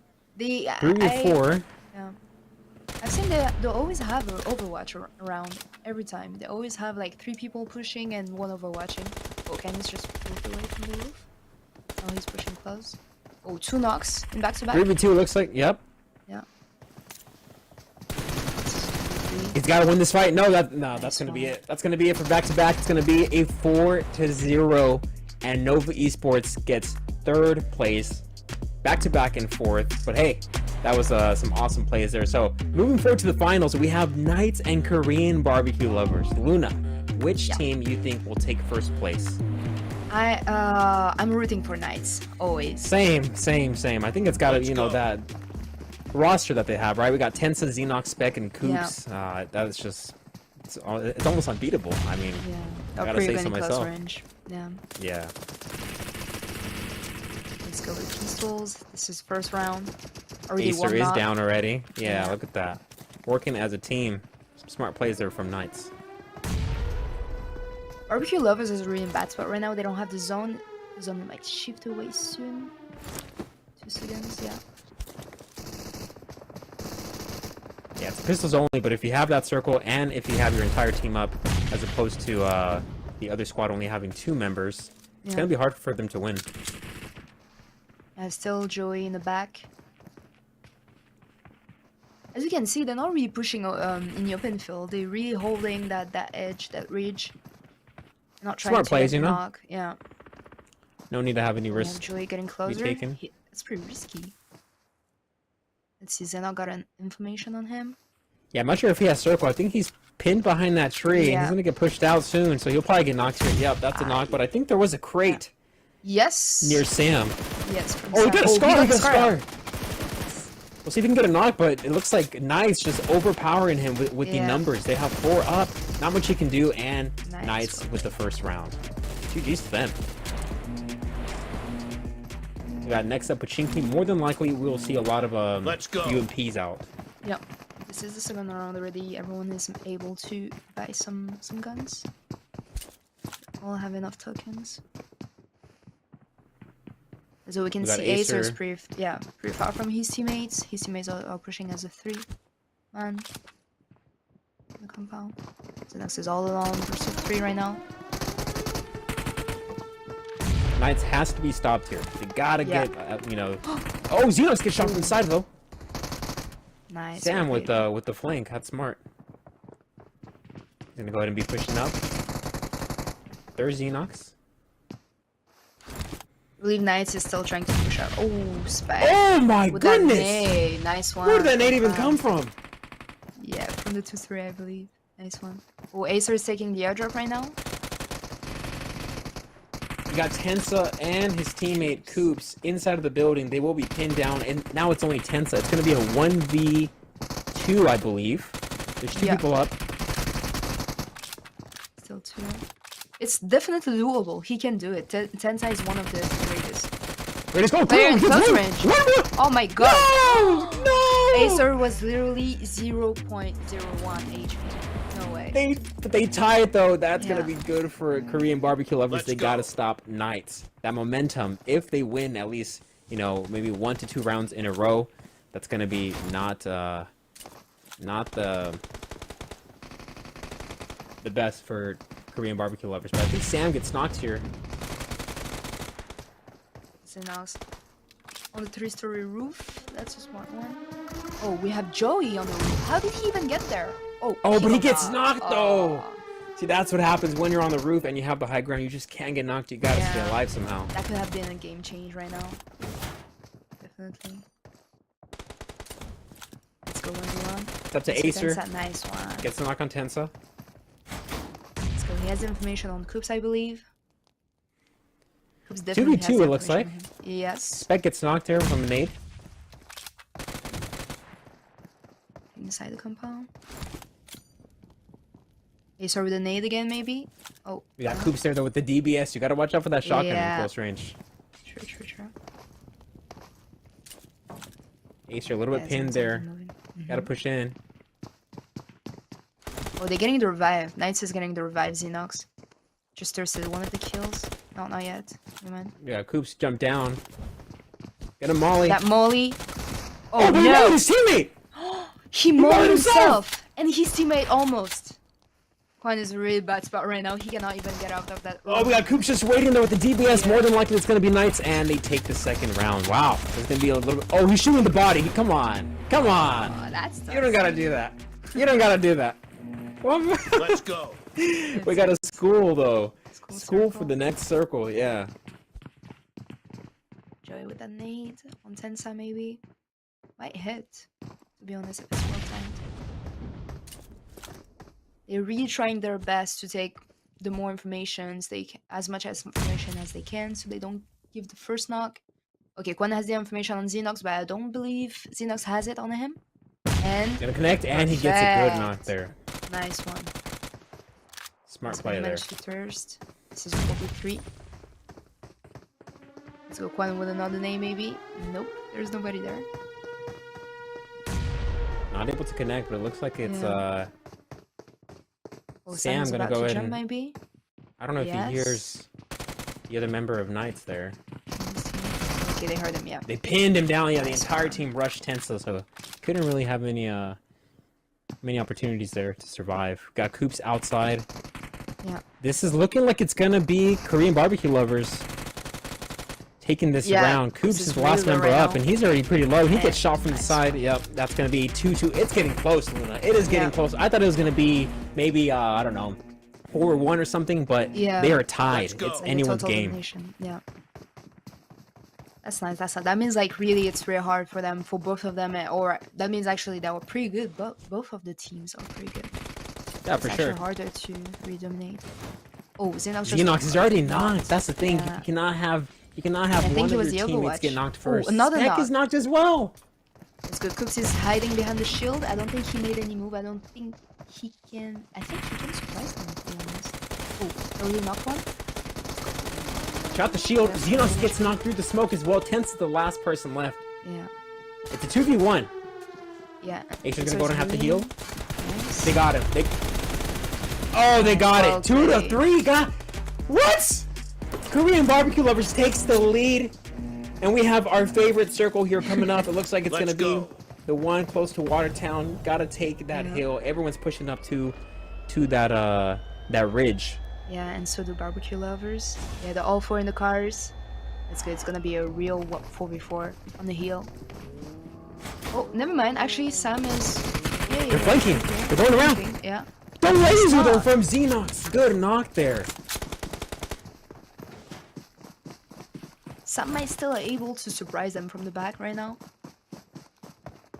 Yeah, he's gonna have to make a move right now because it looks like Tensa's pushing up already. But Acer able to clutch up there, gets a knock on Tensa. So Luna, if you had to guess, who's gonna win this round? I would say Knights is in such bad situation right now. It's possible that barbecue lovers still may be able to. Yeah, it's only a 3v3 right now. Knights has to win. Knights has to win this to tie it and Yeah. move on to the final round here of the finals. Spec is healing up, still hiding behind the shield. I don't think they know about him though. Yeah, they only know. They might not. Nice, Yep, first you got knock, Spec two with knocks. Spec with 2 knocks. Acer and Joey going down. It's only 1 left. Coops will be able to clutch. He does have that rich recover. Nice and it is one. tied, Luna. It is tied. We are moving on to the final round. Let's go. Gatka circle. Let's go. Yakka for the final zone. None of the teams have any excuse. They are right now full stuff. They literally won 3 rounds, and In a row. they were able, to buy a lot of throwables, a lot of stuff. Should be full level 3, I believe. Yeah, most of them. Yeah, it's gonna be pretty close here. I mean, if I had to guess, I am gonna hope that it's the Knights who win, but I don't know. Ooh, nice nade. Fortunately, not a lot of damage. Ace are trying to get on the not Trying to get on the balcony, but hey, Yeah. there's some Not stairs. reachable. There's some stairs, Acer. Yeah. You don't have to use that. You can use the stairs. We have an airdrop in the middle of the zone.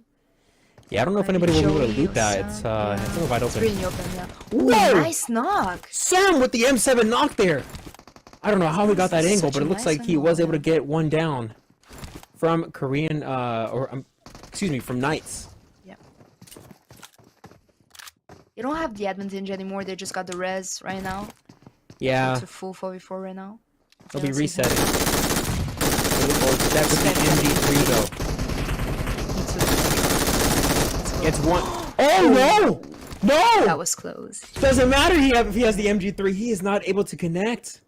And he cannot get, it's a 2v4 now. It looks like Knights might lose this round. Oops, is burning right now. Okay, he's fine. He might stay able to clutch it. Yeah, he's gonna get naded, he's gonna get mollied. I mean, everyone knows that he's there. He is able to get a Nice knockdown on knock. Joey midair.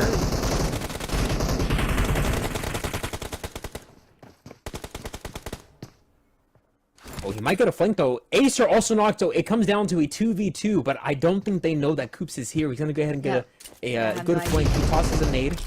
Nice nade. Good knockdown on Hello. Sam, and now it's a 2v1. Luna, I think the Knights will be able to clutch this and be Yeah, champions definitely. of the Royal Rumble halftime show. It looks like it's a 1v2, and Quan not able to Quan. survive. Knights, congratulations on winning the esports halftime show here in the Royal Rumble. Luna, it looks like we were correct. The Knights will be winning this entire tournament. Yes. Congrats to them, and hope you guys Congratulations. enjoyed the halftime show. I had a good time here casting with my co-host here, Luna. Luna, hope you enjoyed. Yeah, definitely. Thank you so much for having me. All right, guys. It was fun, but it's time for me to pass it back to our hosts, Powerbang and Mortal, and get back into the grand finals of the Resort Rumble. So, it's your boy Rolex, signing out.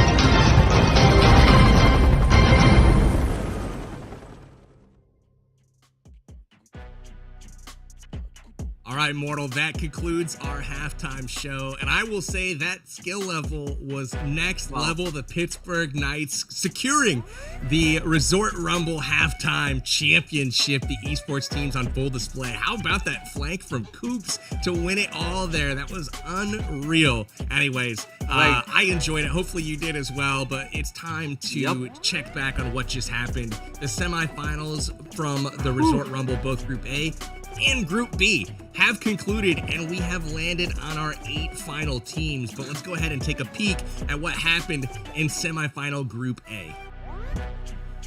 Here we go. Well, it was hey, we got a pretty, format to go to real quick, Mortal. Let me hop in and knock this one down. So if you guys remember, the PUBG Mobile has been hosting qualifier tournaments on its newest Noosa map all week long. Over 1,600 players registered, but only 24 have risen to the top and qualified for today's Resort Rumble. And just to make it this far, each qualified player had to survive one of the solo games hosted by one of the 24 content creators you see on your screen. They all won chicken dinners, and today we're playing 2 semifinals of 3 games each. Those have already concluded, and the top 4 teams from Group A and the top 4 teams from Group B are moving on to our Resort Rumble finals. We'll have tournament standard scoring for rank points. We'll also reward aggressive play with 2 points per elimination. And all of our qualifiers will be interested to know that we have $20,000 up for grabs today. And since they've made it to the finals, they'll be taking home a share of that money. Looking back at semifinal A, here are our scores. Mortal, what stood out to you the most from semifinal A? Yep, obviously it's Metalcore with that 89 points, Farouk 74 with that insane chicken dinner and insane gameplay.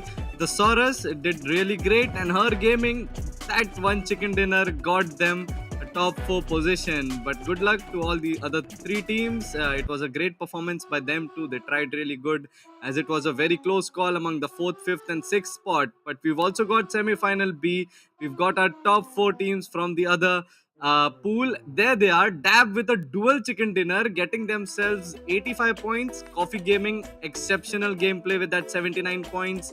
Lou Power with 58, and Rolex with that change in strategy in the last match, which made them secure that 4th position with 52 points. And it was really close, it was really unexpected, because Prod, they could have, they could have qualified if they had changed their strategy. But here we are with our top 8, and Prod, Vincenity, Luna and Bella Fox did a great job again. Couldn't get that top 4 though. It's time for a little preview of our finals. Here are the 8 qualifying teams. Again, Metalcore had 89 points. We had Dab Plays, Coffee, Farouk, Thesaurus, Lou Power, Rolex, and Her Gaming, all qualifying for our finals. And we are just about to hop in to our first game. We've got 5 in store for you for the finals. 5 games coming up next, and the Resort Rumble finals are on. Look at Metalcore. He is off to some other place. He has had Bulan Bay, as you can see over there. He's the only player over there. He told all the other ones, go try to pick up as many kills as possible over here. That's a great strategy by Metal. And we've got so many squads over here already. But we will always have an eye for Coffee Gaming, who are right next to these guys, right up to take that. And there you go, already picking up a point over here by taking down a player from Team Her Gaming. But we've also got Ivy, who has taken down from from Team Rolex. This is going to be really interesting, because there you go, Dab, another player from their team, has been taken down. Now this is getting really interesting, because Metalcore still is alive over there. Their teammates only need to pick up points as much as possible over here. Lots of trading going on early on in this one. And this is what I was going to bring up is, you look at all of the teams that are dropping. Many of the 8 finalists that have advanced this far did hot drop the Science Center. And so with probably 6 out of the 8 teams using that as their main strategy, now we've got 6 teams potentially eyeballing this particular location instead of just like 3 in the previous semifinals. So things could get really, really hot. And as you can see, Coffee Gaming on the aggressive right now, taking down the Saurus, and things are looking super sharp. Wow, that was a good one from a Coffee Gaming. Forex has been taken down though, and I don't think so he's gonna be revived anytime soon. But they need to revive. Oh no, he's back. Forex is back with that revival, with that recall. Nico, on the other hand, needs to be revived, or they might lose on to another recall opportunity over here. But yeah, they're doing pretty good right now. They've got 1 point over here, and there you go. Forex is back to another location. He'll probably loot over here, get himself all packed up, and then move on to get on with his teammates. You can see Coffee employing the same strategy that they did in that first game, kind of looting outside of the Science Center, but you can see his team starting to crash on it right now to pick up the scraps. All of the teams inside are typically weakened. They've got decent loot, but oftentimes their heals have been exhausted, and you can see them again entering from that same side they prefer that they did so in semifinal B. So this is going to be really interesting as Metalcore will try to hold them at bay. Right, and there you go. They are gonna be pushing on to Team Rolex and taking down one of their players down already. They are picking up great points over here. Let's see how it goes for Coffee over here. But there you go, a comeback strategy, a grenade, which might change things a bit. Let's see how it goes now.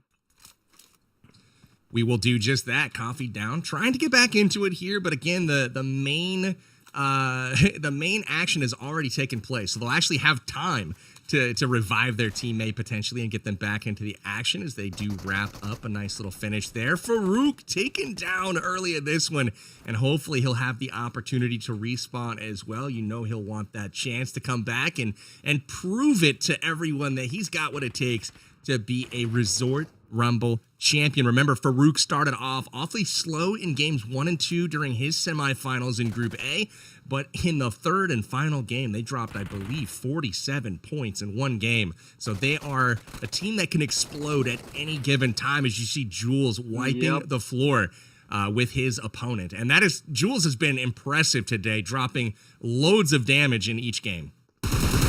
Yes, I had seen he had one of the top kills out there in Group A, and right now, what a clutch by Claude, because he almost took down most of the players from Coffee Gaming. 2 players already down, taken down by Claude himself, gave good amount of damage to Coffee. Forex, as you can see, has been revived now, but Claude, till when can he hold on for their team Rolex? So far, so good for He Coffee also Gaming has a again. shotgun. Yeah, they're ending up. Is that a corn suit? It is the summer of corn. It's a banana suit, I guess. Is it a banana? Oh, bummer. I've been thinking I saw about corn bananas since hanging I've been over seeing there. corn videos online. Okay, now we have Dab who are coming into the action, taking down good number of kills over there. But they've lost Septic. They've lost Septic, and it might cost them, because it's very important for them to have all 4 players alive over here. I've seen most of the times a team got chicken dinner was when 4 players were alive. It's like Dab's getting loaded up in a vehicle. And that's one thing about vehicles on this new Noosa map is it's such a small map, and it's such vertical terrain in the center of the map that it's really dangerous to drive a vehicle, because there's all of these sight lines where you can just get blown up at a moment's notice. So it's always a risk driving to that center of the map. We'll see how it pans out for them, though, here. If they are going to drive, they're going to do it in style with Teslas and Lamborghinis and all kinds of cool rides out here. Yeah, that's my dream car, actually, Lamborghini Urus. And talking about vehicles, I know it's a smaller map. You can move around really swiftly, but then it also comes at a price. You might land up in front of your opponents. That's the, twist over here. Indeed, it looks like PG still in it for now. They've got a couple of players up at the compound down below, and Coffee Gaming about to roll out with his squad. They've got a monster truck at their disposal as 4X heads out to do a bit of scouting. He'll be scanning the scene down there. It looks like there are 3 players up from the Saurus PG's team, and they had a crate land right behind them, so let's see if they'll head out to the supply drop to try to loot up. A little bit of a gift. Yep, well, looks like Forex is gonna try to approach them, try to sneak over there. As you can see, he's taking those jump punches so that they don't hear Forex coming near them, and I guess they're gonna get themselves that drop. Maybe they're gonna get themselves the drop, but I guess he has heard him. I guess he was close enough to give away some footsteps. Lair, he's in a position. He looks like, and he has that MG3, which is a beast. That gun is a beast. It is indeed. You heard Rolex talking about that during the esports finals. He was saying in the Ultimate Arena, he's like, I'll take the MG3 and the UMP as my loadout. And so to hear a player of his caliber saying that's the gun that he wants, that's got to be a scary weapon. Here it is, the crash coming in from Coffee Gaming. They are prepping to try to take out the Saurus PG, but the Saurus PG getting the grenades ready to try to hold off this push. Oof. Incoming does some damage to Coffee there. And ultimately, they're able to trade a bit of damage here with the grenades, and it will prolong this waiting period. The buildup, the anticipation is killing me. Yep, this is going to be very interesting, because both these 3 teams need to win this fight so that they can build up some momentum for the game ahead. And it's going to be really difficult, because it's a proper 3 versus 3 situation over here. And we've also got a team over there, up there, you can see on the cliff. They might come up for a third party. I hope they do. I've been loving the third-party action so far, and as we see the zip line there up on the high ground. They're I'm a bit hoping somebody far takes off. it, but that would be kind of silly. They'd be zip lining away from their squad off into two other teams, and that would be probably not the best use of the zip line, but I still want to see them do it. We're still waiting for you. I mean, let's just hope that there's another player who might come up with a crossbow moment for us. But yeah, as you can see, Medal Core's team is taking down Rolex and his team. I know they're a man down right now. Rolex is down. It's a 2 versus 2 probably. Ivy is also taken down, and with that, Team Rolex have been able to take down the entire team of Medal Core, and I'm pretty sure they're gonna give revive to their players. That was a great feat. They've got good amount of points over here. They've got 3 kills and 6 points right now. Interesting. It's not exactly how Team Metalcore wanted to end up in this one. Metalcore, the whole squad's eliminated. The first out. They were the top point getters coming into this particular finals. And they're the first to leave in game number 1, but they didn't do so without collecting some points first, as it looks like their team did rack up 8 total eliminations for 16 points in this first game. So they're not going to leave empty-handed by any means, but you know they had their heart set on a higher position on the leaderboard. Medal Coach still, they managed to get themselves 17 points out there. That is still a good feat. When they dropped down at Science Center, they were able to pick up some great amount of kills over there, so that they're still at a very good position right now. 17 points, game Absolutely. number 1 is still a good feat. You know, taking, again, the lowest position to qualify was at 49 points in Group A, and it was 52 points for Group B. So 17 points after one game. That puts them right on the edge of, hitting that top 4 spot. So they're going to be right in the thick of it after this first game. So not a bad, position for Metalcore to be in. But they'll definitely be looking to stay alive a little bit longer. I'm wondering how many teams will adjust their strategy from that hot drop at the Science Center. Again, so many levels, so many different angles to try to cover.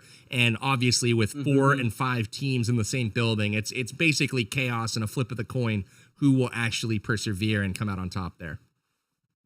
Right, Team Rolex, they have picked up 3 kills and 6 points, but they've lost 1 player. Her Gaming, on the other hand, have already lost 3 players completely. Only 1 player is alive from their team.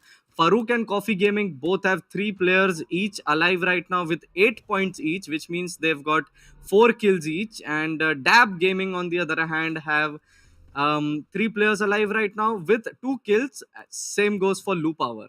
So it's going to be pretty interesting right now to see which team comes out at the top, because all the teams are right now, are trying their level best to grab themselves some good amount of kills, but they haven't been able to yet. Not just yet. Fights are starting to break out. This next circle about to close. We've got about 12 seconds until the zone begins to shrink. We saw Dab plays up on that northern side. Got a decent position with only Sosa in their way between control of the entire upper part of the zone. And then they've got the people down in the trenches. Coffee Gaming versus the Saurus PG, as you see in the foreground here, are still in a bit of a standoff with either squad not really wanting to make the first move. Grenade coming in, and that throw costs them the knock, and the action has kicked off here for the Saurus PG. It looks like their kill has been stolen over there. That kill was stolen over there. It was. Farouk. Jules was Team able Farouk, to yep. rein in from Farouk's squad from the top of the ridge on the side of the camera right now. So really heads up play, picking up that third-party points. And I'll tell you right now, Mortal, I think it's going to come down to picking up these third-party points and who is, the most aware and able to capitalize on the players that are knocked. As you see, her gaming squad is now eliminated as well. Yep, it looks like they're still not pushing. They don't want to take those chances. We've also got Lou Power who are up the hill, but I don't think so they're going to get down for that third party, because they don't want to take a risk getting onto the other ridge. As you know, the moment they move to the other ridge, they might face some backlash, because as you can see over there, Farouk, they were able to steal a kill from Coffee Gaming, and that is something which is even more interesting, because right now we see Rolex and team who might pin down Lou Power. It's gonna be a little bit difficult because they're outside the zone. They also need to move inside the zone. From the right, they can spot Dab Gaming. On the left, they've got Coffee Gaming. So this is gonna be a little bit. This is gonna be interesting, because how Rolex and team, how are they gonna move on inside the circle, as everyone is spread out. They cannot go to the right. They can go to the left, but it's gonna put them in a position where maybe they are visible to Team Farouk. Let's hope they have some smokes, Mortal. They're going to need to smoke it off and try to push straight on in. But hopefully some teams and on their behalf actually forget about them and they're able to actually move in. We'll see. The zone at their back, though, and in 30 seconds, we'll be watching it close once again. Things are starting to kind of solidify here. We got 6 teams remaining, 4 of them on your screen right now. Looks like Team Farouk starting to make their way inward towards that left ridge. They want to take up a position there. Not a ton of cover, but it's a great position once the circle does close and there's nowhere else to go. But in the meantime, they're going to try to work their way and slow play it. Yep, Dab are they're inside the zone. I don't think so Dab is going to face a lot of issues. But yeah, for Team Rolex, it's going to be a little bit of a gamble over here because they need to move inside the zone and take on a fight. On the right hand, we've got Dab who might push in.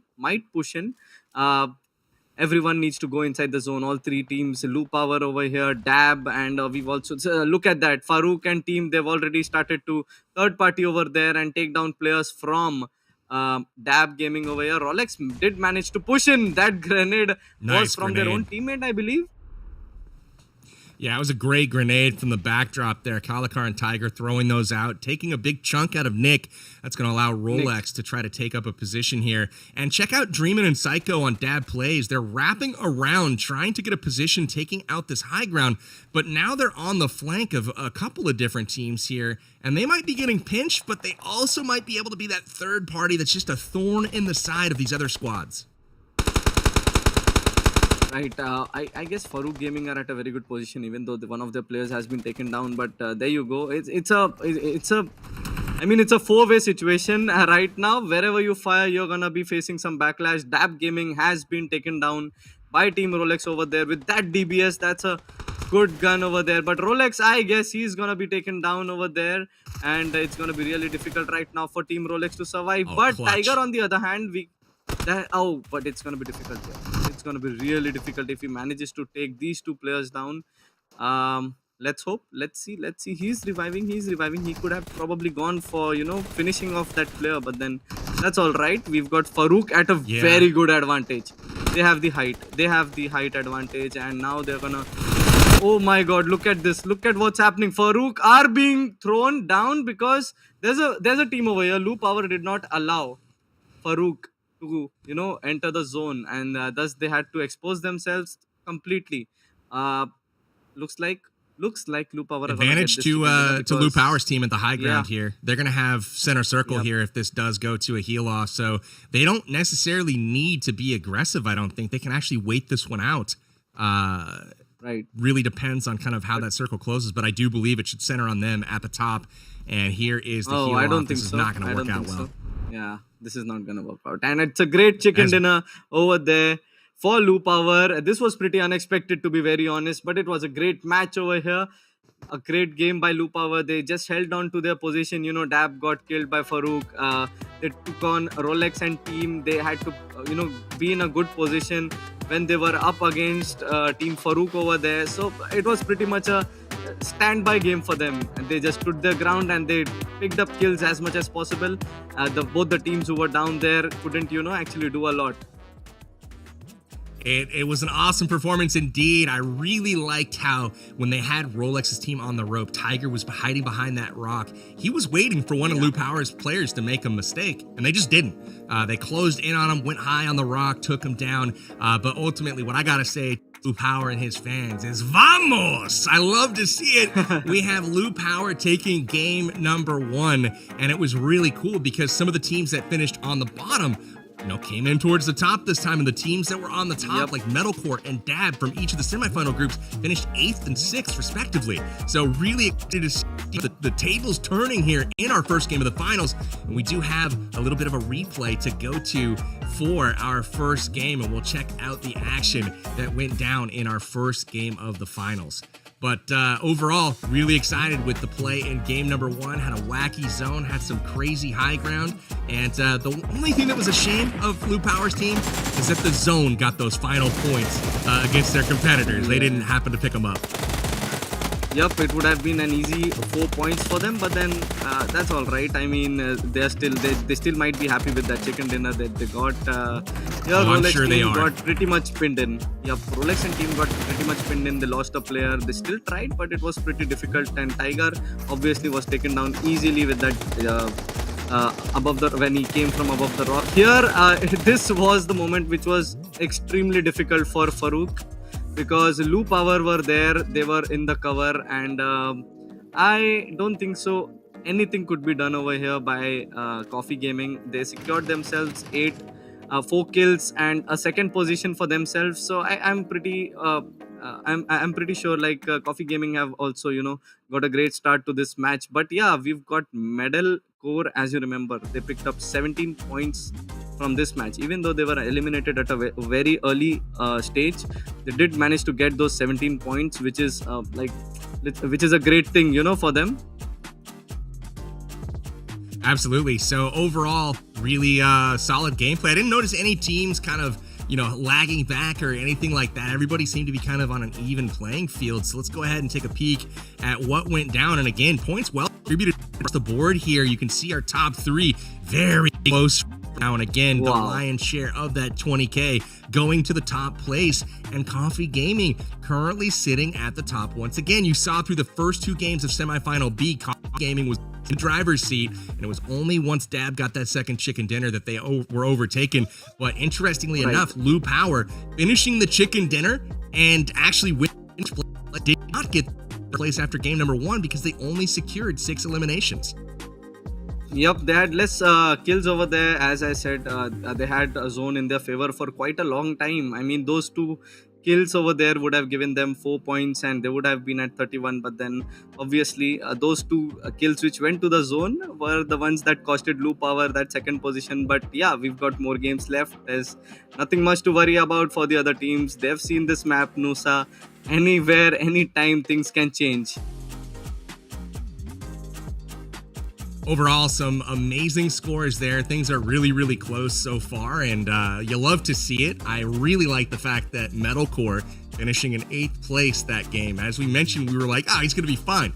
He's picked up 17 points already, and as you saw, Metalcore sitting in 4th place right now with 17 points, and that was even 1 point ahead of Rolex, who's in 5th place with 16 points. And so Rolex was alive well into the game, was kind of part of that final skirmish, but yet Metalcore and his team finished on top there. So again, as we kind of predicted, he'd be sitting right around 4th place, just depending on how those points rolled out. So again, that Science Center drop, while it could be a little risky, as you saw Prod's team go out earlier, it's paying benefits if you can have your teammates die not all at the same time. Right, I guess Her Gaming, they also need to buckle up, change their strategy. They are more like, they're not taking up fights. I believe they're getting caught up in a lot of rotations and getting picked one by one. I guess they have to go for this drop fight. They have to take this chance and not simply, think that they'll be inside the zone. They'll be at a upper ridge advantage, because we saw in that game when Metalcore and team, they pushed up and they took down Her Gaming in Group A. So I guess Her Gaming need to change their strategy. They need to, go for a drop fight. It's gonna be worth it. I mean, it's better than getting picked off most of the times. If I would have been there, I would have definitely gone for a drop fight, because that's worth the risk. Let's be honest, Mortal. Everybody would have loved you to have been there and to gone for that drop fight. Maybe in the next one, my friend, we can get you into one of these tournaments and you can duke it out with some fans. I think that would be super fun to watch. But one team that's been a little bit quiet, but also a very strong performer so far, and that's Farouk's team. Farouk with 24 points so far, and I gotta give a shout out to Jules on that team, really bringing the A game so far, leading the way in the form of damage, being one of the top damage outputters each and every game so far. And Farouk's team sitting in 3rd place right now with 24 points. They're only 4 points out of 1st place. So again, big props to Farouk, and I'm excited to see what him and his squad can do here as we head into match 2. The players are in the plane. We'll be going to the game here very shortly. But again, just to remind you guys of the format, we're doing 5 games for the finals, and that will ultimately determine who will emerge as the Resort Rumble champion and take home the large share of that $20,000 total prize pool. So everyone who has made it this far mortal have qualified to be in the money to some extent. So that's pretty cool. Right, this is going to be interesting. Game number 2 will begin very shortly, and it's going to be interesting. After 5 games, we are definitely going to see a team which is going to be hitting that 100 points mark. I'm pretty sure about that, but let's see. I'm pretty sure it's only game number 2. A lot of teams are going to go for that battle, or maybe for the third party positions. We see Coffee Gaming again going for that third party spot. We see Medal Core this time sending Nicole from one of the teammates away, and this time himself. He is over here for the fight. There you go. Ivy takes down one of the players. A good start over there. Dab Gaming have lost a player. This is a fight which is being taken on at some different place over here. Metalcore and oh no, it's over here only. Okay, they are here. Yeah, I see Team Rolex over here. It's going to be very interesting because Dab, all the top teams. I mean, most of the top teams over here. The interesting thing to me is like I would actually struggle with how to play this first part of the game if dropping at Science Center, because when you knock a player, it's like, do you immediately finish them? Obviously, you're trying to secure points. That's the whole reason for dropping here. But with so many teams and incoming fire, oftentimes going for that knock also costs you your life because now you don't have any more bullets or, whatever the reason is. But I feel like if you leave them up, some other team could finish them. Maybe a stray grenade could come in. So there's a lot of choices to make here at the Science Center early on in this one as the action continues to be absolutely bonkers. Look at that, Dab taking up those points. Those are really crucial points, And Metalcore, they're at a disadvantage right now. They've got only one player left over here. Coffee Gaming, there they are, waiting for their moment, and they got it. They're pushing now, but one of their players has been taken down by the Saurus PG, and the Saurus PG have been playing really good. The last game also they finished in the 3rd or 4th position, I guess. But I know they did not get a lot of kills. There you go. Lou Power also coming up with a third party. But again, the Saurus PG, they are making it count for themselves. Brittany, on the other hand, is going to go on for a 1 versus 1 with Clot from Medal Core. And they have, I guess, after being recalled, come into a different position. But she's going to be alone over here. No. Brittany's going to be alone. Yeah, Coffee Gaming was fully eliminated. Oh, they have been taken down. The Science Center. They fully were eliminated. Mills, the top squad is out with just 1 point. Bro, that's the worst thing that have happened. And the leader right now of the finals is going away with a goose egg. And that's the one thing that you can't afford to have happen in the finals because all of these teams are just so good.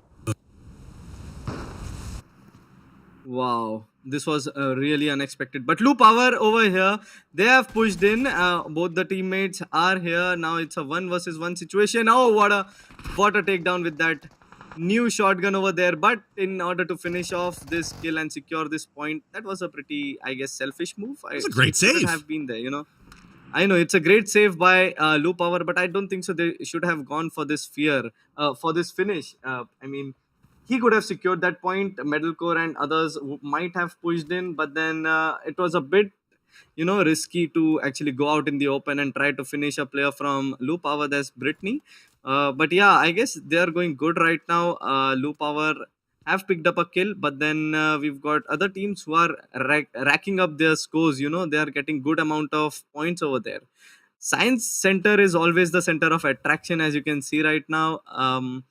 But a lot of teams right now. Team Rolex is completely safe, as you can see over there on the left side. Hey, look at Papa PG there on the southern part of the zone, down on Love Island, having some love. That's suppose. The Love Island. I don't know what's going on. He's exactly having a little vacation down there. That's the Saurus PG, just in the mood for some romance. So he had to go down to that heart-shaped island. Look at him getting some surfboards, getting some loot. Got his angel wings on. He's just having a good old time here on the new Noosa map. Wow, Papa PG, is this balloon? I hope. Is this balloon? Can he operate this balloon? It would have been so much fun to know. Actually have someone operating that balloon. But anyways, I guess Papa PG has realized that it's time to move on inside the zone. had too much fun over here. But yeah, Metalcore have lost a player over there, Clot. He tried to finish off Brittany, but that costed Metalcore and team a player over there. And Blue Power are right now four players strong. But on the other hand, we've got Farouk, Rolex, all the teams apart from Metalcore are right now four-man strong. But Blue Power, they have lost a player right now. They got rid of Brittany. Finally, Metalcore and team. Uh, they can see now in a 3 versus 3 fight. That's a tough one to lose too. Brittany's been, I don't want to say carrying the team, but it's been a strong performer the whole time. Right, we're waiting. It's going to be so much fun after the circle gets closed up. But then, okay, this is going to be a little bit difficult for Blue Power as they've got only 2 players remaining now, and I'm pretty sure they're going to fall back. Yes, Blue Power is falling back right now. Metalcore and team secure 3 kills, 6 points for themselves at a good position. They're just 40 meters away from the zone, not gonna face any issues getting back inside the zone. Metalcore and team, they've actually, these are 6 kills. They've got 12 points secured for themselves. They've been playing really good. I mean, in numbers, in kills, the amount of kills they're getting in both the games is really crazy. They just need to survive a bit. Hey, that's no tall or no short task there. They're going to have to try to make it to the end of the game and do that surviving you're talking about. But hey, again, early on, racking up a bunch of points. Team Metalcore, again, they're really kind of getting off to fast starts, and it's just about trying to sustain that as these games go on. And if they can continue to do that each and every game, despite being shorthanded, despite going out a little bit early, if they can consistently put up that 20 points a game or so from getting a lot of eliminations, they're going to hit that 100 points that you were kind of hypothesizing may be possible. I feel like that's definitely within their reach, and they're off to another fantastic start here in game number 2 of the finals. I've felt Metalcore, they have been consistent in their group games as well as right now in the finals. They've picked up really good number of kills in all their matches. I am pretty sure they're gonna get that 100 points mark and might win this. You never know, because Coffee Gaming, who were one of the top contenders, have been eliminated from match number 2 at 8th position. But we've still got Farouk, who are out of the box right now, and they've been playing really good. As you remember, Farouk got that chicken dinner with a good number of kills, pulled themselves up. They are capable enough. Her Gaming have already got 2 points, 1 kill in their name. I guess they're probably changing their strategy, but that was a great headshot by Thirst. Wow. That was a really great headshot. That was almost a finish there. Like, he had him down to like 3 or 4 HP, and that'll teach him to peak. But, he's got good visibility here in a number of different directions. It looks like this rounded building with windows is just pointing at a number of squads. But then that's also a bit concerning, because if they have to rotate, he knows that everyone is kind of looking at them, and they're very, very visible because of the amount of noise and ruckus they're making over there at that science center. Right, and right now we can see, not much of an issue for Her Gaming. They are right inside the zone. They've always wanted to split and be inside the zone, be in a very comfortable position. But this time I see Science Center is completely in the center, and Dab are going to get a good advantage out of this match probably, because all the other teams have to move in. Seems like the Science Center's been a pretty safe bet as far as, like, obviously the early action, but also the zones have been fairly central. I haven't seen, similar to Vikendi, how there's always like a very hard shifted circle. This has been pretty central for the better part of the day. I can't recall a single game that's gone hard to a coast. Yep, right now Metalcore and team, they need to move inside. They're in that position where everyone is inside the building. Looks like Blue Power have successfully fallen back and might want to get in a good position from there on. But Metalcore, it's really important for them to shift from that position, get on a better spot for themselves. We've got Her Gaming, who are doing what they're best at, holding up that ridge, not gonna allow Metalcore to come back. But we've seen Metalcore and team, they had pushed pretty well on Her Gaming. But on the other hand, we've got the Saurus. They are also not gonna, I believe, allow Metalcore to get in. So it's gonna be pretty much of a task for Team Metalcore. It's a cute little Doge. The Saurus is just hanging out with his puppy at the science center. Not really much. He's had an interesting game, the Saurus PG. He's, had a nice little fight, collected a bunch of points. They got 10 on the board.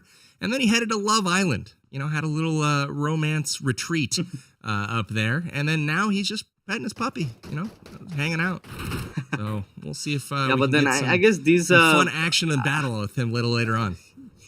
yeah, I don't think so. There's gonna be anything up right now because everyone is in a very long, it's a long fight. It's a long range fight. I don't think so. There's gonna be any points which teams are gonna pick up right now. We are gonna wait for the zone to close into the third one, and then I'm pretty sure there's gonna be a lot of fights. But look at those ridges. Look at those places.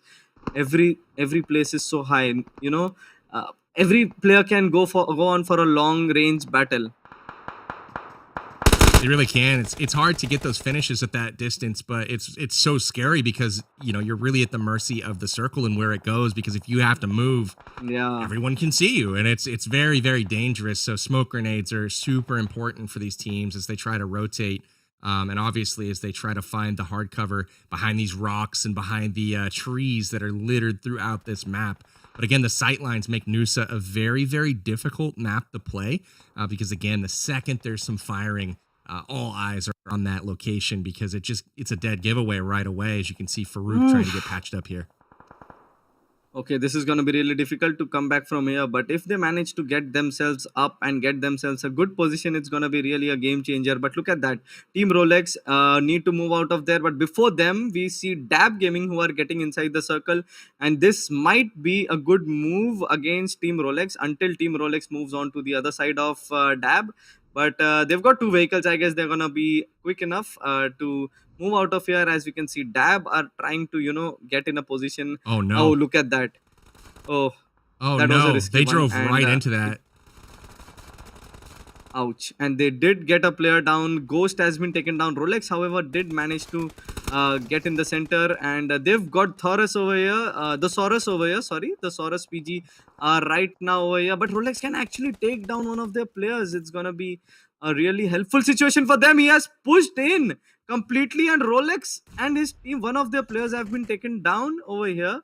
This is going to be a really tough moment for Rolex because the Saurus, they're not sitting back. They are like, we are going to just head on. There you go. One more jump. He has taken down the entire team Rolex. Only one player remaining from their team right now. Oh, two players remaining from their team. But they are also at a very poor position because as you could see, Dab Gaming saw them on the other side of the ridge. And one more player has been taken down from a very long range by the Saurus. That was unfortunate. Oh. Had they rotated the other way out of that compound. Yeah, they did go out, unfortunately, with no elimination points. They pick up a couple for their rank, but had they rotated the other way out of the compound they were at, they would have stumbled across two Dab Plays members lagging behind their squad. It would have been an entirely different fight, but because they went right instead of left, they ended up in the middle of the crossfire of the entire squad. And the Saurus at the Science Center, really unconventional. They had like the hard cover, but they had two members actually push out to the cliffs and secure the finish on Rolex and his teammate. I'm sure that was unexpected. You don't expect people in hard cover to jump out and come chase you down, which is exactly what happened. So Rolex caught off guard there.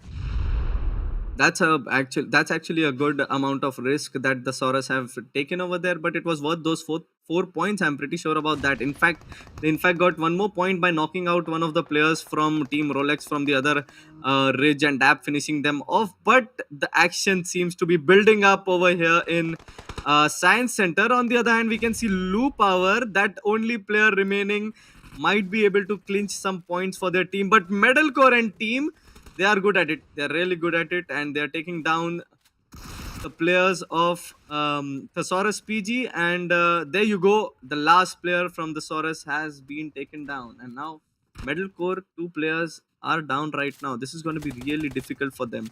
It's only Metalcore who's remaining. They're out of...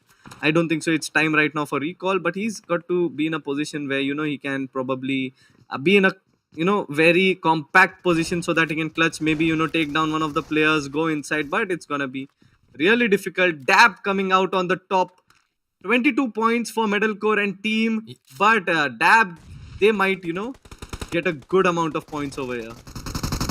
The thing that I see kind of developing right now is a big gap appearing between the top teams and the second group of teams, because you've got Metalcore and Thesaurus each securing 18 or more points. Dab Plays still in it right now with a full squad, the only team with a full squad remaining, also with already 18 elim points in the bag. So there's really kind of a big gap between the teams in the upper part of this leaderboard and the bottom, because you can see the Coffee and Rolex, Farouk, Lu Power, Her Gaming all only have 4 points or less. So really that's important for the overall standings. You see Lu Power eliminated here as they pick up 12 points as they go out of this game. As expected, Her Gaming, they've picked themselves a good amount of points over here by getting a good position, but they really need to be aggressive, pick up some kill points, because that's what's important right now. They need to, get more kills in, and they've got 2 players remaining, got a third spot, probably a third spot, because Farouk are right now still surviving with 2 players, but there you go. A little bit of help from Jules to Her Gaming, taken down one of the players, might be revived. Yes, he did manage to get himself that revive, but Jules is taking a flank and might be able to take down a good amount of players from Dab, and he's a really impactful player. Play here. There you go. Look at Jules just absolutely mowing it down. Gets the confirm on Dreamin'.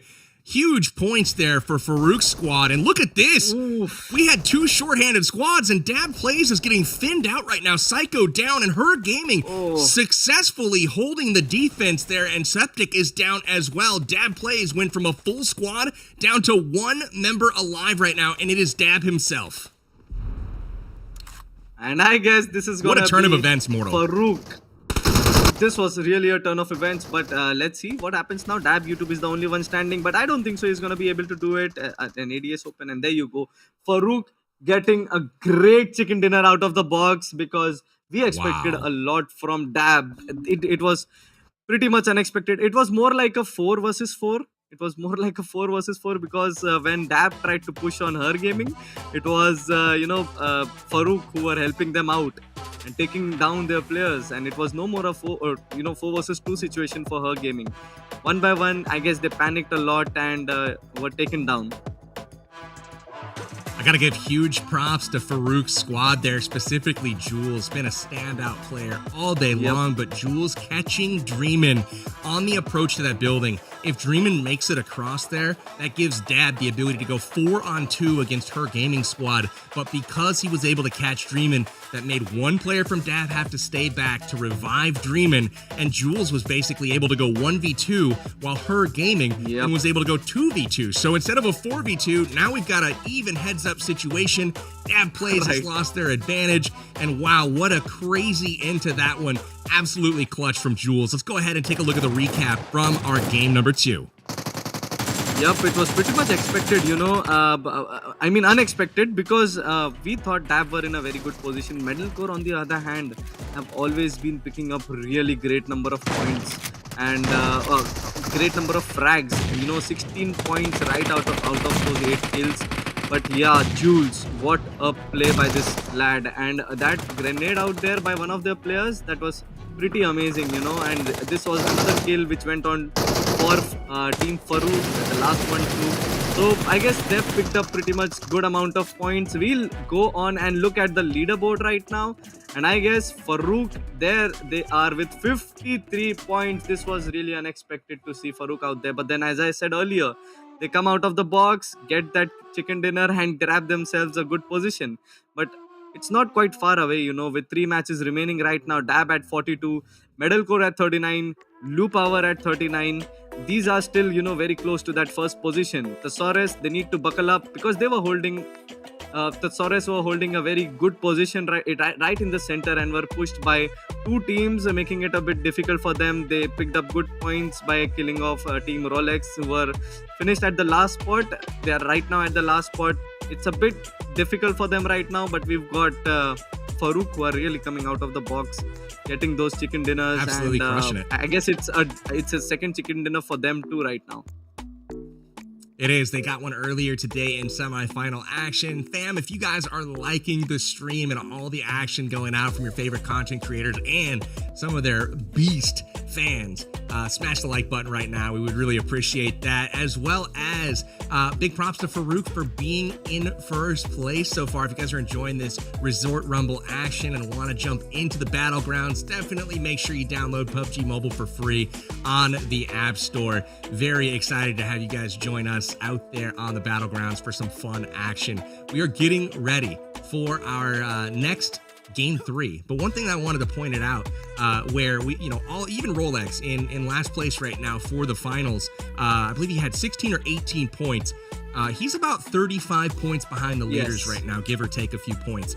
The interesting thing is that there's 3 games remaining, and the top performers from the semifinals were able to put up 85 and 89 points in just 3 games. So this 35 points, that's no big deal. Like, yes, it's not an optimal start, but they really have to make sure they keep their heads in it and don't get down on themselves, because it's certainly manageable to come back from where they're at right now. It's not like they're playing bad. They just haven't gotten, the breaks, and it just hasn't gone their way. But ultimately, one lucky break or one good fight to pick up that momentum, and they're going to be in a great spot. I guess, they need to get back to that strategy where they were getting those kills in the initial phase, where in the group stages we had seen, 2 matches they went on to take drop fight, get good amount of kills for themselves. Yes, they did change their strategy, but it was for the good back then. Right now, I guess with 5 games remaining, they could probably, take drop fights. With this, we are moving on to our 3rd game. Let's see how things go on here on for us. Team Farouk looks like they might come for this drop fight. As we can see, one of their players has gone to some other location. Perfect. Oh, no. Look I at guess the all of them amount are of there. people around that science center. This is going to be interesting. Again, Coffee and his squad have opted to go center map near, but look at the amount of people. This is nuts. Mortal, this is chaos. Oh, whoa, I don't think so we are going to be able to cover all of that, but Rolex have lost one of their players, but they've got 2 finishes for themselves already. Thesaurus have got 2 finishes for themselves with a loss of their player. Rolex losing 2 players. Dab Gaming a finish, but they've also lost a player. They're definitely going to be recalled, but yeah, let's see the amount of kills they're going to be able to get over here. Right now, we can see the Thesaurus and Rolex, as I said earlier, right? A few seconds back, I said that Rolex probably needs to go for a drop fight. That's going to be beneficial for them. And there they are with that drop fight. On the other hand, I did say Her Gaming also need to, get over here. Get in the drop fight. They are over here taking this drop fight. Rolex came back. Look at that. He came back to the same spot. That's a very gutsy move, to be very honest. On the other hand, Medal Core and their player Nicole, one of them, he has fallen back from that position. And Her Gaming, one of their players, they've lost Her Gaming, but I guess she's gonna be back in the match. But yeah, Rolex now. Look at that. The moment they have come for a drop fight, they've picked up 5 kills over here. They already have 10 points in their bag. And Rolex, he's at a great position. He can probably stop this 3rd party, which Coffee is planned. There you go. He's already taken down Nico, but the kill was stolen by Metalcore Ivy. So, oh my god, what a match this is turning out to be. Great amounts of kills being distributed already. Farouk, I know they've been playing safer, but yeah, that's the strategy which is working out for them pretty much. And look at Team Rolex, they're on the top right now. Okay, one of their player has been taken down, but I guess he's gonna be revived pretty easily by Kalakar. Very interesting. Oh no, he's not gonna be okay. Looking at the feed, Rolex only has 1 or 2 magazines. When you land, you only have like 2 mags with your Uzi. So he's being very selective about who he engages, trying to help his team enter a fight. And unfortunately, he's been eliminated, and now they're down to 2. They did pick up 10 points here for some good momentum, but man, they are in a tough spot at this point. Right, and looks like Coffee Gaming, they did not get an opportunity to push in, because every team is now having a backup. Once we'll send 2 players there, or maybe 1 player there, but maybe no. Okay, I really thought that they are gonna take him down from low power. Dap Boy was taking a bit of a risk over there. Both the players from Team Rolex are still holding Science Center. That's an interesting one. Look at that. Look at that. Shotgun action Wow. inside of the Science Center here. The He DBS did doing manage work. to I saw take some down 2 missed. players. Yeah. Oh, That was Rolex close. coming in That was close. clutch. Kalikar able to pick up the elimination. That was absolutely huge because they're shorthanded in there. Only 2 players left on Rolex's team. The decision to jump back to the Science Center rather than to reset Was a may bit be a harsh. questionable one, but they were definitely trying to just tip the tides, win the fight ultimately, and get a lot of early game points here. Yep, they had good amount of kills. They could have probably gone on to some other location, get themselves racked up again with loot, and be in a better position. But we've got Thesaurus versus Metalcore over there going on right now, and it's an even battle because there's a lot of trading I can see in the kill feed over there. Metalcore losing 1 player, Thesaurus losing 1 player with 3 each. They are left right now.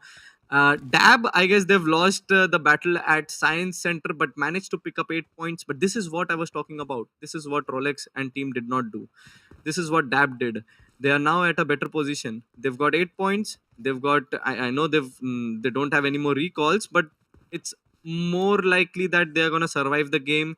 It's, obvious. It's pretty obvious. But yeah, right now, Metalcore and team are pinning down Thesaurus PG.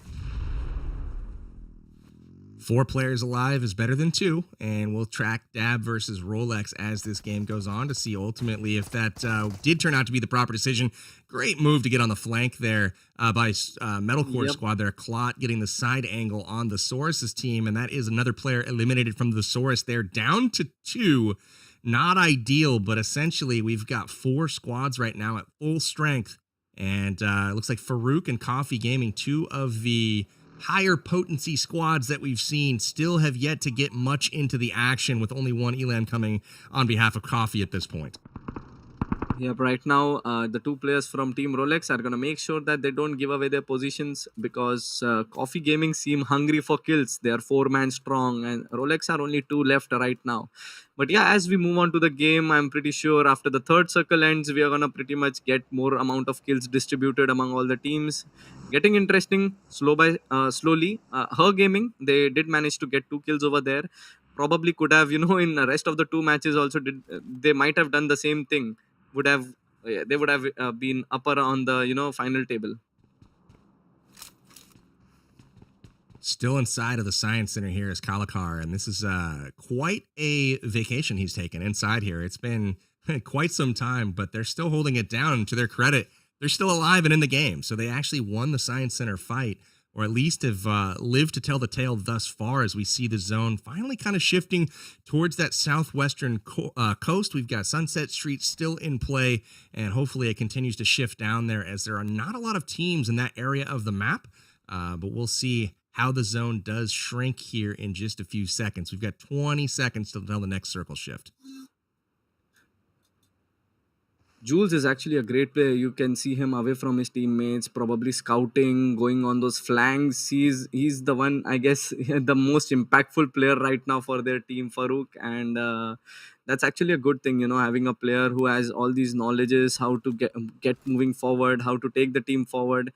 That's a great thing, he went on over there, probably got that information that there's a team over there, and now they know where to rotate from. They'll probably go towards Flame Village. But yeah, we've got Metalcore in the center of the map right now. They're pretty much safe. Blue Power in one of the edges, and it's going to be very interesting to look out for Rolex and team, how they're going to go about the situation they are in right now. But yeah, there we go. Blue Power have their vehicle packed up, and they're going to move away from here. It's going to be pretty easy. I'm sure that zone number 3 is going to be the most interesting one. Definitely. We take a peek over at the Pink Beach as they've got the monster trucks lined up. They're getting ready to roll out there. One interesting thing, kind of going back to Jules, he's joined up with his squad once again, but Jules has been averaging like 750 to 800 damage per game, which is an absolute ton on this type of map where there's only 32 players out there. So Jules being an incredibly impactful player at this point. Hasn't popped off yet this game. They don't have any action yet for Farouk. They're still sitting at 0 points this game. You can tell they're scouting it out and getting ready to move out. And this is where I expect them to leave a player behind. Farouk, get in the car. Get in the car, Farouk. Come on. Come on, Farouk. There we go. We got it. Now they're going to roll out and get into the action. Right now they're gonna move inside, but they've got to be a bit slow. They're still inside the zone. They don't need to really rush things up. Blue Power with a player down over there, and the Saurus PG. I saw them in action right now. But yeah, Rolex and team, they've still managed. And this is what I was talking about. The more you move, the more you are in danger. And Her Gaming, they're just waiting for any team to pass by a moving vehicle. I like how Jules immediately went out on the off angle, started to scout. You can see him running around. He has been spotted at this point, it looks like. But as you mentioned before, that's totally true on this map, this new Noosa map. The more you move, the more in trouble you are. That's exactly true, because the second somebody spots you, you're being marked. The whole team now shifts their focus there. And you likely aren't being spotted by just one team. As you can see, Claude here zoning in on the Saurus PG. Will he take the shots? Does look like he will. He connects, but not able to get the knock. There's a bit of damage here, and now that is going to alert Dab Plays that they've got some visitors down below. Yep. And with the end of this zone, it's going to be really interesting. Thesaurus PG, they are at a very risky position right now. This might cause them a lot because, first of all, there are 2 men remaining. But, okay, talking about Medal Core versus Blue Power, we see a 3 versus 4 situation over here. Even though Medal Core have a height advantage, they are still down with that man advantage. And they did manage to take down 2 players. And this is suddenly turning out to be in favor of Metalcore Gaming. Brittany and Nick are the only 2 players remaining, and I don't think so Metalcore and team are gonna stop anywhere over here.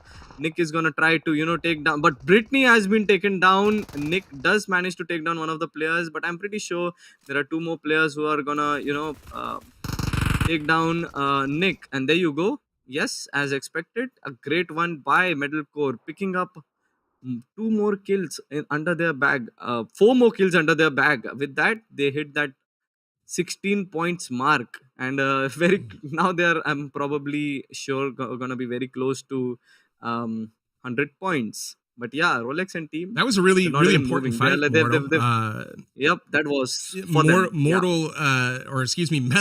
Metal and Lou were actually tied in 3rd place coming into this game.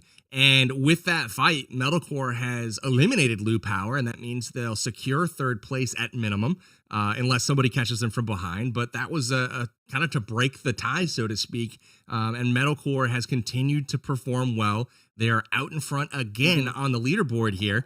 16 points so far this game, and if they can keep averaging this type of performance, I mean, they're going to be in it at the very end, and at minimum challenging for one of these top 2 spots.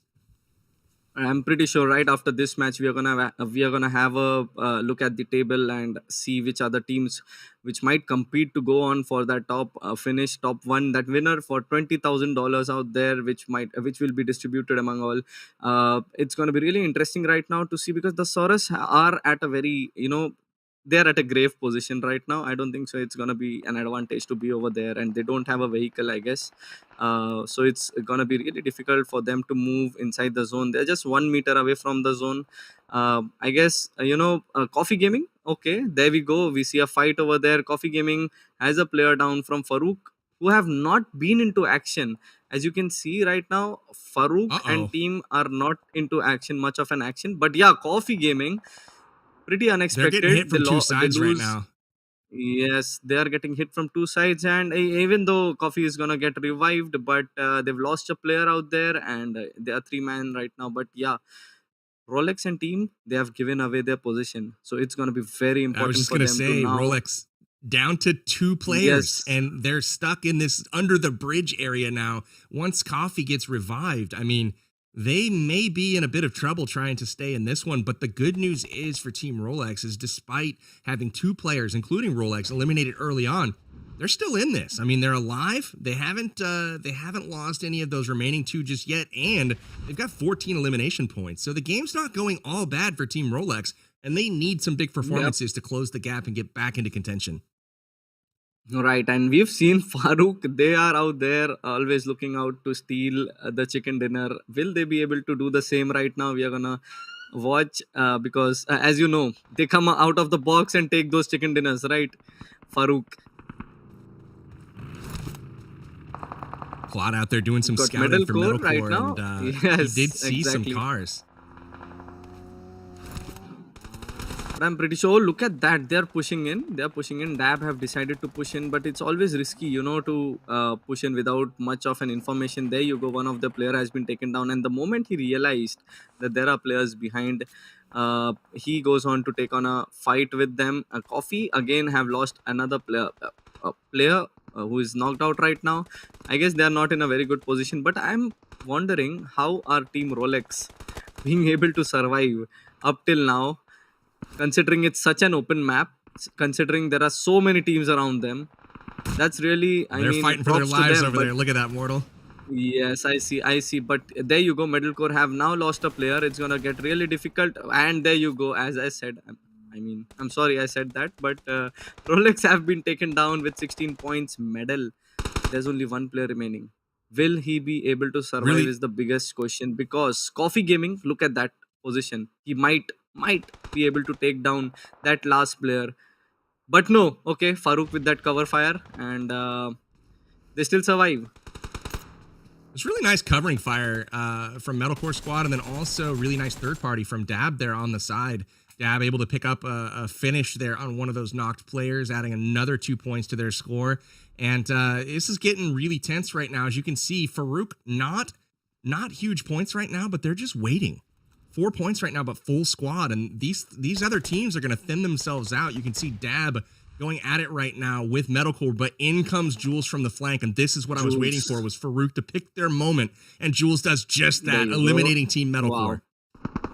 This is what he's really good at. But now he has to go in a 1 versus 1 situation with probably Dab and Septic. Might take him down, but he's in a cover right now.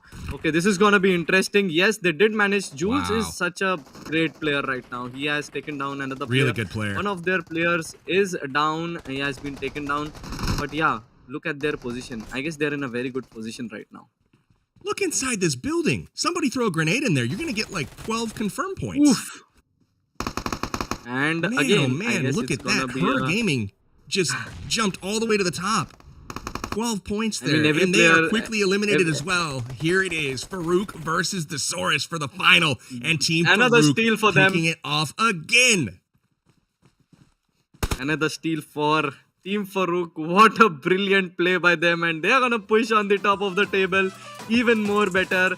And looks like they're gonna be reaching that 100-point mark. I'm really waiting which is the team who's gonna get that 100-point mark. It's gonna be really interesting here on. But yeah, as I actually told you before, that Team Farouk, they don't engage much. They don't go for drop fights, but their strategy is somewhat great with Jules leading up. He goes on to get some good information for the team, knows where the team has to rotate from, and that is the reason why I believe they have been able to get these 2 chicken dinners in a row, and that's a hat trick from them, I guess. 3 chicken dinners they've got in total in this event, and they're really doing good right now. Metalcore, on the other hand, still managing to average it out. Every game we've seen them averaging it out, so that's also good enough. But here we go on for the replay. Let's see. This was also very unexpected because it was a 4 versus 3 situation for Metalcore, but they did manage to take down the entire squad. But Dab over here had the upper hand, and okay, we'll be back with the replay. No issues with that. It was very fast replays. We gotta watch one. It was a replay singular. No, we'll check it out once again. Go back to where we cut off. Here it is. Ivy coming down the hill, getting caught out by Septic. Great third party action here, but look at the play by Jules. Really impressed with Jules overall today. Catching people on angles, doing great scouting. Her Gaming fleshing out the inside of this compound, but it wasn't meant to be. And she gets collapsed on by Farouk, and Farouk ultimately taking down third. first here from Team Thesaurus to finish things off. Farouk with the second chicken dinner in a row, and that will solidify a top spot on the leaderboard after 3 games of play. We still have 2 more to go, but let's take a look at our top 4. Metalcore, Dab, Thesaurus kind of rounding things out of the top 4, but very close behind in 5th and 6th. We have Lou Power and Her Gaming, and still not far behind, even still in 7th and 8th is Coffee and Rolex. Pretty close across the board here, and like I mentioned after game 2, this is still anyone's game despite a strong start from some of these teams.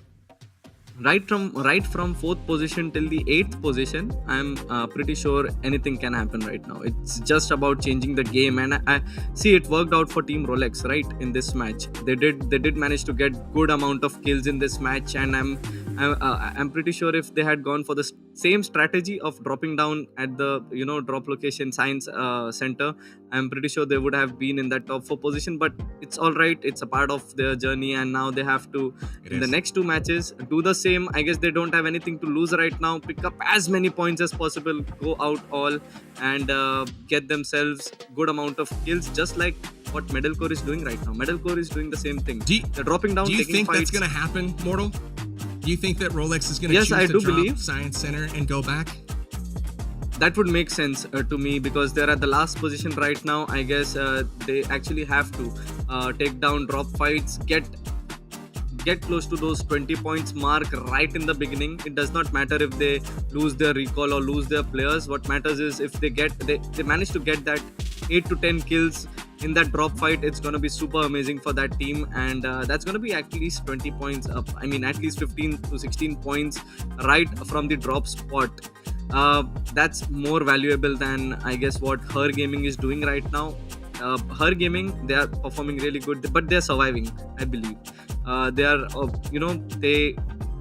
they managed to end up in the top 3 position in every match in the finals, as much as we have seen, and with I guess 5 to 6 points, 6 to 8 points, they do manage to secure themselves a 3rd spot. So I guess a drop strategy would be better. We will keep an eye out for another similar drop strategy from Rolex. Excited to see if that's what they indeed choose to do.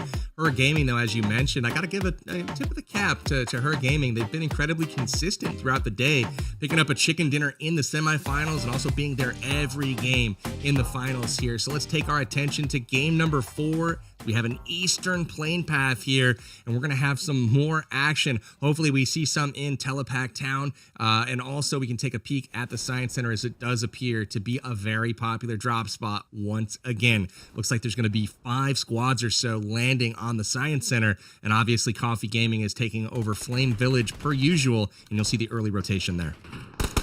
The fight has already begun, and looks like Metalcore and his team have lost a player, but they've also managed to secure themselves 2 points over there. Right now, look what the Source is doing. They've got 3 players that they sent to Science Center to get frags, and they made sure not to get eliminated early by sending Papa PG down to Love Island. He's off all by himself, just looting up. Whoa, okay. And he's just making sure that this team didn't, get eliminated. Right, and I guess this is what they had done in the previous match. They did the same thing, right? They went on to a position which was, 3 players go on, get those kills, and Papa PG is gonna make sure that the team survives, and they did it pretty well, But right now, as you can see, Metalcore 4 points, Dab 4 points, Rolex 4 points, and this is what I was talking about. But Farouk, as always, are not gonna be engaged over here because they don't want to, risk it all. They are doing pretty good. Jules is, he's able to guide the team pretty well. But yeah, Rolex has now lost 2 players, and it's gonna be pretty difficult for them to secure more and more points.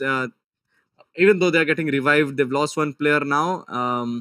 And it's pretty unpredictable right now what's going to happen, because there are so many angles in Science Center which they need to check out for right after the fight ends. I'm pretty sure. Let's look at the frags.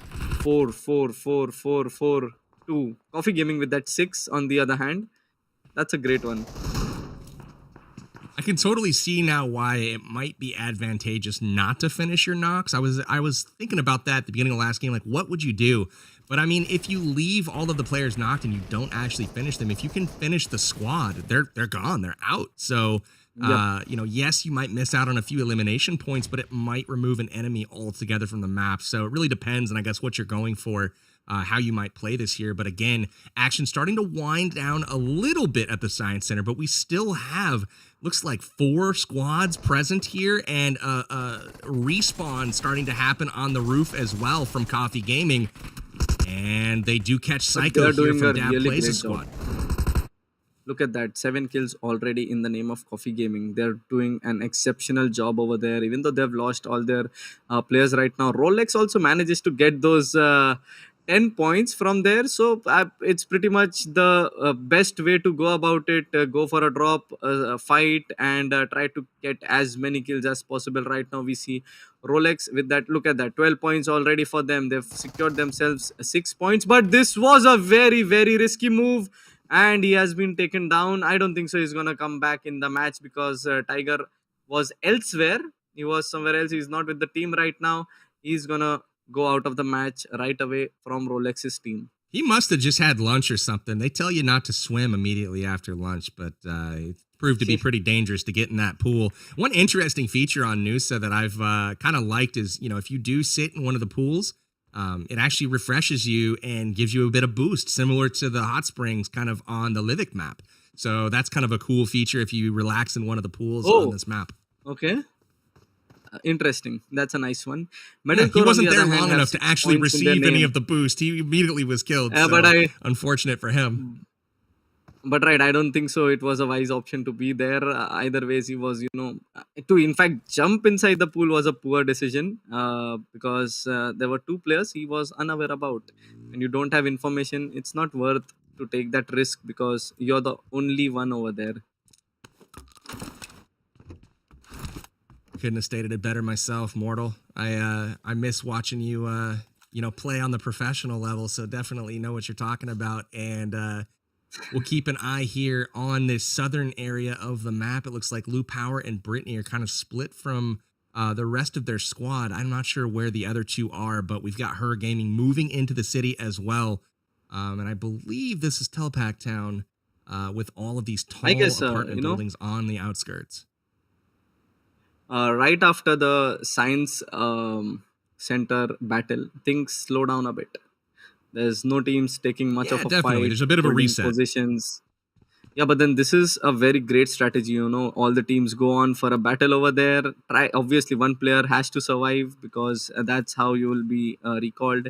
Grab as many kills as possible, and then move on to a better location. And there you go. Okay, that was a risky move by Dabsectic over there as he moves right into the clutches of Metalcore, and Nicole is not gonna leave him. Yep, there you go. He did try to take down Nicole, and it was a great effort, but then Metalcore secured themselves another 2 points. Rolex on the other hand have 12 points, Coffee Gaming 14 points. These are the 2 teams who actually need to buckle up, Coffee Gaming and Rolex. Farouk again with a similar start slow strategy here, but I'm sure they're playing the the position game, and we'll keep an eye on them as the game goes on here. But I like this climb, a little rock climbing going on from Papa PG's squad. They've taken an unconventional and perhaps difficult path up this mountain, but hey, they're here, and they might actually be able to catch a squad by surprise with Metalcore squad not really aware of them at this point. Yep, exactly. But I don't think so. Looks like Team Metalcore are moving on to a different position. But look at Lot. He's getting closer over here. I don't think so. Lot likes to drive around. He's a rash driver. Yep, that is what I was saying. He's a rash driver. He's been driving around quite a lot. But there you go. Brittany has taken down 2 players from Coffee Gaming, and now there are only 1 player remaining. That's an interesting one because I did not expect Brittany to actually go on and take down 2 players from Coffee Gaming. Metalcore has a player down, and finally, Thesaurus have spoken. They have taken down one of the players from Coffee Gaming. I don't know if it's gonna be a revive or not, but it's very important right now for Thesaurus to push in, to try to push in, try to create pressure out there so that it's gonna get so that it gets difficult for them to give a revive to their player. But yeah, Really there's smart Ivy, job here by obviously. Metalcore. Well, let's see if he actually makes it back. But they actually left a player on both flanks so that they couldn't actually push this position. They had Clot holding that Yeah, left that's a good side. strategy. And Nicole was down. And if Clot had retreated, that would have given an opening for Papa PG and his squad to collapse. But they didn't. So Ivy and Clot are holding those edges while Metalcore gets Obey Nicole back in the fight. But now, check this out. They fully moved the flank as MVP collapsed. Clot repositions, and now they've got a 2-on-1 or perhaps 2-on-2 situation going on over here. This is really interesting for Metalcore squad. Really high level play.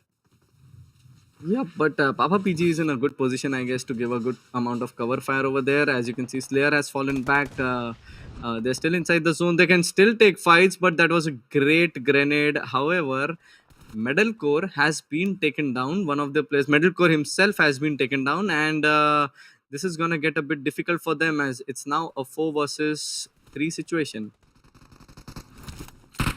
It's almost like there's two different kind of team fights happening on each flank right now. You've got the Metalcore squad strong on the right flank here, pushing in, kind of having their way, but weaker on that left side. Metalcore getting caught out, MVP getting the finish, and nothing Nicole could have done at that point. But Papa PG has been eliminated now for the Saurus. They're down to 2 members at this point. So Thirst And I guess and they're gonna- MVP are turning their attention back, and they're going to try to connect, and they're being challenged for sure.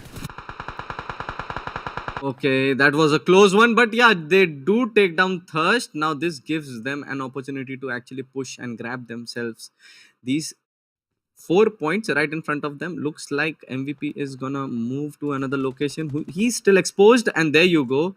Thesaurus has been completely taken down by Metalcore, securing themselves 18 points, but we see right under the nose our Dab. We've got a nice little regroup happening here from Ivy and Team Metalcore. It looks like they may try to get out of here at this point and reposition for the zone. Zone here shifting to the south, and it will be centered around Flame Village and Bulan Bay.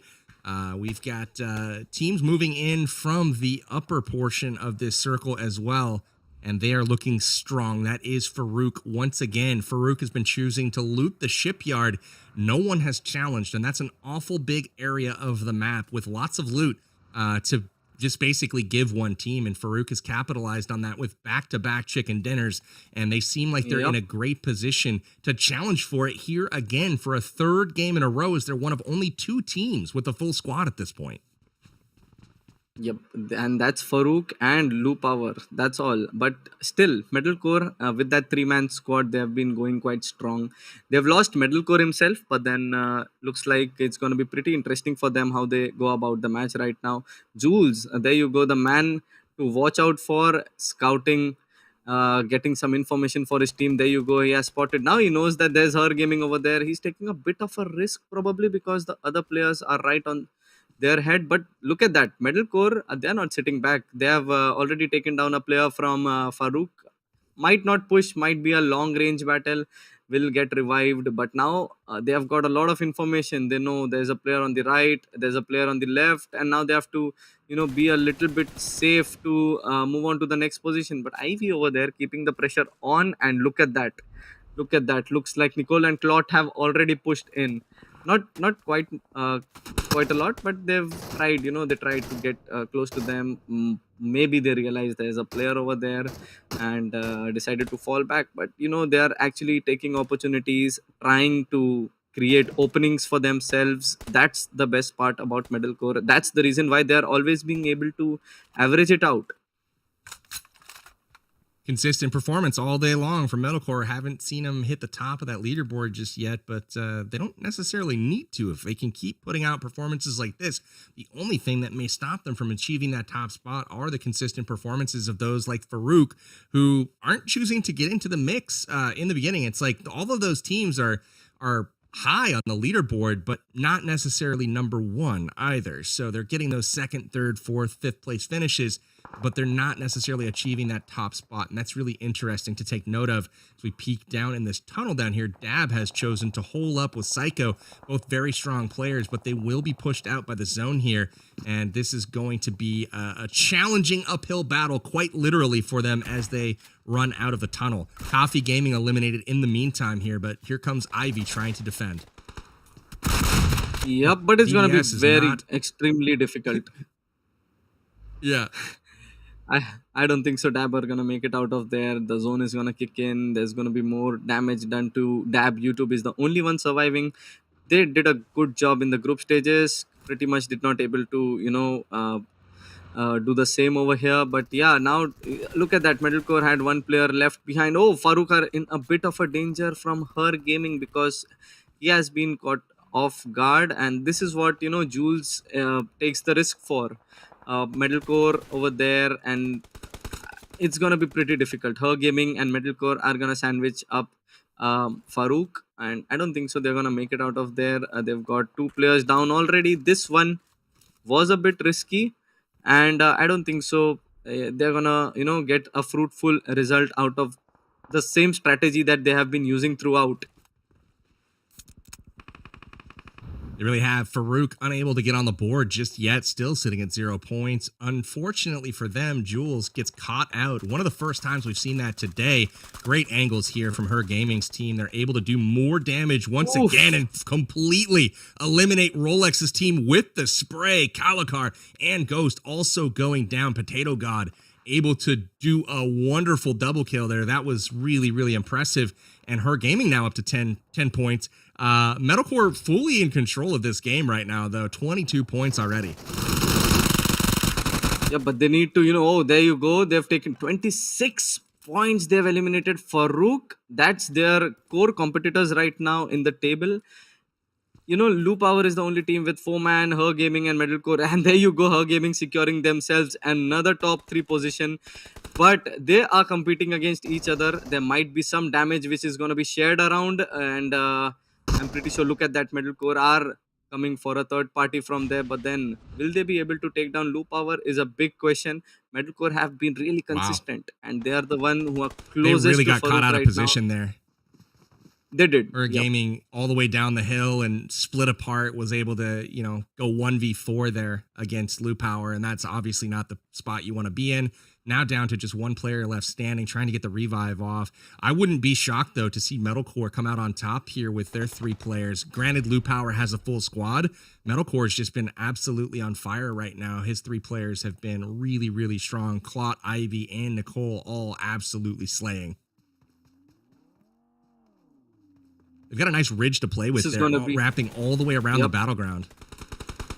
Yep, and Her Gaming, it's going to be a bit, they're pinned down, right? Lu Power have decided let's move on to the other position. Let's catch them off guard, and they did manage to catch Core and team off guard. There you go, Nicole has been taken down. Gives an opportunity to Her Gaming to actually push up, and look at that. That's fearless. That's fearless amount of play, but then, they did manage to take down one of the players. This is going to be really difficult. If she manages to take down, if Potato God manages to take down another player, this is going to be really interesting.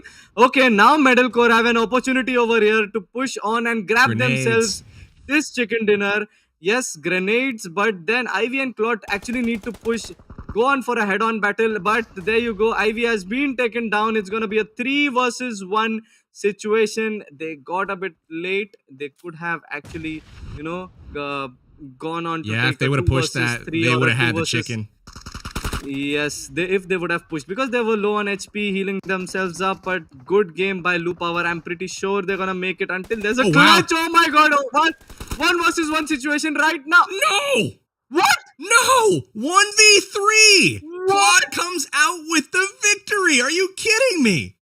What in the world happened there? The wheels fell off the bus. Lu Power's squad thought they had it, went for the push, and Clot pulled out the clutch. So Metalcore not only getting the chicken dinner, but all of those eliminations along the way, plus 3 more at the end to add to their total. That's gotta be absolutely massive for their tournament point total. Wow. I literally said that it's a great game by Lou Power, a great chicken dinner, and what a moment right now we've got from Metalcore. I mean, he's gonna be so happy right now. The team is gonna be so happy that they were able to clutch this situation. That was really unexpected, but what a play by Clot over there. I know it was a bit of a miscommunication or maybe a wrong decision to, actually a player goes out to take a 1 versus 1 fight. When you have got two players with good HP, they could have taken a fight over there, maybe got a chicken dinner. But this is even better, right? Yeah, we got the highlights, man. And speaking of highlights, we'll go to the replays right now. I will say that game probably ended how it should have, with Metalcore taking on the Lou Power squad. They actually got that chicken dinner. I thought, just like you did, Mortal, that he could have pushed that there. The players had like 2 HP, able to allow them to get the revive and then also a heal off. But as you can see, great angles here from Her Gaming and squad, taking down Rolex here. And then Her Gaming, absolutely fearless. 4 people at the top of the ridge, no big deal. We'll just run up the hill screaming the entire way. Didn't work out for her, but that's okay, securing another top 3 finish. And here's the moment we were talking about. This was quite unexpected, but yes, exactly. Huge props to Her Gaming because of that moment where they, probably managed to give some damage to Lou Power's vests and helmets. Might be the reason why, Claude probably was able to clutch. And oh, there you go. Metalcore securing that 114 points, 100 mark. They have been able to cross it, and I was rooting on for them to cross it, but I was quite sure that Farouk was able to do it. But then there you go, Farouk at 90 points. This game has costed them a lot, and what a game by Metalcore. 114 points right there. Farouk with 90, Lou Power with 80, Dab with 78, Her Gaming 68, Thesaurus with 55, Coffee Gaming with 51, and Rolex with 50. They need to really buckle up, but it's gonna be really difficult right now because the top 2 are very close, and it's the last match. The top 2, Metalcore and Farouk. It's gonna be between them. That is the only possibility right now. It's gonna be between Farouk and Metalcore to get ourselves one winner. We've got Lou Power still kind of hanging around not too far behind, but it's going to take a big game with a lot of elims. Big game. I don't see Metalcore slowing down. They've been there with, early game, 12, 14 points almost every game.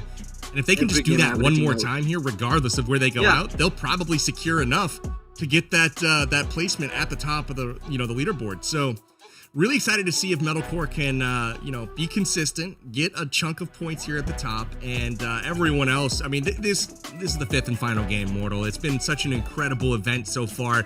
The talent has been top notch for a community tournament where it's just random people signing up.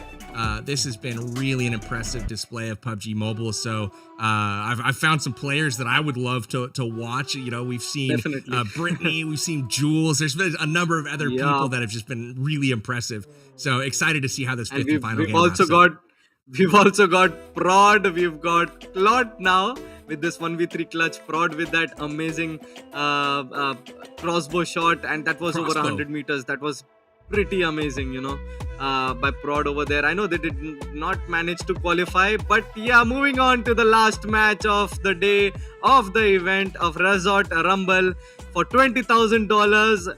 This is gonna be the most interesting match, and looks like Metalcore are not stopping. They've asked Nicole to stay back, and all the 3 players are again doing the same thing. So this is gonna be an interesting moment. Let's see how much Metalcore can pick up from this match. But look at Nicole. He's going off to a safer position. If Metalcore get good amounts of point over here, it's gonna be really, really helpful for them. And we also have Rolex over here who are coming in. Metalcore already gets a knock over there and a finish over there with that mini 14. That's pretty unexpected thing. Dab Plays was going to a similar spot as Nicole, so if the timing works out and he's able to take down Nicole, it's still possible that Metalcore could be eliminated early, but I don't anticipate that happening. That would be quite the low probability event to happen. It's like Rolex's team being taken care of pretty early on in this one. Ivy getting clapped back on. Yep. Same with Claude and Rolex getting the finish there. Rolex going absolutely ham in the middle here at the Science Center. but he's about to run into See? MVP. We'll see if he's able to hold his position. Yep, looks like, look at that. Dab got 5 kills out of this match already. They need that too. Insane. He's still in striking Yeah, distance. they do need that. Yep, they are there. Farouk also got a good amount of kills over here, and Metalcore are gonna be happy with the amount of kills they have and gonna move on to a new position. Rolex and team are now down. Every player, I believe, have taken a uh, respawn. They respawn? have been Yeah. recalled. Yep, they have been recalled, and looks like now they have got to reset everything. But Dab are doing pretty good, and we've still got Metalcore, a player from Metalcore who has taken down. They are going for it. Metalcore are still fighting. They have probably they are at a different spot where they got a team around them, and look at that, they've secured another 2 points under their banner. So this is gonna be pretty interesting. How Metalcore are gonna be able to get themselves more points. But yeah, Dab do need that, but they also need Metalcore to get killed early. Good pressure here from Jules. They've got it's like Haikito, tough spot, and they will surround and finish. Farouk getting on the board early in this one, and this is exactly what they needed. They needed Again, to. Dab, Farouk, Yeah. Lou Power, all needing to get into the action, and they've done it. They've all done that. I mean, look at this. Everyone except for Her Gaming in the points so far. But again, Dab trying to catch up. To give you guys some perspective, Metalcore has 114 points coming into this game. Farouk had 90, Lou Power 80, and Dab had 78. And those are your top 4, and probably the ones that are closest to being in the big money. Look at that. Coffee Thesaurus, eliminated. PG, and Tab. Oh, I don't think so. They've been completely eliminated as of now. Coffee as a player has been eliminated. Yes, probably. But here him you as a go. player, Thesaurus versus... Yep. Thesaurus versus Dab, and Thesaurus have taken down... Dab has taken down 2 of Thesaurus's players, and third player has also been taken down. So I guess Dab are going to pick up pretty much great amount of points from this map if they are able to, play in the same way. But there you go. Look at Metalcore. They are up for this third party already. Love this camera angle. We've got a nice aerial view. You can see the city fight developing between the Thesaurus PG and Dab Plays while looking at both of their perspectives right now. One of the players for the Thesaurus down and definitely needing some health. But as you can see, we've got Metalcore rotating around. Look at this. Clot going for potentially a third-party angle here. I love this aggressive. I mean, Clot's really been carrying the Metalcore team. Just really clutch plays, good positioning, driving around like an absolute madman, whether it's a monster truck, whether it's a UAZ, whether it's a 4x4, it doesn't matter. This man just drives. Look at him go. He's been doing great, getting good amount of information. I guess the same thing is being done by Jules, right? Jules from Farouk is doing the same thing what Clot is doing, but Clot is much more, taking much more risks. Jules is a much more safer, goes on to play a bit safe. But we have the cash distribution, and you can definitely let everyone know how it goes about. Oh, for sure. We've got the stakes here for you. As I mentioned before, Metalcore is in the driver's seat right now in first place. First place takes home $10,000. And again, the content creators are not taking home the share of cash.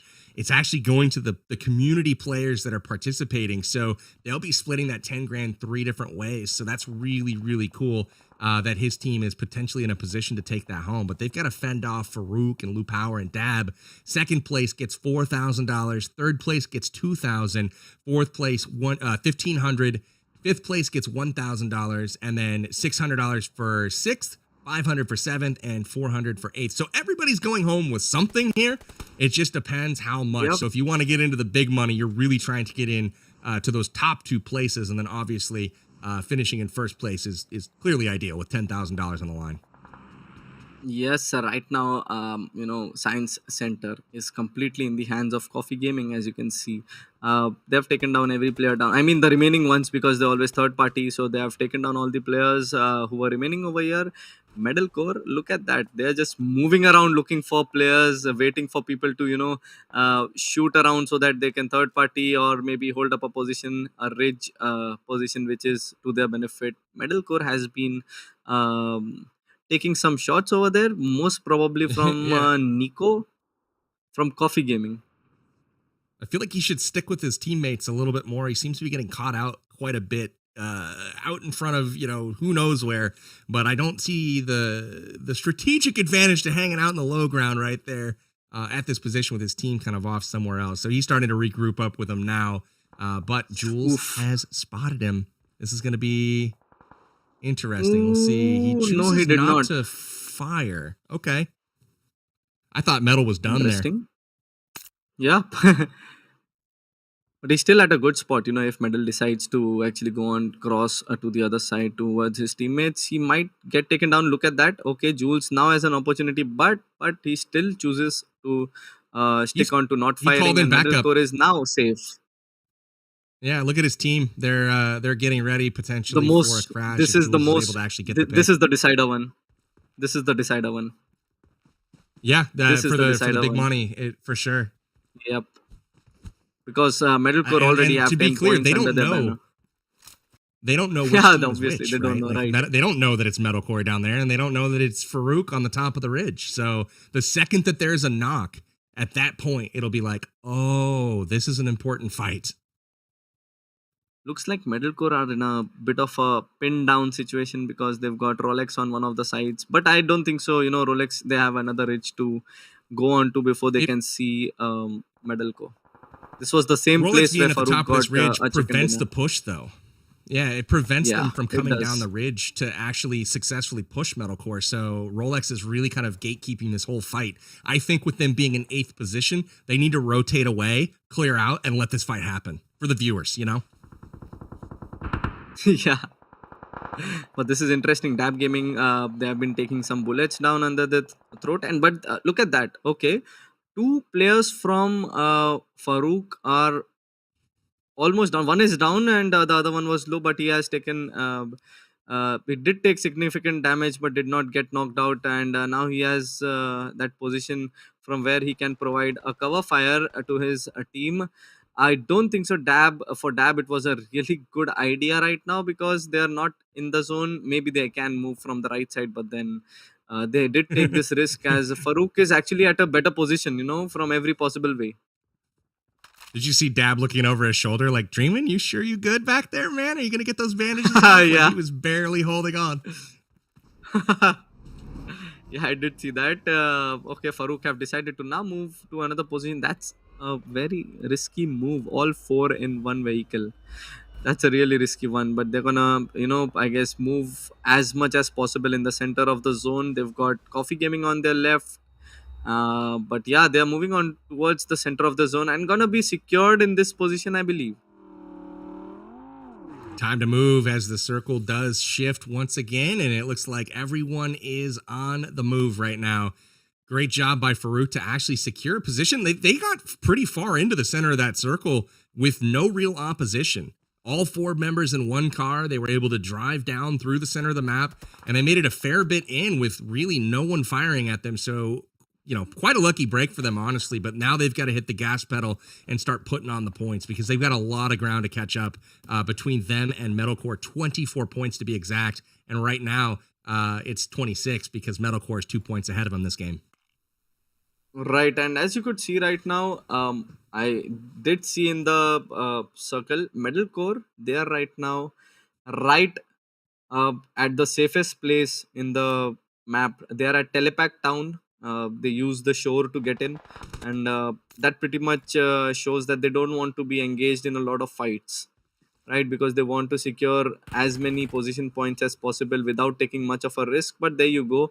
I guess this is it for Jules. 3 of his players are pretty far away, and yeah, Coffee Gaming do get that 2 points from Jules, and now I guess it's going to be very difficult for Farouk because they have lost one of their elite players out there. I got to give a shout out, though, to Jules. It's been a pleasure to watch you play today, my friend. Very nice work. And it's unfortunate that you won't be able to see out the end of this game, as I know you probably would have wanted to, but it was a pleasure. Really, really impressive stuff on the day from Jules. But now it's up to Farouk and his remaining two teammates to try to get it done. Remember, they're currently in second place. They have 10 points ahead of Lou Power in third, and they're 24 points behind Metalcore in first. So again, all positions have been maintained so far. So really, whatever happens towards the end of this game is going to decide if anyone moves. Right, and looks like it's a fight between Brittany has been taken down by Team Rolex, so that's going to be an He's got the interesting one. Look crossbow, at that watch out. coffee. Yes, looking at that one, I'm pretty sure I'll go for a 200-meter one. That's going to be so interesting. It's going to be amazing to see someone using the crossbow and getting a great knock. And there it is. Oh, no. This was He tried. His teammate did. Maybe. Yeah, he did try. Yeah, his teammate got him first. I thought he was like, man, this might be it. You can see his head. Oh, man, that was close. Okay, Clot from Metalcore has been taken down. More teams have decided to stack up in Telepack Town, and I don't think so. Clot is going to be safe anymore. I guess Metalcore will have to go on with the remaining 3 players from their team.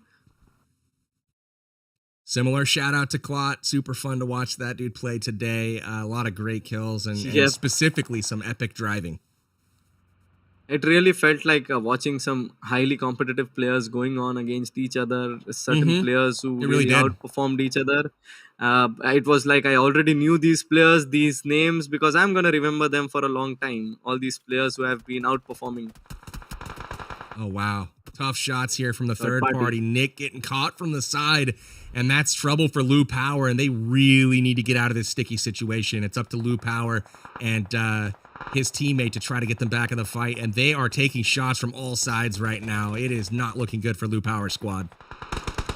And not looking good for Metalcore as well, because they've lost 2 players, even though Rolex and team took down that player. Coffee Gaming did manage to steal those 2 points. They're at 12 points right now. Dab have a good opportunity to actually get themselves as many kills as possible, so that they can climb up that table for a second spot. And you never know. They've already climbed over Lou Power so far. Dab Plays has, and now they've got their sights set on Farouk in second place, and that's a big jump because, again, starting this game with $1,500 kind of locked for their prize pool, they might be able to go all the way up to 4,000 if they're able to catch these 2 teams in front of them. And so far, 16 points to their names and a full squad. One of very few teams to have a full squad at this point. Dab Plays sitting really good as they confirm yet another one. They take down Farouk Ahmad himself and his teammate. Jorky is gone. That's 20 points now for Dab. That's really amazing, but one of the players is knocked out right now. This Thesaurus have been taken down completely, and it's gonna be Lou Power versus Team Rolex. Are they gonna be able to take down Lou Power? But looks like yes, because they've got only 2 players left. It's a 2 versus 4 situation. It's gonna be really difficult for Lou Power right now, and they are going down the, they're going down hell. It's no way possible to survive if you go down over there. But then obviously they had to take their chances. And he's going to go for a heal battle, I believe. This is getting down to the thick of it, Mortal. We are down to the very end. 14 players alive, but still 7 teams in this contest. Rolex trying to get some extra points here. Kalikar and Ghost trying to get it done. Putting the pressure on Lou Power. Dab Plays team has been eliminated now. They did pick up 24 points in the process. Look at this play. Lou Power getting it done. That was unexpected. That was really unexpected. Now they have a gate open for them to move inside the zone. They're going to take that Dacia and go up inside the zone. But look at this Coffee Gaming and the last player. That's Rolex. Coffee versus Rolex. It's going to be a very interesting one. And Rolex did manage to take down Coffee. Interesting because Dab have been taken down at 24 points. Metalcore still surviving, and that pretty much seals up everything because they are not stopping right now. Metalcore looks like Coffee Gaming have 2 players left, and Metalcore also have 2 players left, so this is going to be something very interesting. But they don't know that there's a player from Lu Power sneaking in from behind, might take down Ivy, and this is going to most probably turn down the situations. There you go. Ivy has pushed in and has been taken down. So this is, Nicole is the only one remaining. Oh And it's no, a 1 look at versus that. 2 Rolex is situation. taken down by the 1 versus play 2 zone. situation. It's a 1 versus 2 situation on Coffee. This is gonna be very interesting. Will Nicole do what Clot managed to do in the previous match? I don't think so. They know the position.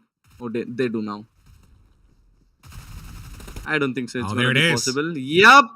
Coffee Gaming getting that chicken dinner. But Metalcore securing themselves a second spot in this match with 7 kills, and that means they've got 14 points right off the kills, and good 12 points from the position. So this was an amazing one. Metalcore, I'm pretty sure they're gonna get it home. They are going to go on for that $10,000. But big props to Coffee Gaming out there who came out of the box. Let's see how much have they pushed up. That was absolutely insane. Coffee Gaming picking up a nice victory at the end there to try to climb their way up the leaderboard. We also saw Rolex picking up 28 points with his squad. Unfortunately, the zone takes him down the very end of the game. I hate to see it, but I don't know, man. The bottom teams on that leaderboard actually really performed well that last game. Probably made up quite a bit of ground. So we're gonna have a pretty even scoreboard across the way. But very excited to see what happened with second, third, and fourth place, because that was kind of up for grabs. We had Farouk, we had Dab Plays, and we had Lou Power all kind of battling for that position. And we're going to turn our attention to our winner here in just a moment and figure out how all of this prize money is going to be distributed. Yep, here is the replay. This was pretty unexpected. Team Rolex, 2 players were taken down. It was not expected, maybe they could have gone for a chicken dinner if he had stayed by, but then Rolex decides to, go on alone, and it was really difficult. But yeah, soon we are gonna be announcing a champion. Ivy probably could have been alive, but there you go.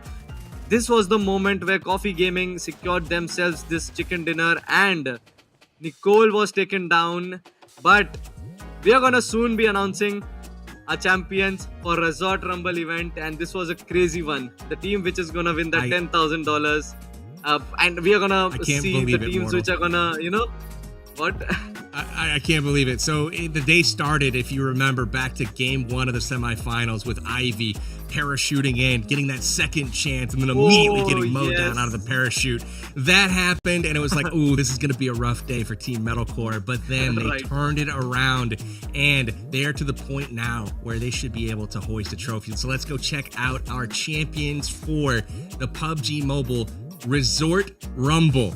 It is none other than Team Metalcore. They are your champions, taking home $10,000 that will be split between our 3 community members. They were absolutely tremendous this whole tournament. So consistent all the way throughout. But now we are going to see... Here are the scores. Look at that. Look at that. Farouk with 108.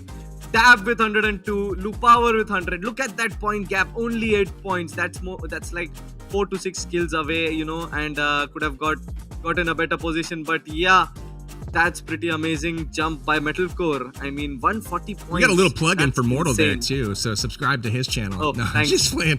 We got Mortal That's my Twitter. at 100. Or we got Metalcore at 140 points. Again, like you said, way out in front of everyone else. Again, tribute to their consistent performance all tournament long. They put up points early and often, and even got a clutch chicken dinner towards the end in the finals to kind of secure things. Farouk able to hold off Dab and Lu Power in this final game, and Dab putting out a huge performance and jumping over Lu Power for third place. There is our prize breakdown, and you can see our community members are walking away in style, led by Metalcore splitting $10,000 between his 3 teammates. Yup, I'm happy. One of my friends has actually won it, Metalcore. It was great having him here play this event and me hosting and casting alongside you, Powerbang. It was so fun. that was a great gameplay by Metalcore. But yes, as you said, Ivy was the one who was taken down while landing from the parachute. It was a moment to capture. It's a pretty good highlight we've got over there to clip. And yes, we've got Farouk who've got themselves a second position. The only match which probably got wrong for them was the one where they got eliminated at a very early stage, getting only 6 points out of that match. But after that, before that, they had played very well. Big props to Team Farouk and their leading man, that Jules. Yep, Jules did a great job leading the team. But we've got Dab. Dab got third position at 102. They were a pretty consistent team too, alongside Team Metalcore. Just that they've lost a few battles in the beginning. And then we had Lou Power, 100 points. Coffee Gaming, out of nowhere, getting this chicken dinner for themselves, securing themselves a top 5 finish, which was a great one. Rolex, the team was at 8th, but they did themselves a 6th position. Could have gone for a chicken dinner in the last match, but then okay, it is what it is right now. Her Gaming, 7th position for them, got a good amount of not kill points, but yeah, position points. They've always survived on position points. Thesaurus were going good, but they've got that 8th spot for themselves at 62 points. It's a very close one. It's more like a 2 to 3 game difference that it could be from 8th position to 1st position. I mean, 3 chicken dinners can get you back to 1st or the top 3. If any team from bottom Absolutely. 3 gets 3 chicken dinners in a row, but this is PUBG Mobile. This is PUBG Mobile. It is teams indeed, at top Mortal. 3. It was an honor to have you with me today to cast this action. So much fun. Super awesome to have you back on the battlegrounds, dude. A ton of fun from my end, and a big thank you for joining us here today. That is going to do it for the Resort Rumble Finals. It's all wrapped up. Metalcore taking home the cash, and everyone else taking home some cash too. Again, big thank you for being here. Make sure you guys download PUBG Mobile free from the App Store. Play it for free. Make sure you guys join us out on the battlegrounds. Can't wait to see you on their brand new map, Noosa. And also make sure you subscribe to PUBG Mobile on YouTube and follow them on all social medias. That way you get information on events that happen like this all the time. We'll see you guys in the next one. Mortal, big thank you for being here today. It was For fun. us here at PUBG Mobile, we are out of here, guys. Take care and have an amazing day.